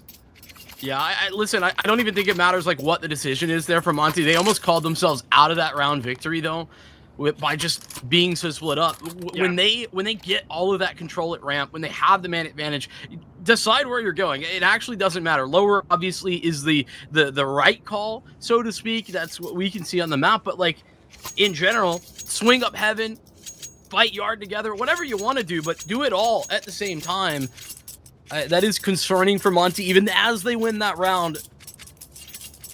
But with some negativity comes some praise, because as I said, I mean, it's fun to see the creative ways in which Gizmy is creating opportunities to get those duels won, even despite the lesser weapons. You know, he has the AK, and then it's just like one flash that they've got to take that ramp control, and it's perfectly placed. Yeah, I think as well. Like, look, don't get me wrong. They're in that 4v2. They have outside covered by Lean. If he doesn't miss that AWP shot, it's a 4v1, and we're looking at a very, very compelling round. But yeah, I think maybe Monte, especially with the fact they don't have much utility, they don't really have the healthiest of players, and obviously some still with pistols. I think maybe that's where you just play as a pack. But either way, they won the round. They're 4-1 up. They're against the weaker weapons here of Astrum. This should be a fairly easy fifth. And as I said, look, 5 is kind of what Monte are looking for. You get 5 rounds on the T side of Nuke. I don't think many people are going to be too disappointed with that. But it's a perfect start here for Monte. It's exactly what they need, because we know how potent Astrum can be on this CT side. And the fact that they're only to put 1 round on the board, I think Monte, they're going to be very happy with this result so far. Seems like your predictions looking a little bit more promising than mine so far, because we know how difficult the T side of Nuke can be. Early days though. Still time for Astrum to correct the record, make some adjustments. You know, a target of 5 rounds for Monte is kind of what you were drawing up, but on the flip side of that, you know, if it does end in that direction, it's very doable. Well, look, you see the recent game that these two teams faced off against one another, you know, a couple days ago on Nuke. It was 16-14 win for Monte, but Monte were only able to find 2 rounds on that first T side. Yeah, it went OT, but they only found 2. Yet here it's looking like they're going to get themselves 5. So if their CT side's anywhere near as good as what we saw the other day, you know, I'd be very worried if I were Astrum right now. I mean, you can't be giving up that half by as well. No, definitely not. And as well, when you look at that game, Grix went 31-19. You know, it was a main reason of why they were successful. Yet so far, Grix hasn't really had the threat level that we're so kind of accustomed to. Yeah, be looking into the next round for that one. Keeping the economy super reasonable though right now. The Astrum have gotten 4+ kills in basically every round here, so, or at least ensured that many players go down. So I mean, even rebuys here aren't clean. Haji's on 3,500, Gizmi's 3,950. Ryu's gonna need to drop over one weapon, and yeah, it's one round away from being broken. And interestingly enough, Monte using a bunch of their timeouts. This is their second one. I love it. In this winning strategy. So I think that's fair enough, but you've got to get big value out of it if you're going to be proactive like this. Well, I think they've realised, okay, well, we're on a hefty win streak, but as you pointed out, one loss and money's broken. So I think they're making sure they do kind of win this one. They're going to be aware that Grix is going to have that up, so that's something they've got to contend with. Maybe it's going to be a fast A play. Maybe they'll look for another vent drop, something like that, to kind of keep the AWP quiet. But either way, I'm liking what we're seeing from Monte. Obviously, though, in these 6 rounds that we've seen, they've only had 7 survivors all across the board. So that really does show that whether it's players going down to the bomb, whether it's players going down to exits, I think that's something that Monte do actually need to work upon. Because if this was a 5-1 scoreline and they had, many more players surviving in each of these rounds, not only would it be a perfect buy in this one, but they'd probably still have maybe 5-6k in the bank. So I think this game maybe is a little bit closer than the scoreline supposes. Oh, it absolutely is. Problem is that as that scoreline gets more and more extreme, that matters less and less. Oh, for sure. Look, they could get to 6 and then lose every round remaining, but it's 6 on the T side. Prepping upper hit utility at the very least. And they're in position to take that, but it doesn't feel like they really want to go. No, I think they just want to force off some of the utility from Astrum first. Whether it be a smoke, whether it be another Molotov. Grix is posted up here towards Hut, so Lean's got to be quite cautious. If he shows the shoulder, Grix will take the shot, and I think we all know that Grix is the type of player to get that kill, and exactly what happens. Lean taken down. They emerge out to the bomb site. Grix trying to have impact. Klax was the one, in fact, to steal that kill away. Norway finding, though, still elevated. Ryu goes down to the HE from Grix, and Norway jumping back down. It's on Haji. It's a 1 versus 3. He's retrieved the Galil, but not the bomb, and he's got 45 seconds to work with now to try and make this clutch possible. But Astrum, they've tried their best to try and stabilize and get some rounds on this CT side, and number 7, lucky number 7, might be where they get their second. We're talking about the implications of the economy again and again. Patsy swapping out the weapon has just been heard. I love that, though. He had an AWP, he could have been caught off guard, taken down, and that's where things get a little bit troublesome. Haji. Patsy making that fight is so difficult there. AWP can be saved for Grix. Good round from Grix, having impact there with the big green. But yeah, as I was kind of mentioning, right, the economy situation coming back to bite Monte already. And that's not considering that their money is busted this round. It's the fact that they really don't have all the bells and whistles to go for like a re-hit there on A. They have the bare minimum, but when things start to go wrong, they don't actually have any way to call it off because they're out of utility, they're out of options. They've just invested everything, and so look, it's hurting them from the rip. Yeah, definitely. Look, I didn't mind this call from Monte. They've opted for, an effective eco in this one. And obviously, Lean and Gizmi would struggle to buy in the next, as it is just a 1 loss bonus. But my biggest crux with this round is Haji and Afro. They're 2 players that probably could have gotten out AKs, maybe a little bit of utility, but they opt to invest in Deagles. And I get it. You want to try and reduce your opponent's finances, but you've got Glocks unarmored, you've got Deagles unarmored. You're probably not going to win this round. Best case scenario, you find 1 or 2 kills. I think that extra $700 is going to have such an impact in this next round. I say extra, the lack of it, more like. I think this might be an option to go for like the double deagle round. Kind of what this smells like to me. Potentially, but then it begs the question: why they didn't just force in this one? Go Mac 10s, go Deagles, try and maybe get a bomb plant, give yourself a chance. At least players with Kevlar. Because I think they are imagining that they can get more done with less. But I think they're gonna buy in the next round. They got the bomb. Yeah, I mean that changes the equation massively. Any more?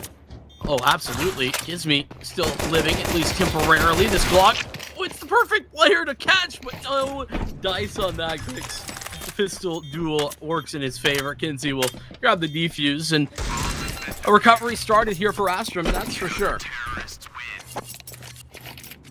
Yeah, it's all about this next round, and Astrum know it. They're going to be calling a tactical. I think quite rightly, because they don't want to give Monte a sick. They don't want to give them too much, you know, too much to work with. So you definitely understand the reasonings for it.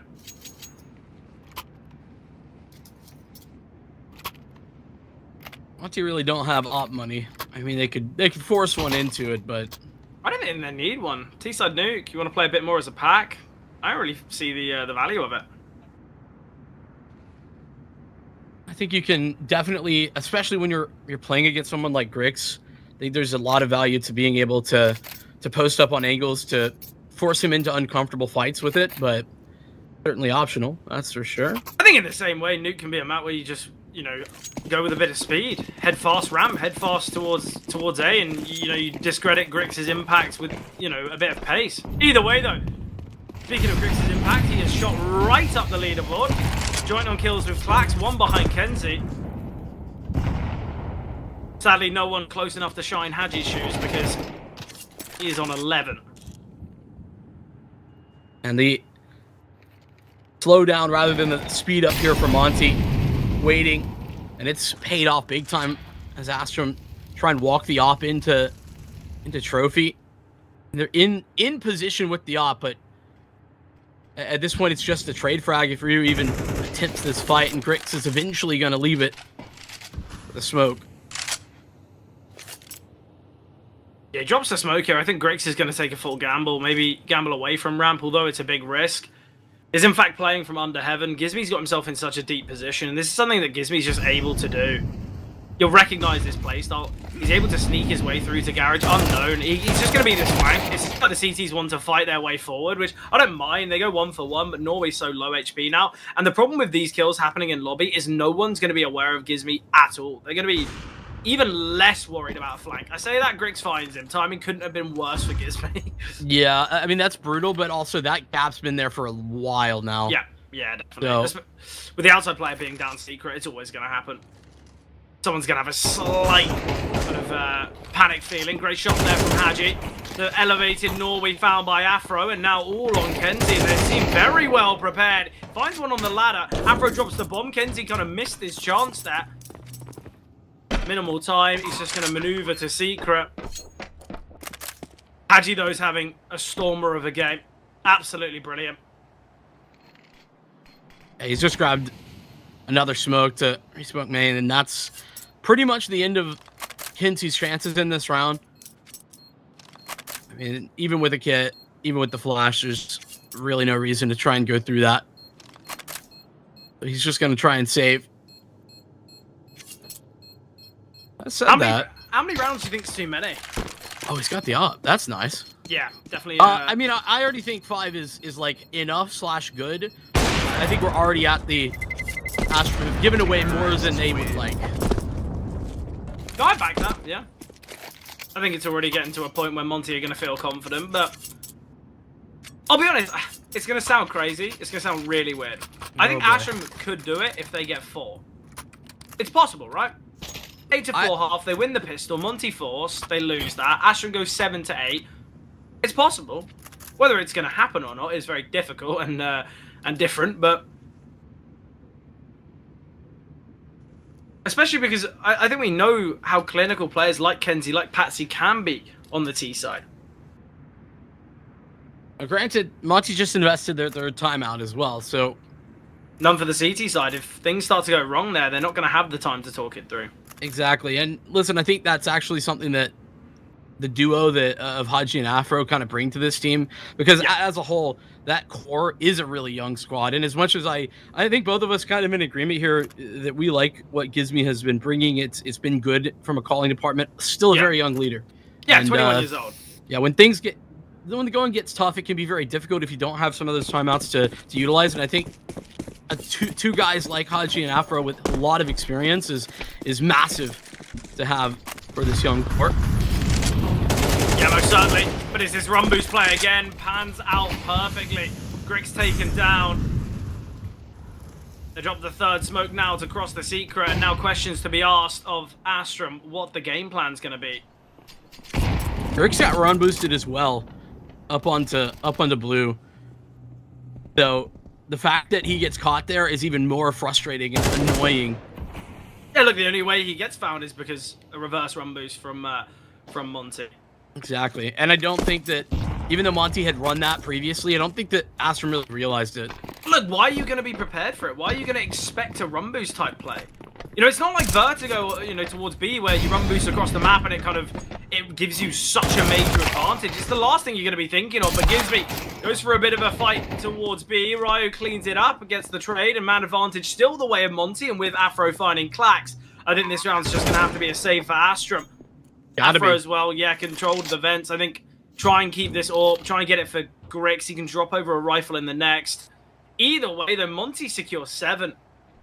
Really doing a great job of denying Grix opportunities, and then when Patsy's also not even really having a stinker, it's just that has had limited opportunity to have impact. Oh, definitely, yeah. Very difficult spot that he was in this last round, top of the rafters there on B.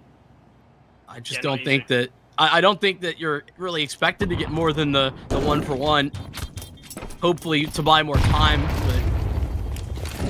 but saving towards go down. The Molly's going to create some problems here. Spam through the smoke from Kenty. Afro's so close to falling, but just the one taken down there. We will see an investment from Astrum here. Another tactical pause called. Look, Vincent, quite a lot of the time we talk about teams neglecting these tactical pauses, and you see games where they lose and you question, well, you've still had all 3 tac pauses available and you never used them. We might have all 6 used before the halftime switch. I doubt it, but the fact we've seen 5 now is crazy. Yeah, I mean, I think it really goes to show how much these two teams are understanding the macro of what's happening right now. Oh, yeah, the importance of each individual turning point. Like, again, right now, Monte hitting 7 is such a massive grab for them. Like, I don't think Astrum are underselling that. They know. Well, I think as well for Astrum, right? This was expected to be a strong map for Monte, but we thought close competition, right? We thought maybe it could be another OT, maybe it's like a 13-9, 13-10 for Monte. And I think if Monte are able to continue this level of threat, that's where we're looking at the second map and saying, okay, well, we know Monte aren't the best on Mirage, but it doesn't matter about previous form. It matters about the here and now, and it's clear that Astrum aren't hitting on that hot form that we'd be so hopeful to see. Yeah, not at the moment. This is another little bit of a different look. We've really rarely seen Monte go for these like yard smoke angles. That's crazy from Grix. That's through the smoke. Afro not even on his screen. Yeah, goes down. That's frustrating. Monte's gonna be put in a tough spot because of that. They use the kind of the I guess the OG smokes, like the old ones, not the closer ones to main. And Grix was towards heaven. I don't know whether he could spot just over it. Whether we get a replay of that would be amazing. But the ones that they threw, you can't see over it unless you just like do it wrong, like as in you walk in correctly. I guess like whether we'll know or it could have been blown. To be fair, we didn't see it from his perspective. Oh, Lean's got to be cautious here. Haji's going to try and provide as much of a kind of attention taker as possible. Gizmy's looking for something down here towards Secret. Ryo's close by. It's going to be an A play through the vent. The problem is Gizmy and Ryo, they can't creep up at the same time. This could be really tough here. Oh, it's been heard. Gizmy's made noise. Kenzie's aware. Lean spotted as well. Grix needs to rotate up towards heaven. I don't know why so much time is given to this. There's 20 seconds left and Haji out of main. Why he's so kind of unsure of a player being on the back of the bomb site is lost to me, but Gizmy will get that trade. Man advantage here for Astrum. It's kind of been given to them though, opportunity-wise, and Grix, he goes for the no-scope, traded by Patsy. Gizmy on the front site, finding one, and Gizmy in the clutch now against Patsy. Maybe not had the best of games, but Gizmy, he's got the information now, ducking and dancing around. He goes for the swing, great idea, but Patsy, clinical enough to take him down, and Astrum, they will find that 4th. I mean, there's the impact from Patsy. We were talking about maybe a little bit of a missing piece. That's a clutch that you'd expect for him to win, despite Gizmy playing it pretty well.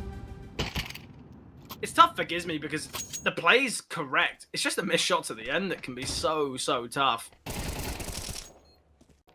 Yeah. But sometimes that's how it goes.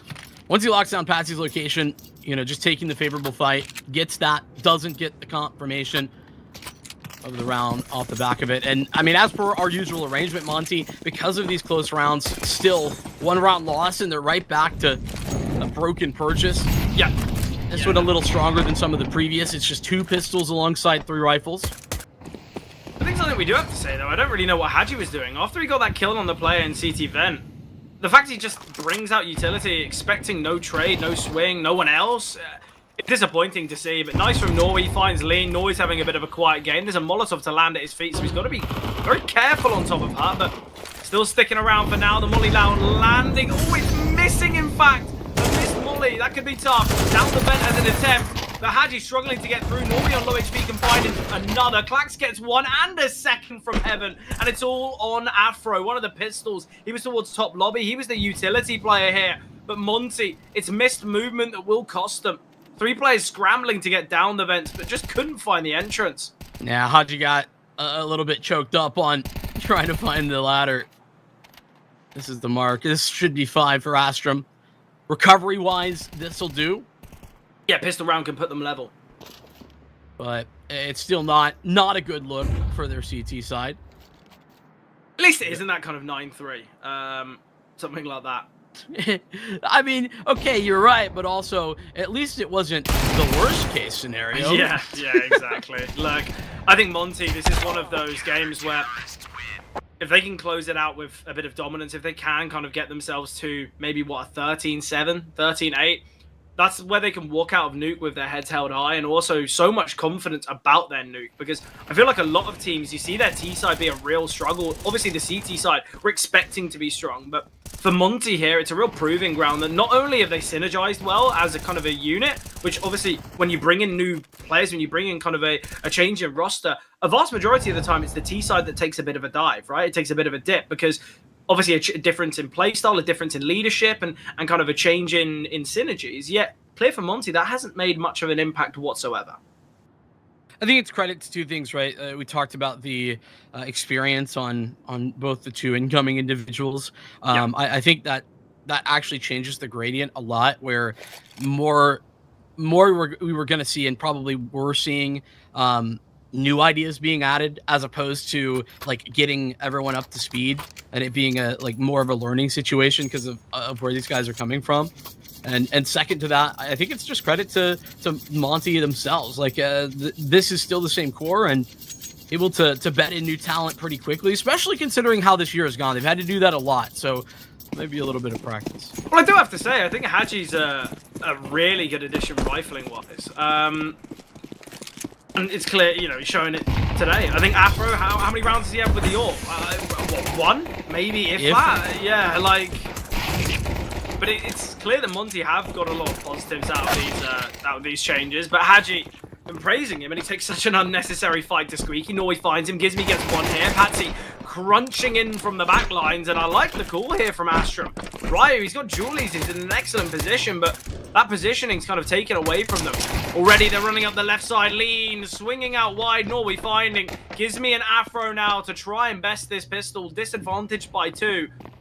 Afro tucked behind the doors. He gets 1, aware that there's plenty more players close by, but they're not going to take that fight yet, and that's when Gizmy emerges. Norway, if he can get this kill, but he doesn't. Gizmy brings it to a 2-on-2, and now he looks to back away. This is a perfect call from Gizmy. Single doors open as well. Perfect information attained now, and even more damage onto Klax. This is an impossible round that's now turned promising for Monte, because Afro, he's rotated up. He's going to head to Trophy. Gizmy gets another, and now Klax, he's low HP, and he's questioning where to go. I mean, Gizmy's just making right decision after right decision right there. There's Never no giving way. himself over. And now the HP is so very low. Klax taking his time about this, really concerned about where Afro has scaled towards on the B site, but he doesn't know that he's just left it entirely. Couldn't even get knifed here. That's how surprised Klax is going to be when he gets shot in the back of the head. Deadly there from Monte. That is a pistol round that probably should have been Astrum's every single day of the week. And Gizmy, it's not even like great individual shots there. Just all the decision making is what's impressive for Gizmy. Yeah, after he gets this kill and then instantly backs away, he knows that the pressure is going to come his way. Then playing an angle where he can only kind of be hit with a 1v1, brilliant as well. Look, it's the fact that Afro, he fires off the shots, he deals the damage towards single door, instantly rotates up the vent, silently creeps through ramp, aware that Gizmy, okay, he's between kind of a rock and a hard place. The fight's going to go his way. Afro has the confidence for Gizmy not only to stay alive as long as possible, but the confidence that he's going to at least get one. And the second that Afro's in the backlines towards Trophy, and we still see Clax towards top ramp on low HP, I think we all know that round's going the way of Monte. An excellent way to turn that 2v4 into a round victory. Sort of a moment where, honestly, Astrum, it feels like we've seen that type of thing before.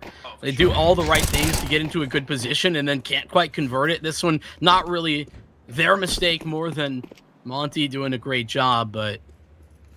Look, we've got 2 MP9s in play for Monte. They've spotted plenty of players towards outside. I don't really know why the MP9s aren't rotating in to try and make some money, because I think we know the rifles are going to win these types of fights. Well, maybe for now, Clax has got some things to say about it. Nice shots here. Gizmy moves back to an even deeper angle to have the rifle advantage, and certainly works out well. And again, that's a kind of a round and a decision-making kind of positive for Gizmy. Just keeps himself at bay, make sure that, you know, he can't be found from range. Rifle retrieved by Lean as well. Gizmy can drop over an M4 to Afro. Monte are now just 4 rounds away from taking their map pick now. Astrum still got 1 timeout in the tank. Not going to use it here. This is must win, though. I mean, giving Monte double digits, I think that is a nail in the coffin for Astrum. Not only is it double digits, it's 11, isn't it? Yeah, too. And it's just not great utility-wise either. Astrum are scraping the bottom of the barrel. Their early util set is just going to leave them with nearly nothing to play out the late round. They've got to take advantage of these. 3 Deagles in the last round. I just don't know why. Well, I mean, I think just to give you maybe an answer that you might not like, this Astrum team's always been about firepower, right? It's not really. It's been like, you know, defaults over anything. So like their execution's never really been what they put a lot of importance on. So, and that hasn't changed with all the changes to this team. And you know, normally that's sort of okay when you get Grix and Patsy that we saw like, the other day. Sometimes though, it's just a little bit more pedestrian from those two, and then you get into trouble. Yeah, definitely. Look, if Astrum have their firepower and they have their kind of individuals cooking to levels that we do know, I think that's where you say, okay, well, it doesn't matter about the util. Just keep the weapons in play. They have everything right now, Zola. This is... Oh, it's done. Monte have won this round. They have full control of the whole map. Astrum think that they're sneaking, going down secret. They lost ramp. They've lost, obviously, trophy. They've lost all control in lobby. We've got a triple B setup currently because they've got all the control. Me when I hit B and think there's no one here, but there's 3 here. Yeah, and look, what, you're going to make your way up secret to head to A? No, Lean's here towards Garage. They should know, though, that there's someone here in Yard. They didn't fight anyone here at all. That's crazy. Lean holds the trigger, and he's going to get them both.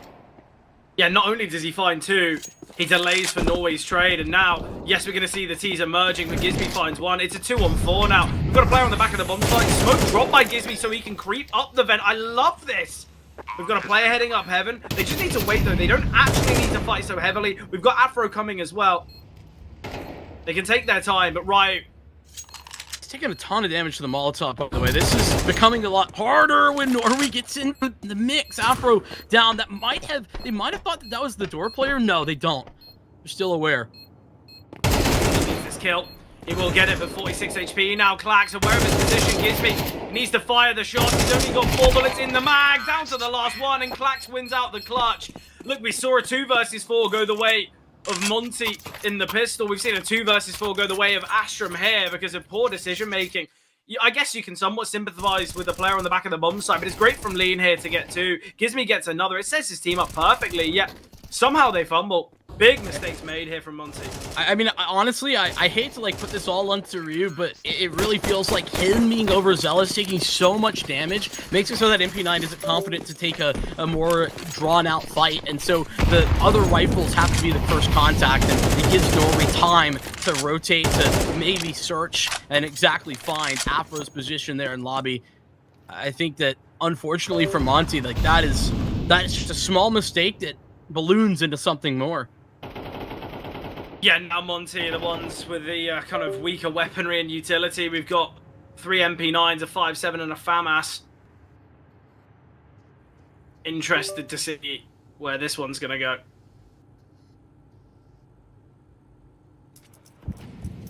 Once again, Monte are going to have all the map control they could ever want. Yeah, yeah, definitely. They've Hard taken to- this lobby, but I like the fact they're going for a flank now.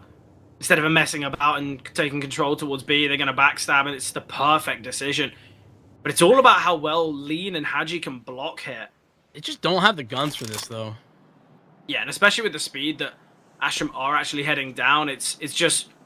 There's no hesitation. It's not as though they stop off at Red Box for a little bit of a chat or anything like that. They've just shifted their way through. Obviously, Afro is going to continue here. He spots nothing towards outside. This backstab can still have weight, but Ryu probably needed to drop this smoke, but Haji's close by. Ryu needs to get this kill. Haji can swing open through the doors, but a lot of damage taken. No kill seen, and the kill feed has gone orange. The flank finally comes through from Afro. Aware of Lean's position, but Afro gets a second. Low HP for Grix. They need to deal with him. Patsy maneuvering through the bomb site. He will find Afro. An important kill to confirm. And it's on to Grix and Patsy, the two players you want in this type of clutch. But they don't really have the time. They wanted to head up towards the A-bomb site, but the HE grenade from Patsy will take down Lean, and Astrum again. They stay and they can find the round. It seems so difficult, yet still Monte so close. Yeah, That's the issue that I have with the decision to go for that flank.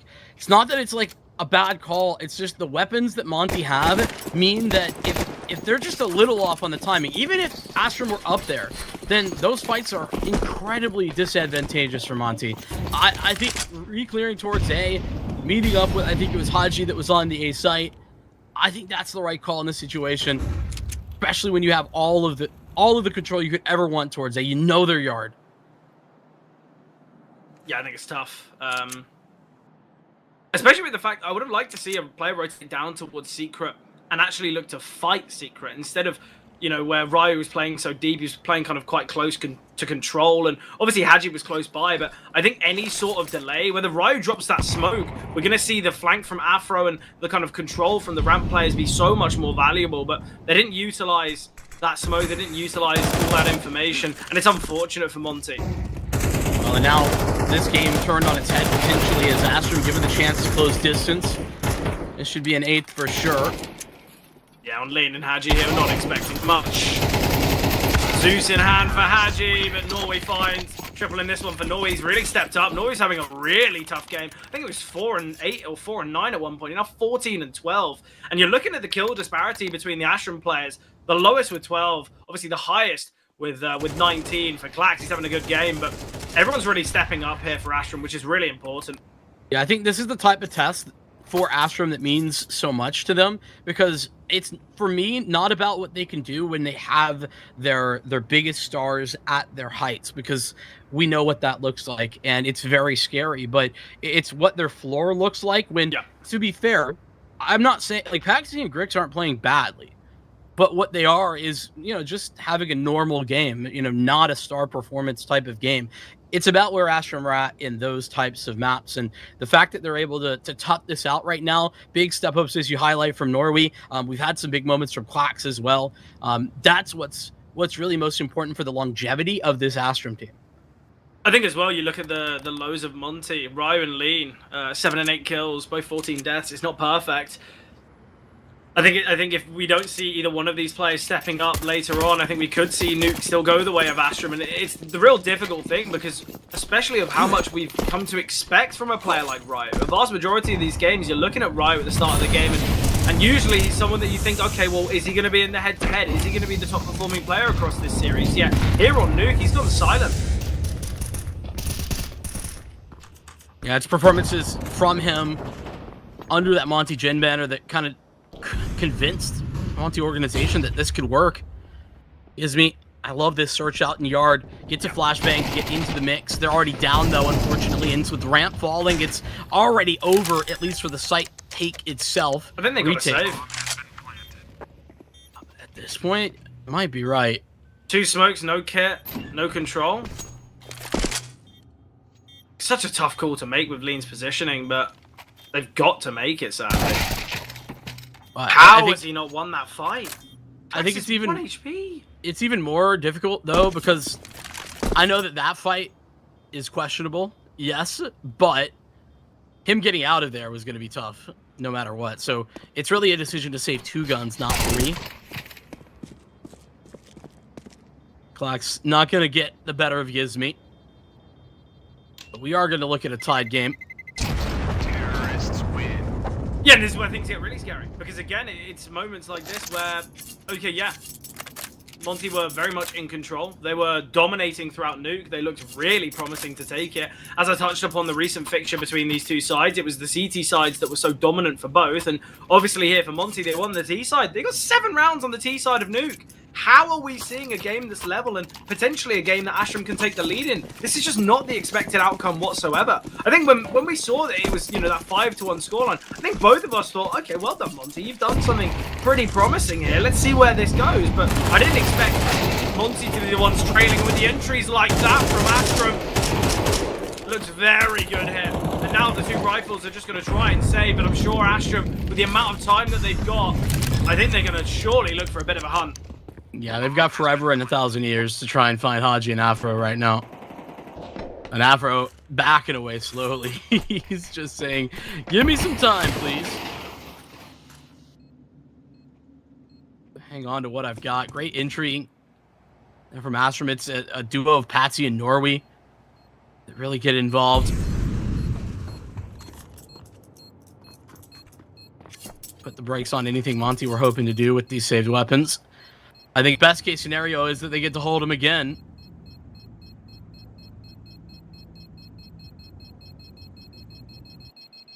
And it looks like they will. Terrorists win. I'm a little concerned right now. This is where I was kind of highlighting and not really being critical of the timeouts early into this map. I think they got value out of them. But not having any here for the second half when things are going wrong like this is the problem I was mentioning. And I think we're there. We're at that point now.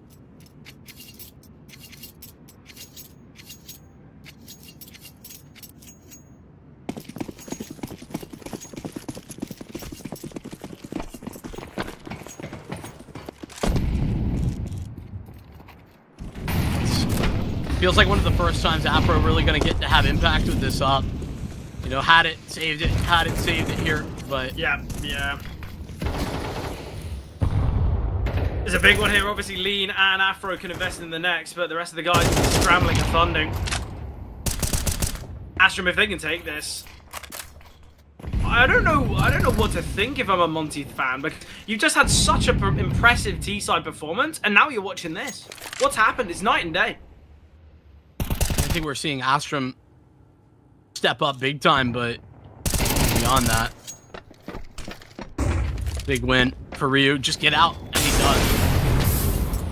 Ooh, missed shot there for Afro. Luckily not punished by it. Rick's almost got shot through that wall.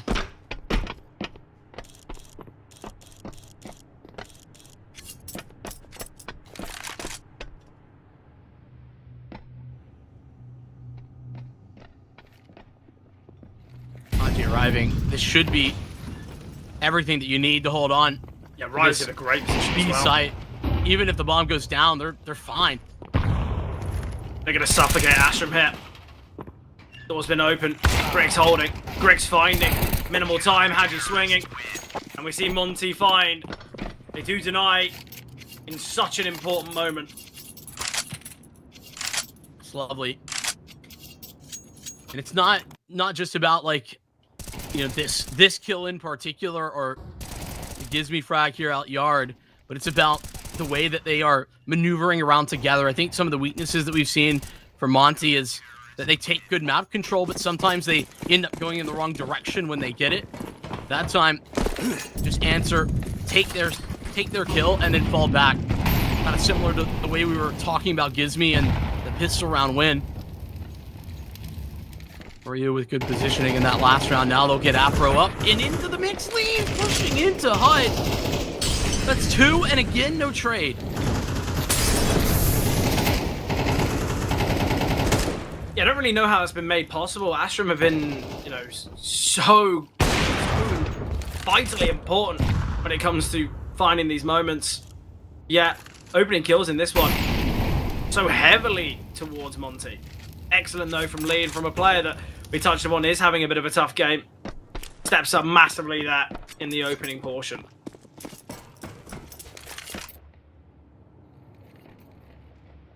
Rotation will be heard from Grix, but not really much that you can do about it other than communicate. It's a 2-on-5, so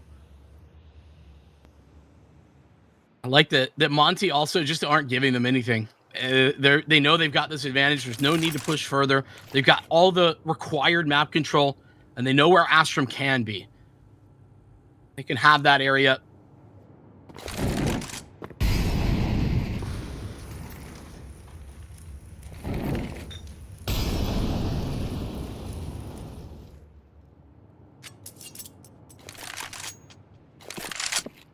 I think they're just going to be...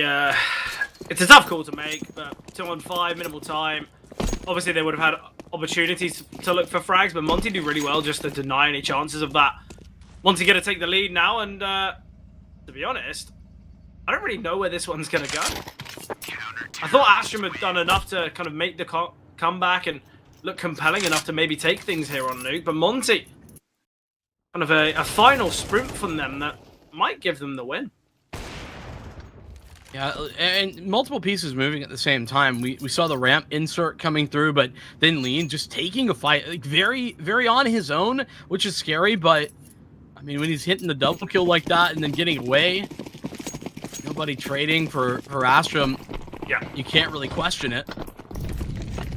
There's 4 AKs alongside this ult for Monte. I don't think you could really hope for a better CT side arsenal. This is it, though. This is the pivotal round. If Monte take it, finances for Astrum are in tatters, and that's where we're saying Monte have got 2 strong chances to close it out. Yet for Astrum, even if they are victorious, they'll be facing off against a full investment in the next. Monte seems as though they've finally sorted their finances out. It's been something that's been kind of troubling them throughout this game, but I'm loving the setup here for Monte. We've got Gizmy and Garage. We've got Afro down here towards Secret. I don't think they would have heard that at all, so Gizmy's job is to try and take as much attention away. Doing that right now very well.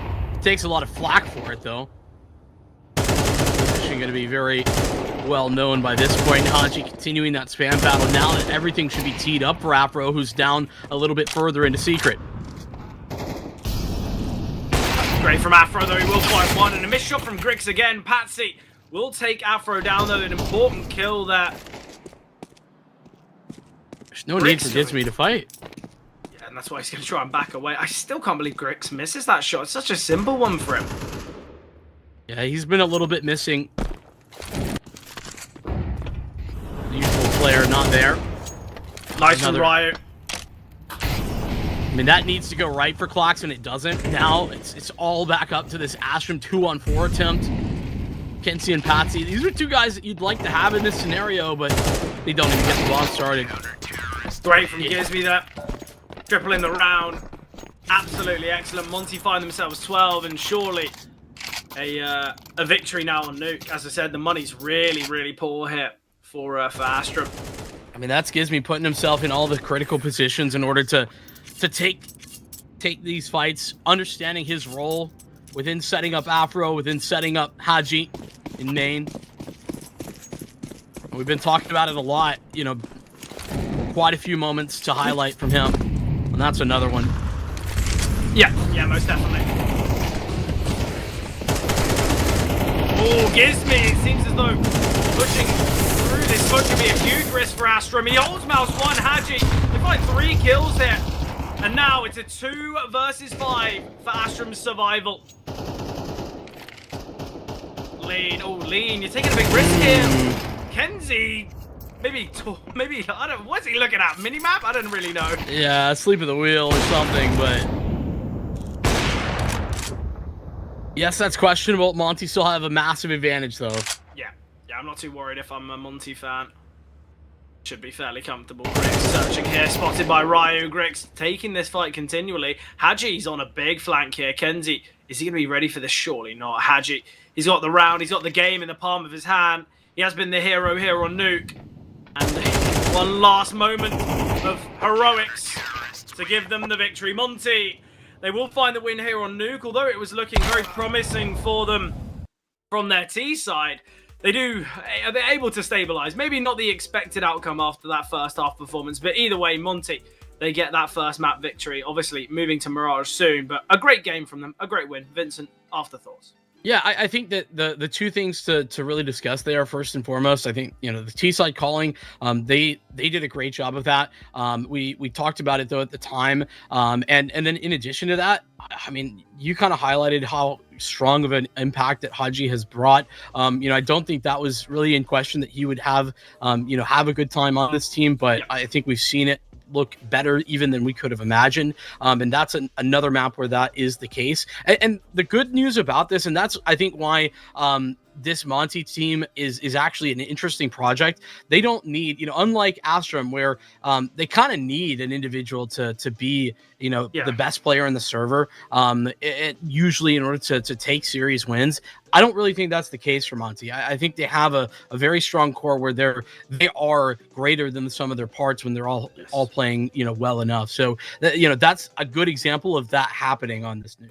Yeah, definitely. Obviously, now we move to Mirage. We mentioned maybe not the best map for Monte in the past, but certainly with the opportunity to find a 2-0 here. And I think that's what many people are going to be questioning is, look, Astrum, the pieces weren't really there. I feel like there was some lacking in firepower. I don't want to take away because Grix, maybe didn't have the best of games, but also it wasn't as though he was underperforming. I just feel like for this Astrum side, they need someone to absolutely light up the server for them to look so dominant. But obviously, interesting to see how Mirage is going to pan out. But before we do get to see the action unfold, we will be jumping to a break.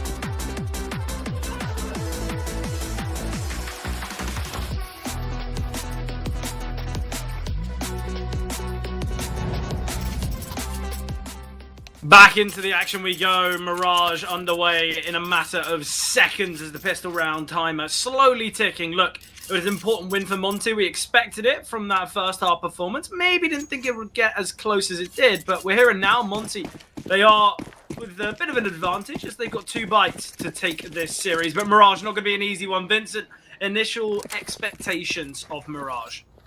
I think Astrum, this is their map to win. Yeah. They need to see, the Patsy, the Grix that we know and love. That's I think the reality of the situation. Otherwise, Monte primed for an upset here in the opening round of the Swiss. It's crazy to call Monte the team that to upset, right? I guess just goes to show the quality of some of the teams we have here. But it's a B play here from Astrum. They try and maneuver their way out. Gives me into the kind of the eye of the storm. We will get one before falling. Grix, the flying, or more like falling Glock, able to get the headshot. But 3-on-3, bomb down, no defuse kit in sight. I believe Gizmi had one, but not the easiest to retrieve. Afro slowly creeping his way out of market now. He's got to deal with Clax in this close right position. He's been spotted now, and Norway can operate as a bit of a helping hand. Clax maneuvers his way back to the side, but Ryu will take down Norway. Now Clax, center of the bomb site, trying to maneuver, but Afro will find. Afro doubles. Enough time for the defuse, whether there's a kit or not. And Monte start things off very nicely here on the CT pistol. Yeah, I think that things went poorly actually on the initial defense, considering the investment. Like, they had the Molotov there. Gizmi was in a great position. I think overstepped a little bit. Didn't quite need to commit so heavily to that, but was trying to help play for his teammate on Cat. They had already gone down and he was blind, so didn't really realize that was happening. All things considered, though, got to be a jump scare moment for Norway, who is jiggling at bench and sees all 3 CTs just in market door, offset from each other. That's really nicely done from Monte. When you're talking about like how to retake the B site there, that's the way to do it. Yeah, most definitely.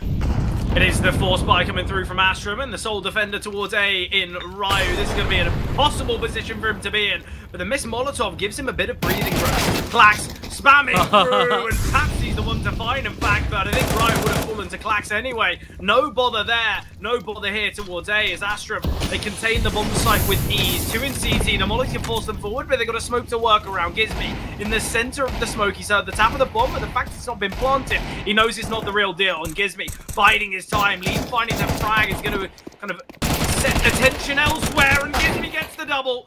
Still 2 players surviving for Astrum, but Afro finding it's all on Patsy now, alone here towards top con. The smoke has faded. He's searching for lead, but he's in apartment, removing and kind of repositioning to short now. Patsy's not going to be wary of this, surely not. And Monte can just take their time. There's no need to rush this. The bomb's denied. Patsy alone with 45 seconds to play with. Yeah, they're a little bit more separated, Monte, than I really would like, though. I mean, they know the bomb's there. Thankfully, they are grouping back a little bit together. Haji catches Patsy with his back turn, so it's no big deal. My concerns, no matter of fact, as Astrum. I feel like Ryu might have made like some sort of audio cue. They were really keen about that position. So they had the Molly in there, too. Or maybe just a good protocol. Regardless, the fact that doesn't go so wrong is really a credit to Gizmi. Oh yeah, 100% huge from Gizmi. I think as well, Astrum, they know that it's going to be an A play. I don't think it doesn't matter whether Clax fires off bullets through that smoke anyway. I think that is just their game plan of once they're smoked off there, you just spam that corner just in case. Either way though, Monte, they deal with it very nicely. They can go 3-0 up here. Gizmi, nice find onto Patsy here. I feel both of us were pretty confident in Astrum's abilities in this series. Yet I feel like Monte, surely the favoured side now, right? Even though it's Mirage, I feel like they've got that kind of it factor about them today. I would agree with you. I, on principle, have to say no though, because I don't think the equation has changed here for Astrum. I still favor them, like as a whole, on both of these final 2 maps. And for me, I mean, my prediction was Monte win Nuke and lose ultimately. But I think that, we were talking about Monte the way we've been seeing them. Yeah, they are the ones that look hot, and it's Astrum that are struggling. There's no doubt about that. It would not surprise me to see my expectations upset after that first one. Yeah, nice D shot from Klax though, but it might just be all for fun as we do see kills come through for Monte. 4 survivors. Not the kind of the outcome that we saw on Nuke, where although winning rounds, it was very close, constant casualties, and kind of 1 round away from being reset. Yet here, finances are looking good, and Orb can be invested too. Same can't be said for Grix though, and you're looking at the kills. If this round goes the way of Monte and we see Astrum go 5-0 down and, you know, they're not keeping things competitive, there's going to be no momentum alongside them. There's going to be very little to talk about. Yet for Monte, they're looking very compelling here. Afro is going to make the jump to short. Top mid has been smoked off, but the elevated angle would help. Yet no one in middle. It's an A play here. Ryu, the lone defender. This could cause some problems. Lean needs to rotate in. Gonna get there, provide some supportive flashbangs and utility, but Ryu goes down. There's no defense posted by him. Ooh, missed Molly. That saves Lean for a little bit of time. Kenzie finding that kill onto Haji, though, makes this round very difficult. Afro orb in hand. Might look for a lucky pot shot through the smoke, but speaking of kills through smokes, it is Norway that connects to Lean. Now the hope is that Afro can even save this gun, to be honest. Yeah, definitely. Clean execute from Astrum. Certainly what the doctor ordered. I mean, talking about the individuals and kind of what we were expecting, we talked about Patsy and Grix coming into this map. Well, that's a Patsy entry that you're going to probably see attempted very often. Yeah. So I think we see the first signs of life there from Astrum on this map, and it's in the first gun round. Very important, as you highlighted, but Monte by no means out of this thing. Their money's still strong, particularly if they save this up, which they will be able to do. Nobody too interested with a knife's edge economy of their own on the Astrum side. It's going to be a strong buy from Monte. Gizmy can drop over an M4, Ryu can invest, and Afro can drop over a rifle as well. It's going to be pretty much the same buy. It's not too bad at all. Obviously, with no casualties on the Astrum side, finances for them are going to be looking pretty stellar as well.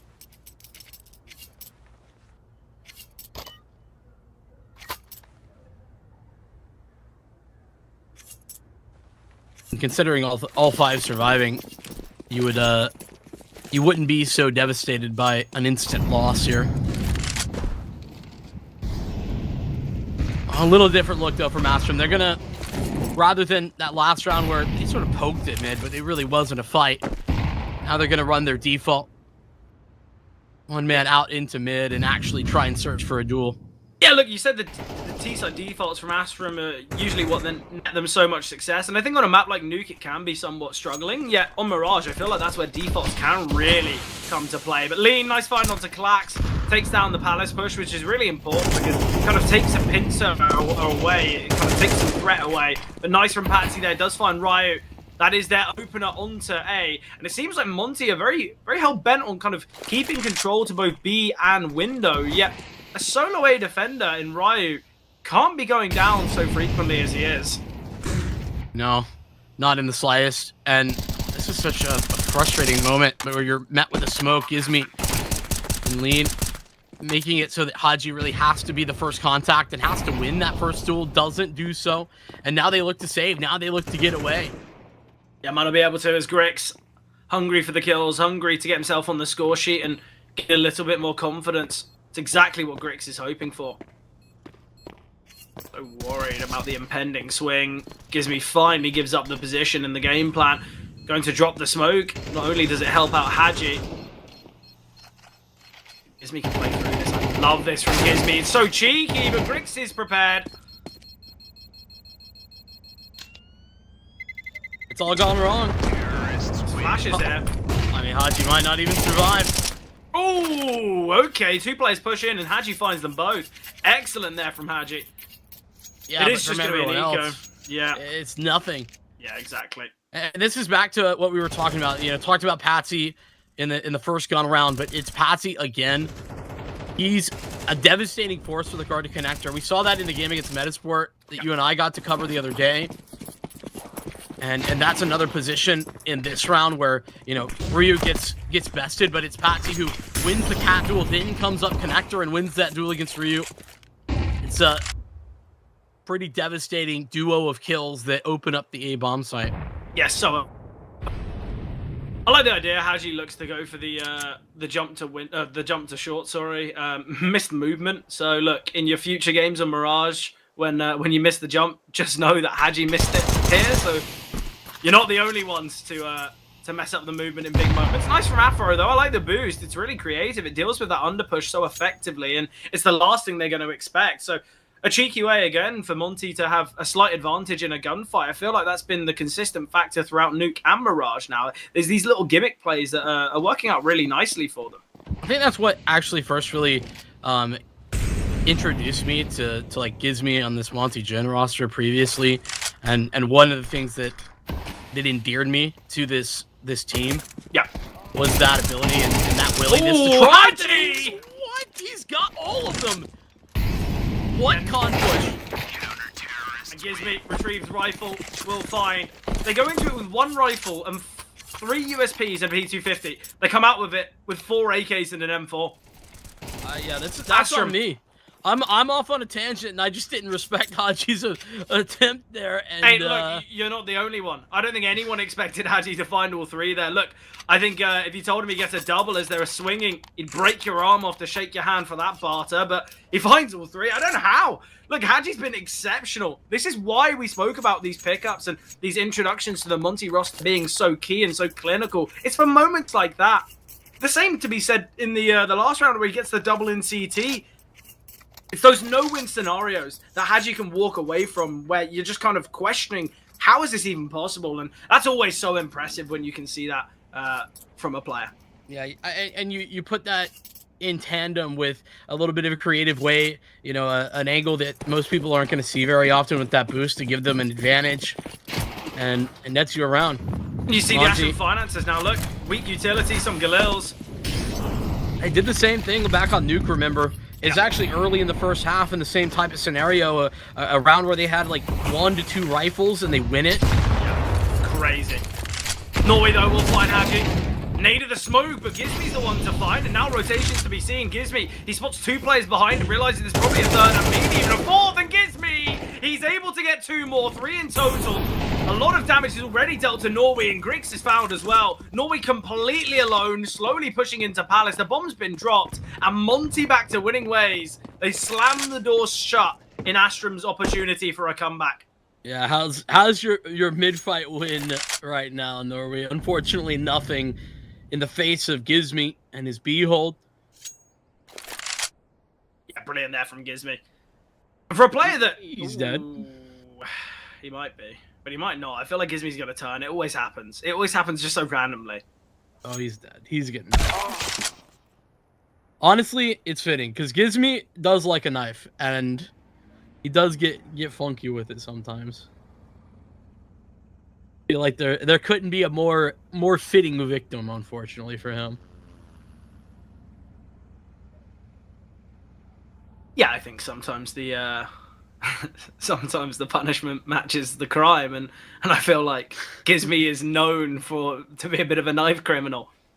We saw him. It was on Nuke. He dropped his gun in the smoke and he was swinging a knife around against a full buy earlier. So is that the case, by the way? Because like I say that based on what I've seen personally, and I don't know if anyone else has seen that. Is that just like? Well, we've seen it here on Mirage. It was in that round. It was in the Haji round where he gets 3. He sat underneath window on B with just a knife out. I feel like Gizmy, he loves a good old knife kill. But this is excellent from Gizmy. He bides his time. He waits for the teammates' flashes to come over the top. Obviously not blinding, but they still find the kills. I also like that even though Gizmy gets knifed there, they don't like react. Monte doesn't overreact or anything. Doesn't go on the hunt. They know what's most important there. Listen, 3 AKs. We talked about how important that can be for the CT side, but keeping the finances in check too.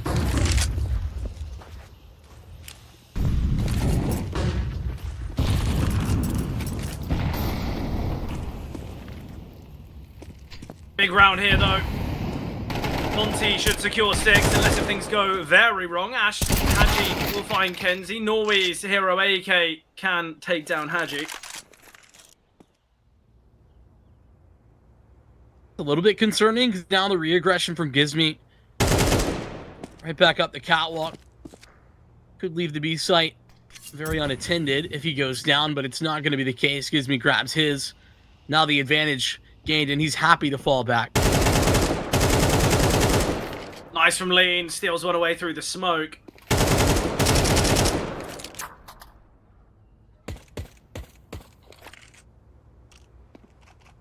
Now Norby's just got his AK. A little bit of a repeat. He's going to feel familiar territory. Counter-terrorists win. Lean shuts him down. That's a clean enough round, only losing Haji in the mix.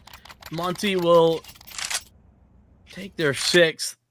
Yeah, look at the money here for Monte. It's excellent. I don't know whether you caught that just before the replay started rolling in, but we now have Grix on the big green. Finally. Massive. Yeah, look, it takes the now round 9 to see that AWP in hand, but I think we know how much of a difference this can be. Obviously, it's at the cost of head armor, but I think with the amount of AKs in play, I think the head armor's the least of his issues. It's getting that AWP in hand. Grix one of the few offers that I'm willing to see him glass cannon, to be honest with you. Even. Yeah. He's one of the AWPers that I'm willing to see him on a scout over an AK when he can't afford an AWP. I feel Okay, like now he we're can. going crazy. And like I said, you know, games like this can sometimes make you go a bit mad.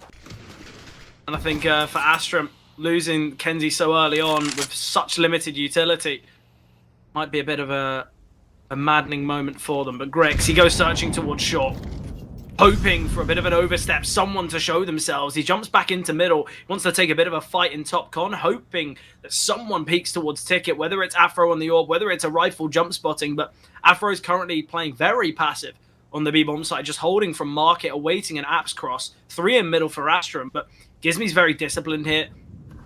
Norway's cracked his way back from apartments, but it seems like it's going to be a B play. I don't really know why Norway's backed away.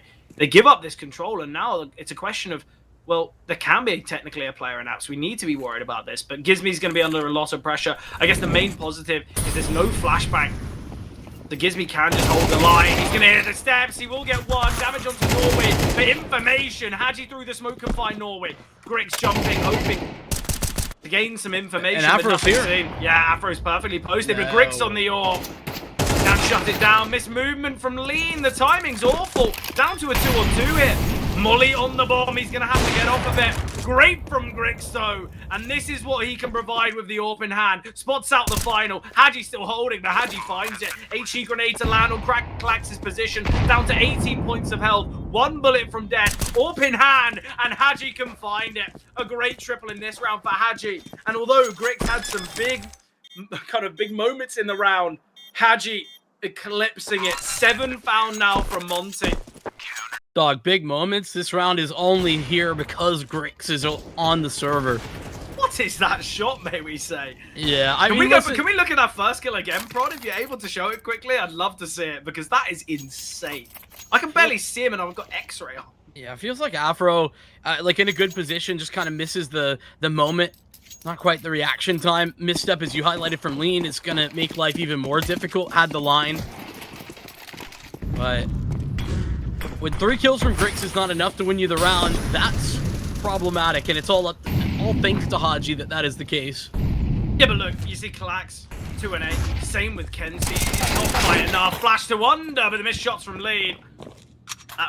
Gives a rifle now for them to work with. They do have to cross paths with the AWP of Afro, and Haji finds Norway as well in the process. Haji towards top middle having more impact. Afro rotating in with the AWP, and it's all on Grix. Deeg in hand, 1v3, gets attacked now by the AWP and taken down by Afro. Yes, it takes 2 shots to conclude the kill, but Monte don't mind. 8 rounds now found for Monte, and Astrum sat with head in hand. I think I'm sat with head in hands as well. Clax was kind of the only consistent factor we saw back over on Nuke, and now he's struggling. Grix, great when he had the op, but unfortunately hasn't had those opportunities allotted to him. He'll get another one this round, and it's got to be the game changer. We're here at the end of the half. 8 rounds is already phenomenal for Monte. Yeah, brilliant. And there's still 2 more to play. And again, it's not the perfect of investments from Astrum. Haji sitting in the smoke. Oh, Haji is going to completely catch off Kenzie. He does. Patsy in middle will turn, but surely traded by Lean. down to this 3-on-3. The remaining players for Astrum to maneuver their way out of A. Not much utility to work with, though. They've dropped the majority of it in middle, yet they've not contained that control. Ryu, unaware of his position. He's lost out Clax as well. So much damage. Such an awkward fight. Ryu eventually taken down, but Gizmy's got an HE grenade, and so does Lean. So we do see Clax back away. Correct decision there. And dodges out on the first HE that comes flying his direction. I mean, how do you anticipate Gizmy here, but also not paying attention? Grix now a 1v2. This clutch almost required. Lean does not need to fight. He does not need to fight at all. Gizmy's making his way here towards short. And look, Grix is so fixated. Oh, what a shot from Grix there. Aware of Lean. We saw a big front clutch from Haji recently. And Grix needs an even bigger one. Onto the pistol now. I think he thinks he got the tag, but he doesn't. Glock in hand. Lean will find. Ult saved. And Monte continue. Another clutch going the way of Monte. It's a great attempt from Grix, but sadly, just not able to get that final kill. But the shot there onto Gizmy is so impressive. Yeah, I mean, last time it was Haji who had the 1v2. Now Grix is on the other side of that, has to do it only on his lonesome. Yeah, that is an incredible shot. You're absolutely right. I would have quite liked to see the shotgun warping from Grix. It's something that he utilizes quite a lot of the time. And I think in that moment, a Glock against a head-armored rifler with 74 health, I think that Glock's going to take, 3-4 bullets to get the kill done. And I think we know the rifle's winning that one. It's a tough clutch. It's a tough decision, but Monte now with 9. Final round of the half here. Astrum, they've got the rifles. Maybe not the full utility and not the AWP on Grix. But it is Monte that are continuing this dominance. What a performance from Monte. They just need to close it out now. They cannot give the option and the ability and possibility, for Astrum to come back into this, because we know the difficulties that Anubis has shown for Monte in the past. But Afro, I like the idea of this, jumping into ladder. An early peek to short, which will completely surprise Astrum here. Oh, fully blinded. Afro's flash sets up the team, sets up Lean, and it gives them a 5-on-3. And this is where now Monte should just play this fully retake. They don't need to push through these smokes. They don't have enough util here, Astrum, to win this one. I think they're going to flood it. I don't think they're going to give them the opportunity to even start this. First damage done. You do lean back a little bit, but it's... That's it, HP. It's done. Another one. 10 rounds to 2. All on Grix. 13 health. And there it is. Monte.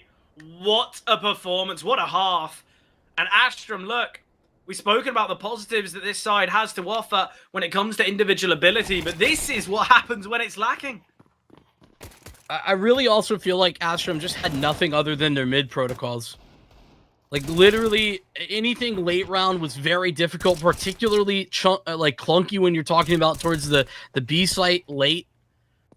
And then, some of these A attacks, like the executes towards A were pretty decent. But oftentimes they were left to late take A with a disadvantage, and that's always tough when you have utility, and often Astrum didn't even have that. Monte ahead at every turn. A lot of good details with regard to, taking the mid control. That mid fight we just saw in the last round. This is another one of those that we were talking about.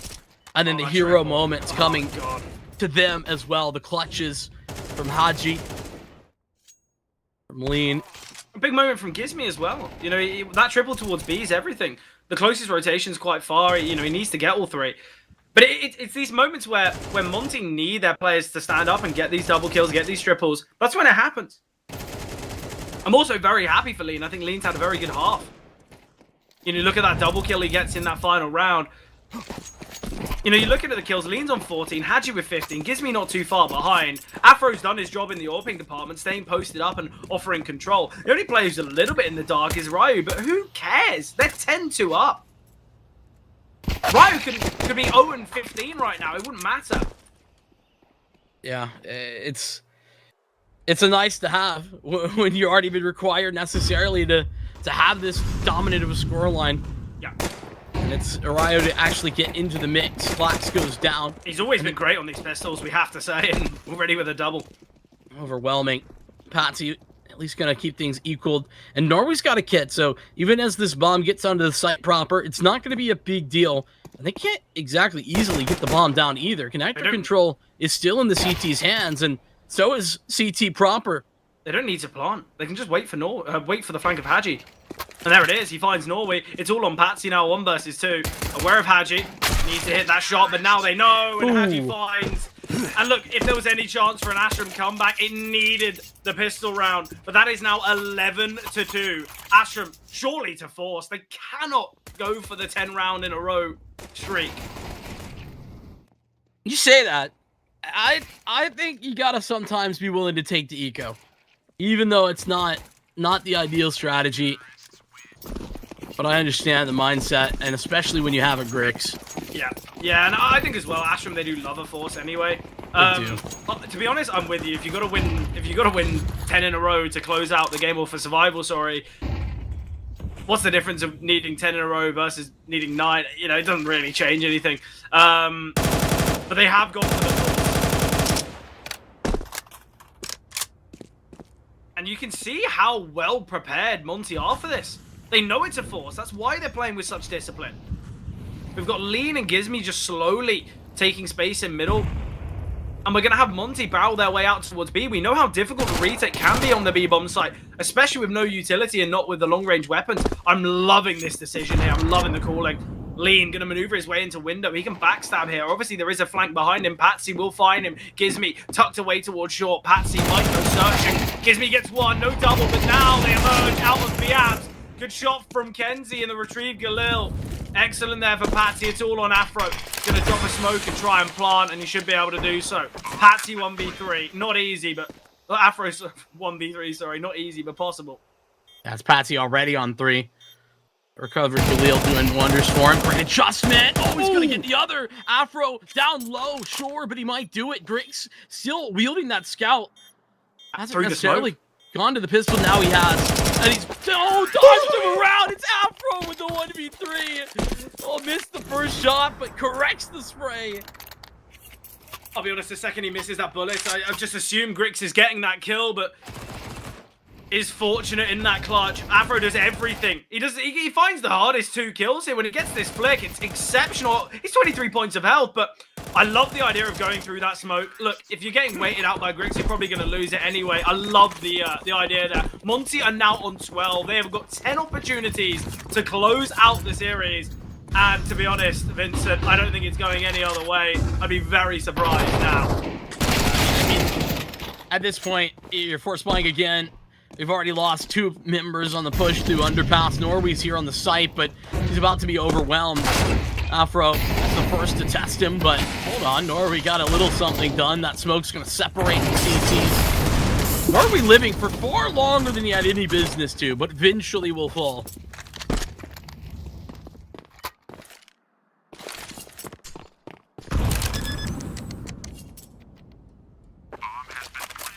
One versus 3 for Patsy.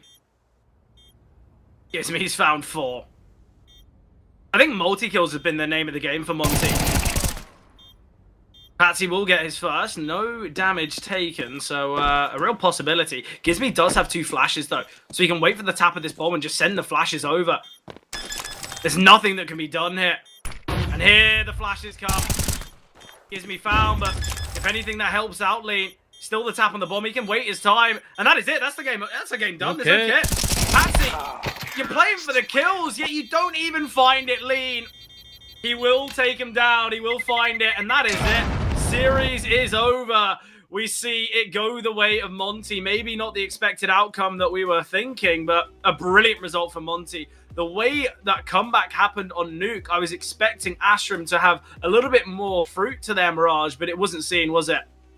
And listen, I feel vindicated a little bit when I say stuff like, Astrum are a good team and they have good individuals and they have a lot of the pieces that you would really like to see.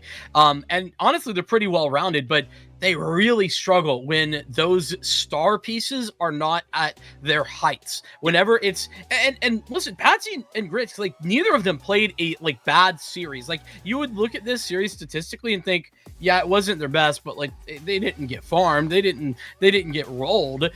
It was just fine. And when that happens, I just cannot trust Astrum to have any consistency whatsoever. And that's the opposite for Monte. They don't necessarily need to have some star individual going crazy. They have some pieces that are in that direction, like Haji in particular. But it's a team effort. And I think that that's what's so entertaining and interesting about these moves that we've seen by Monte, is that they are making the right adjustments to give themselves chances in matches that they are maybe the underdog in.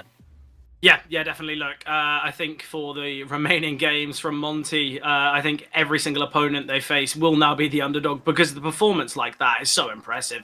And if that's something they can replicate throughout the rest of their Swiss stage endeavors, I think Monte are a team that we could say, look, they've got a strong chance of making it through, because the way they played was exceptional. Obviously, though, as we touched upon beforehand, this final game of today, it is a forfeit. It has gone the way of Iberian Soul against Fabbet. Sadly, not to be able to see that match. So that does mean that's it for today. Obviously quite a short one for me and you, but obviously we'll be back hopefully watching that Swiss stage games, and I guess we'll be back on the mic as soon as possible. But speaking of on the mic, tomorrow morning things will be kicked off by Overset and Nexus. So if you guys are there for that Partisan Zero Tenacity game, make sure to show them some love. And look, I'm sure it's going to be a great game of CS tomorrow as well. But that's been it from us. Hope you guys enjoyed, and we'll see you soon for that CCT action.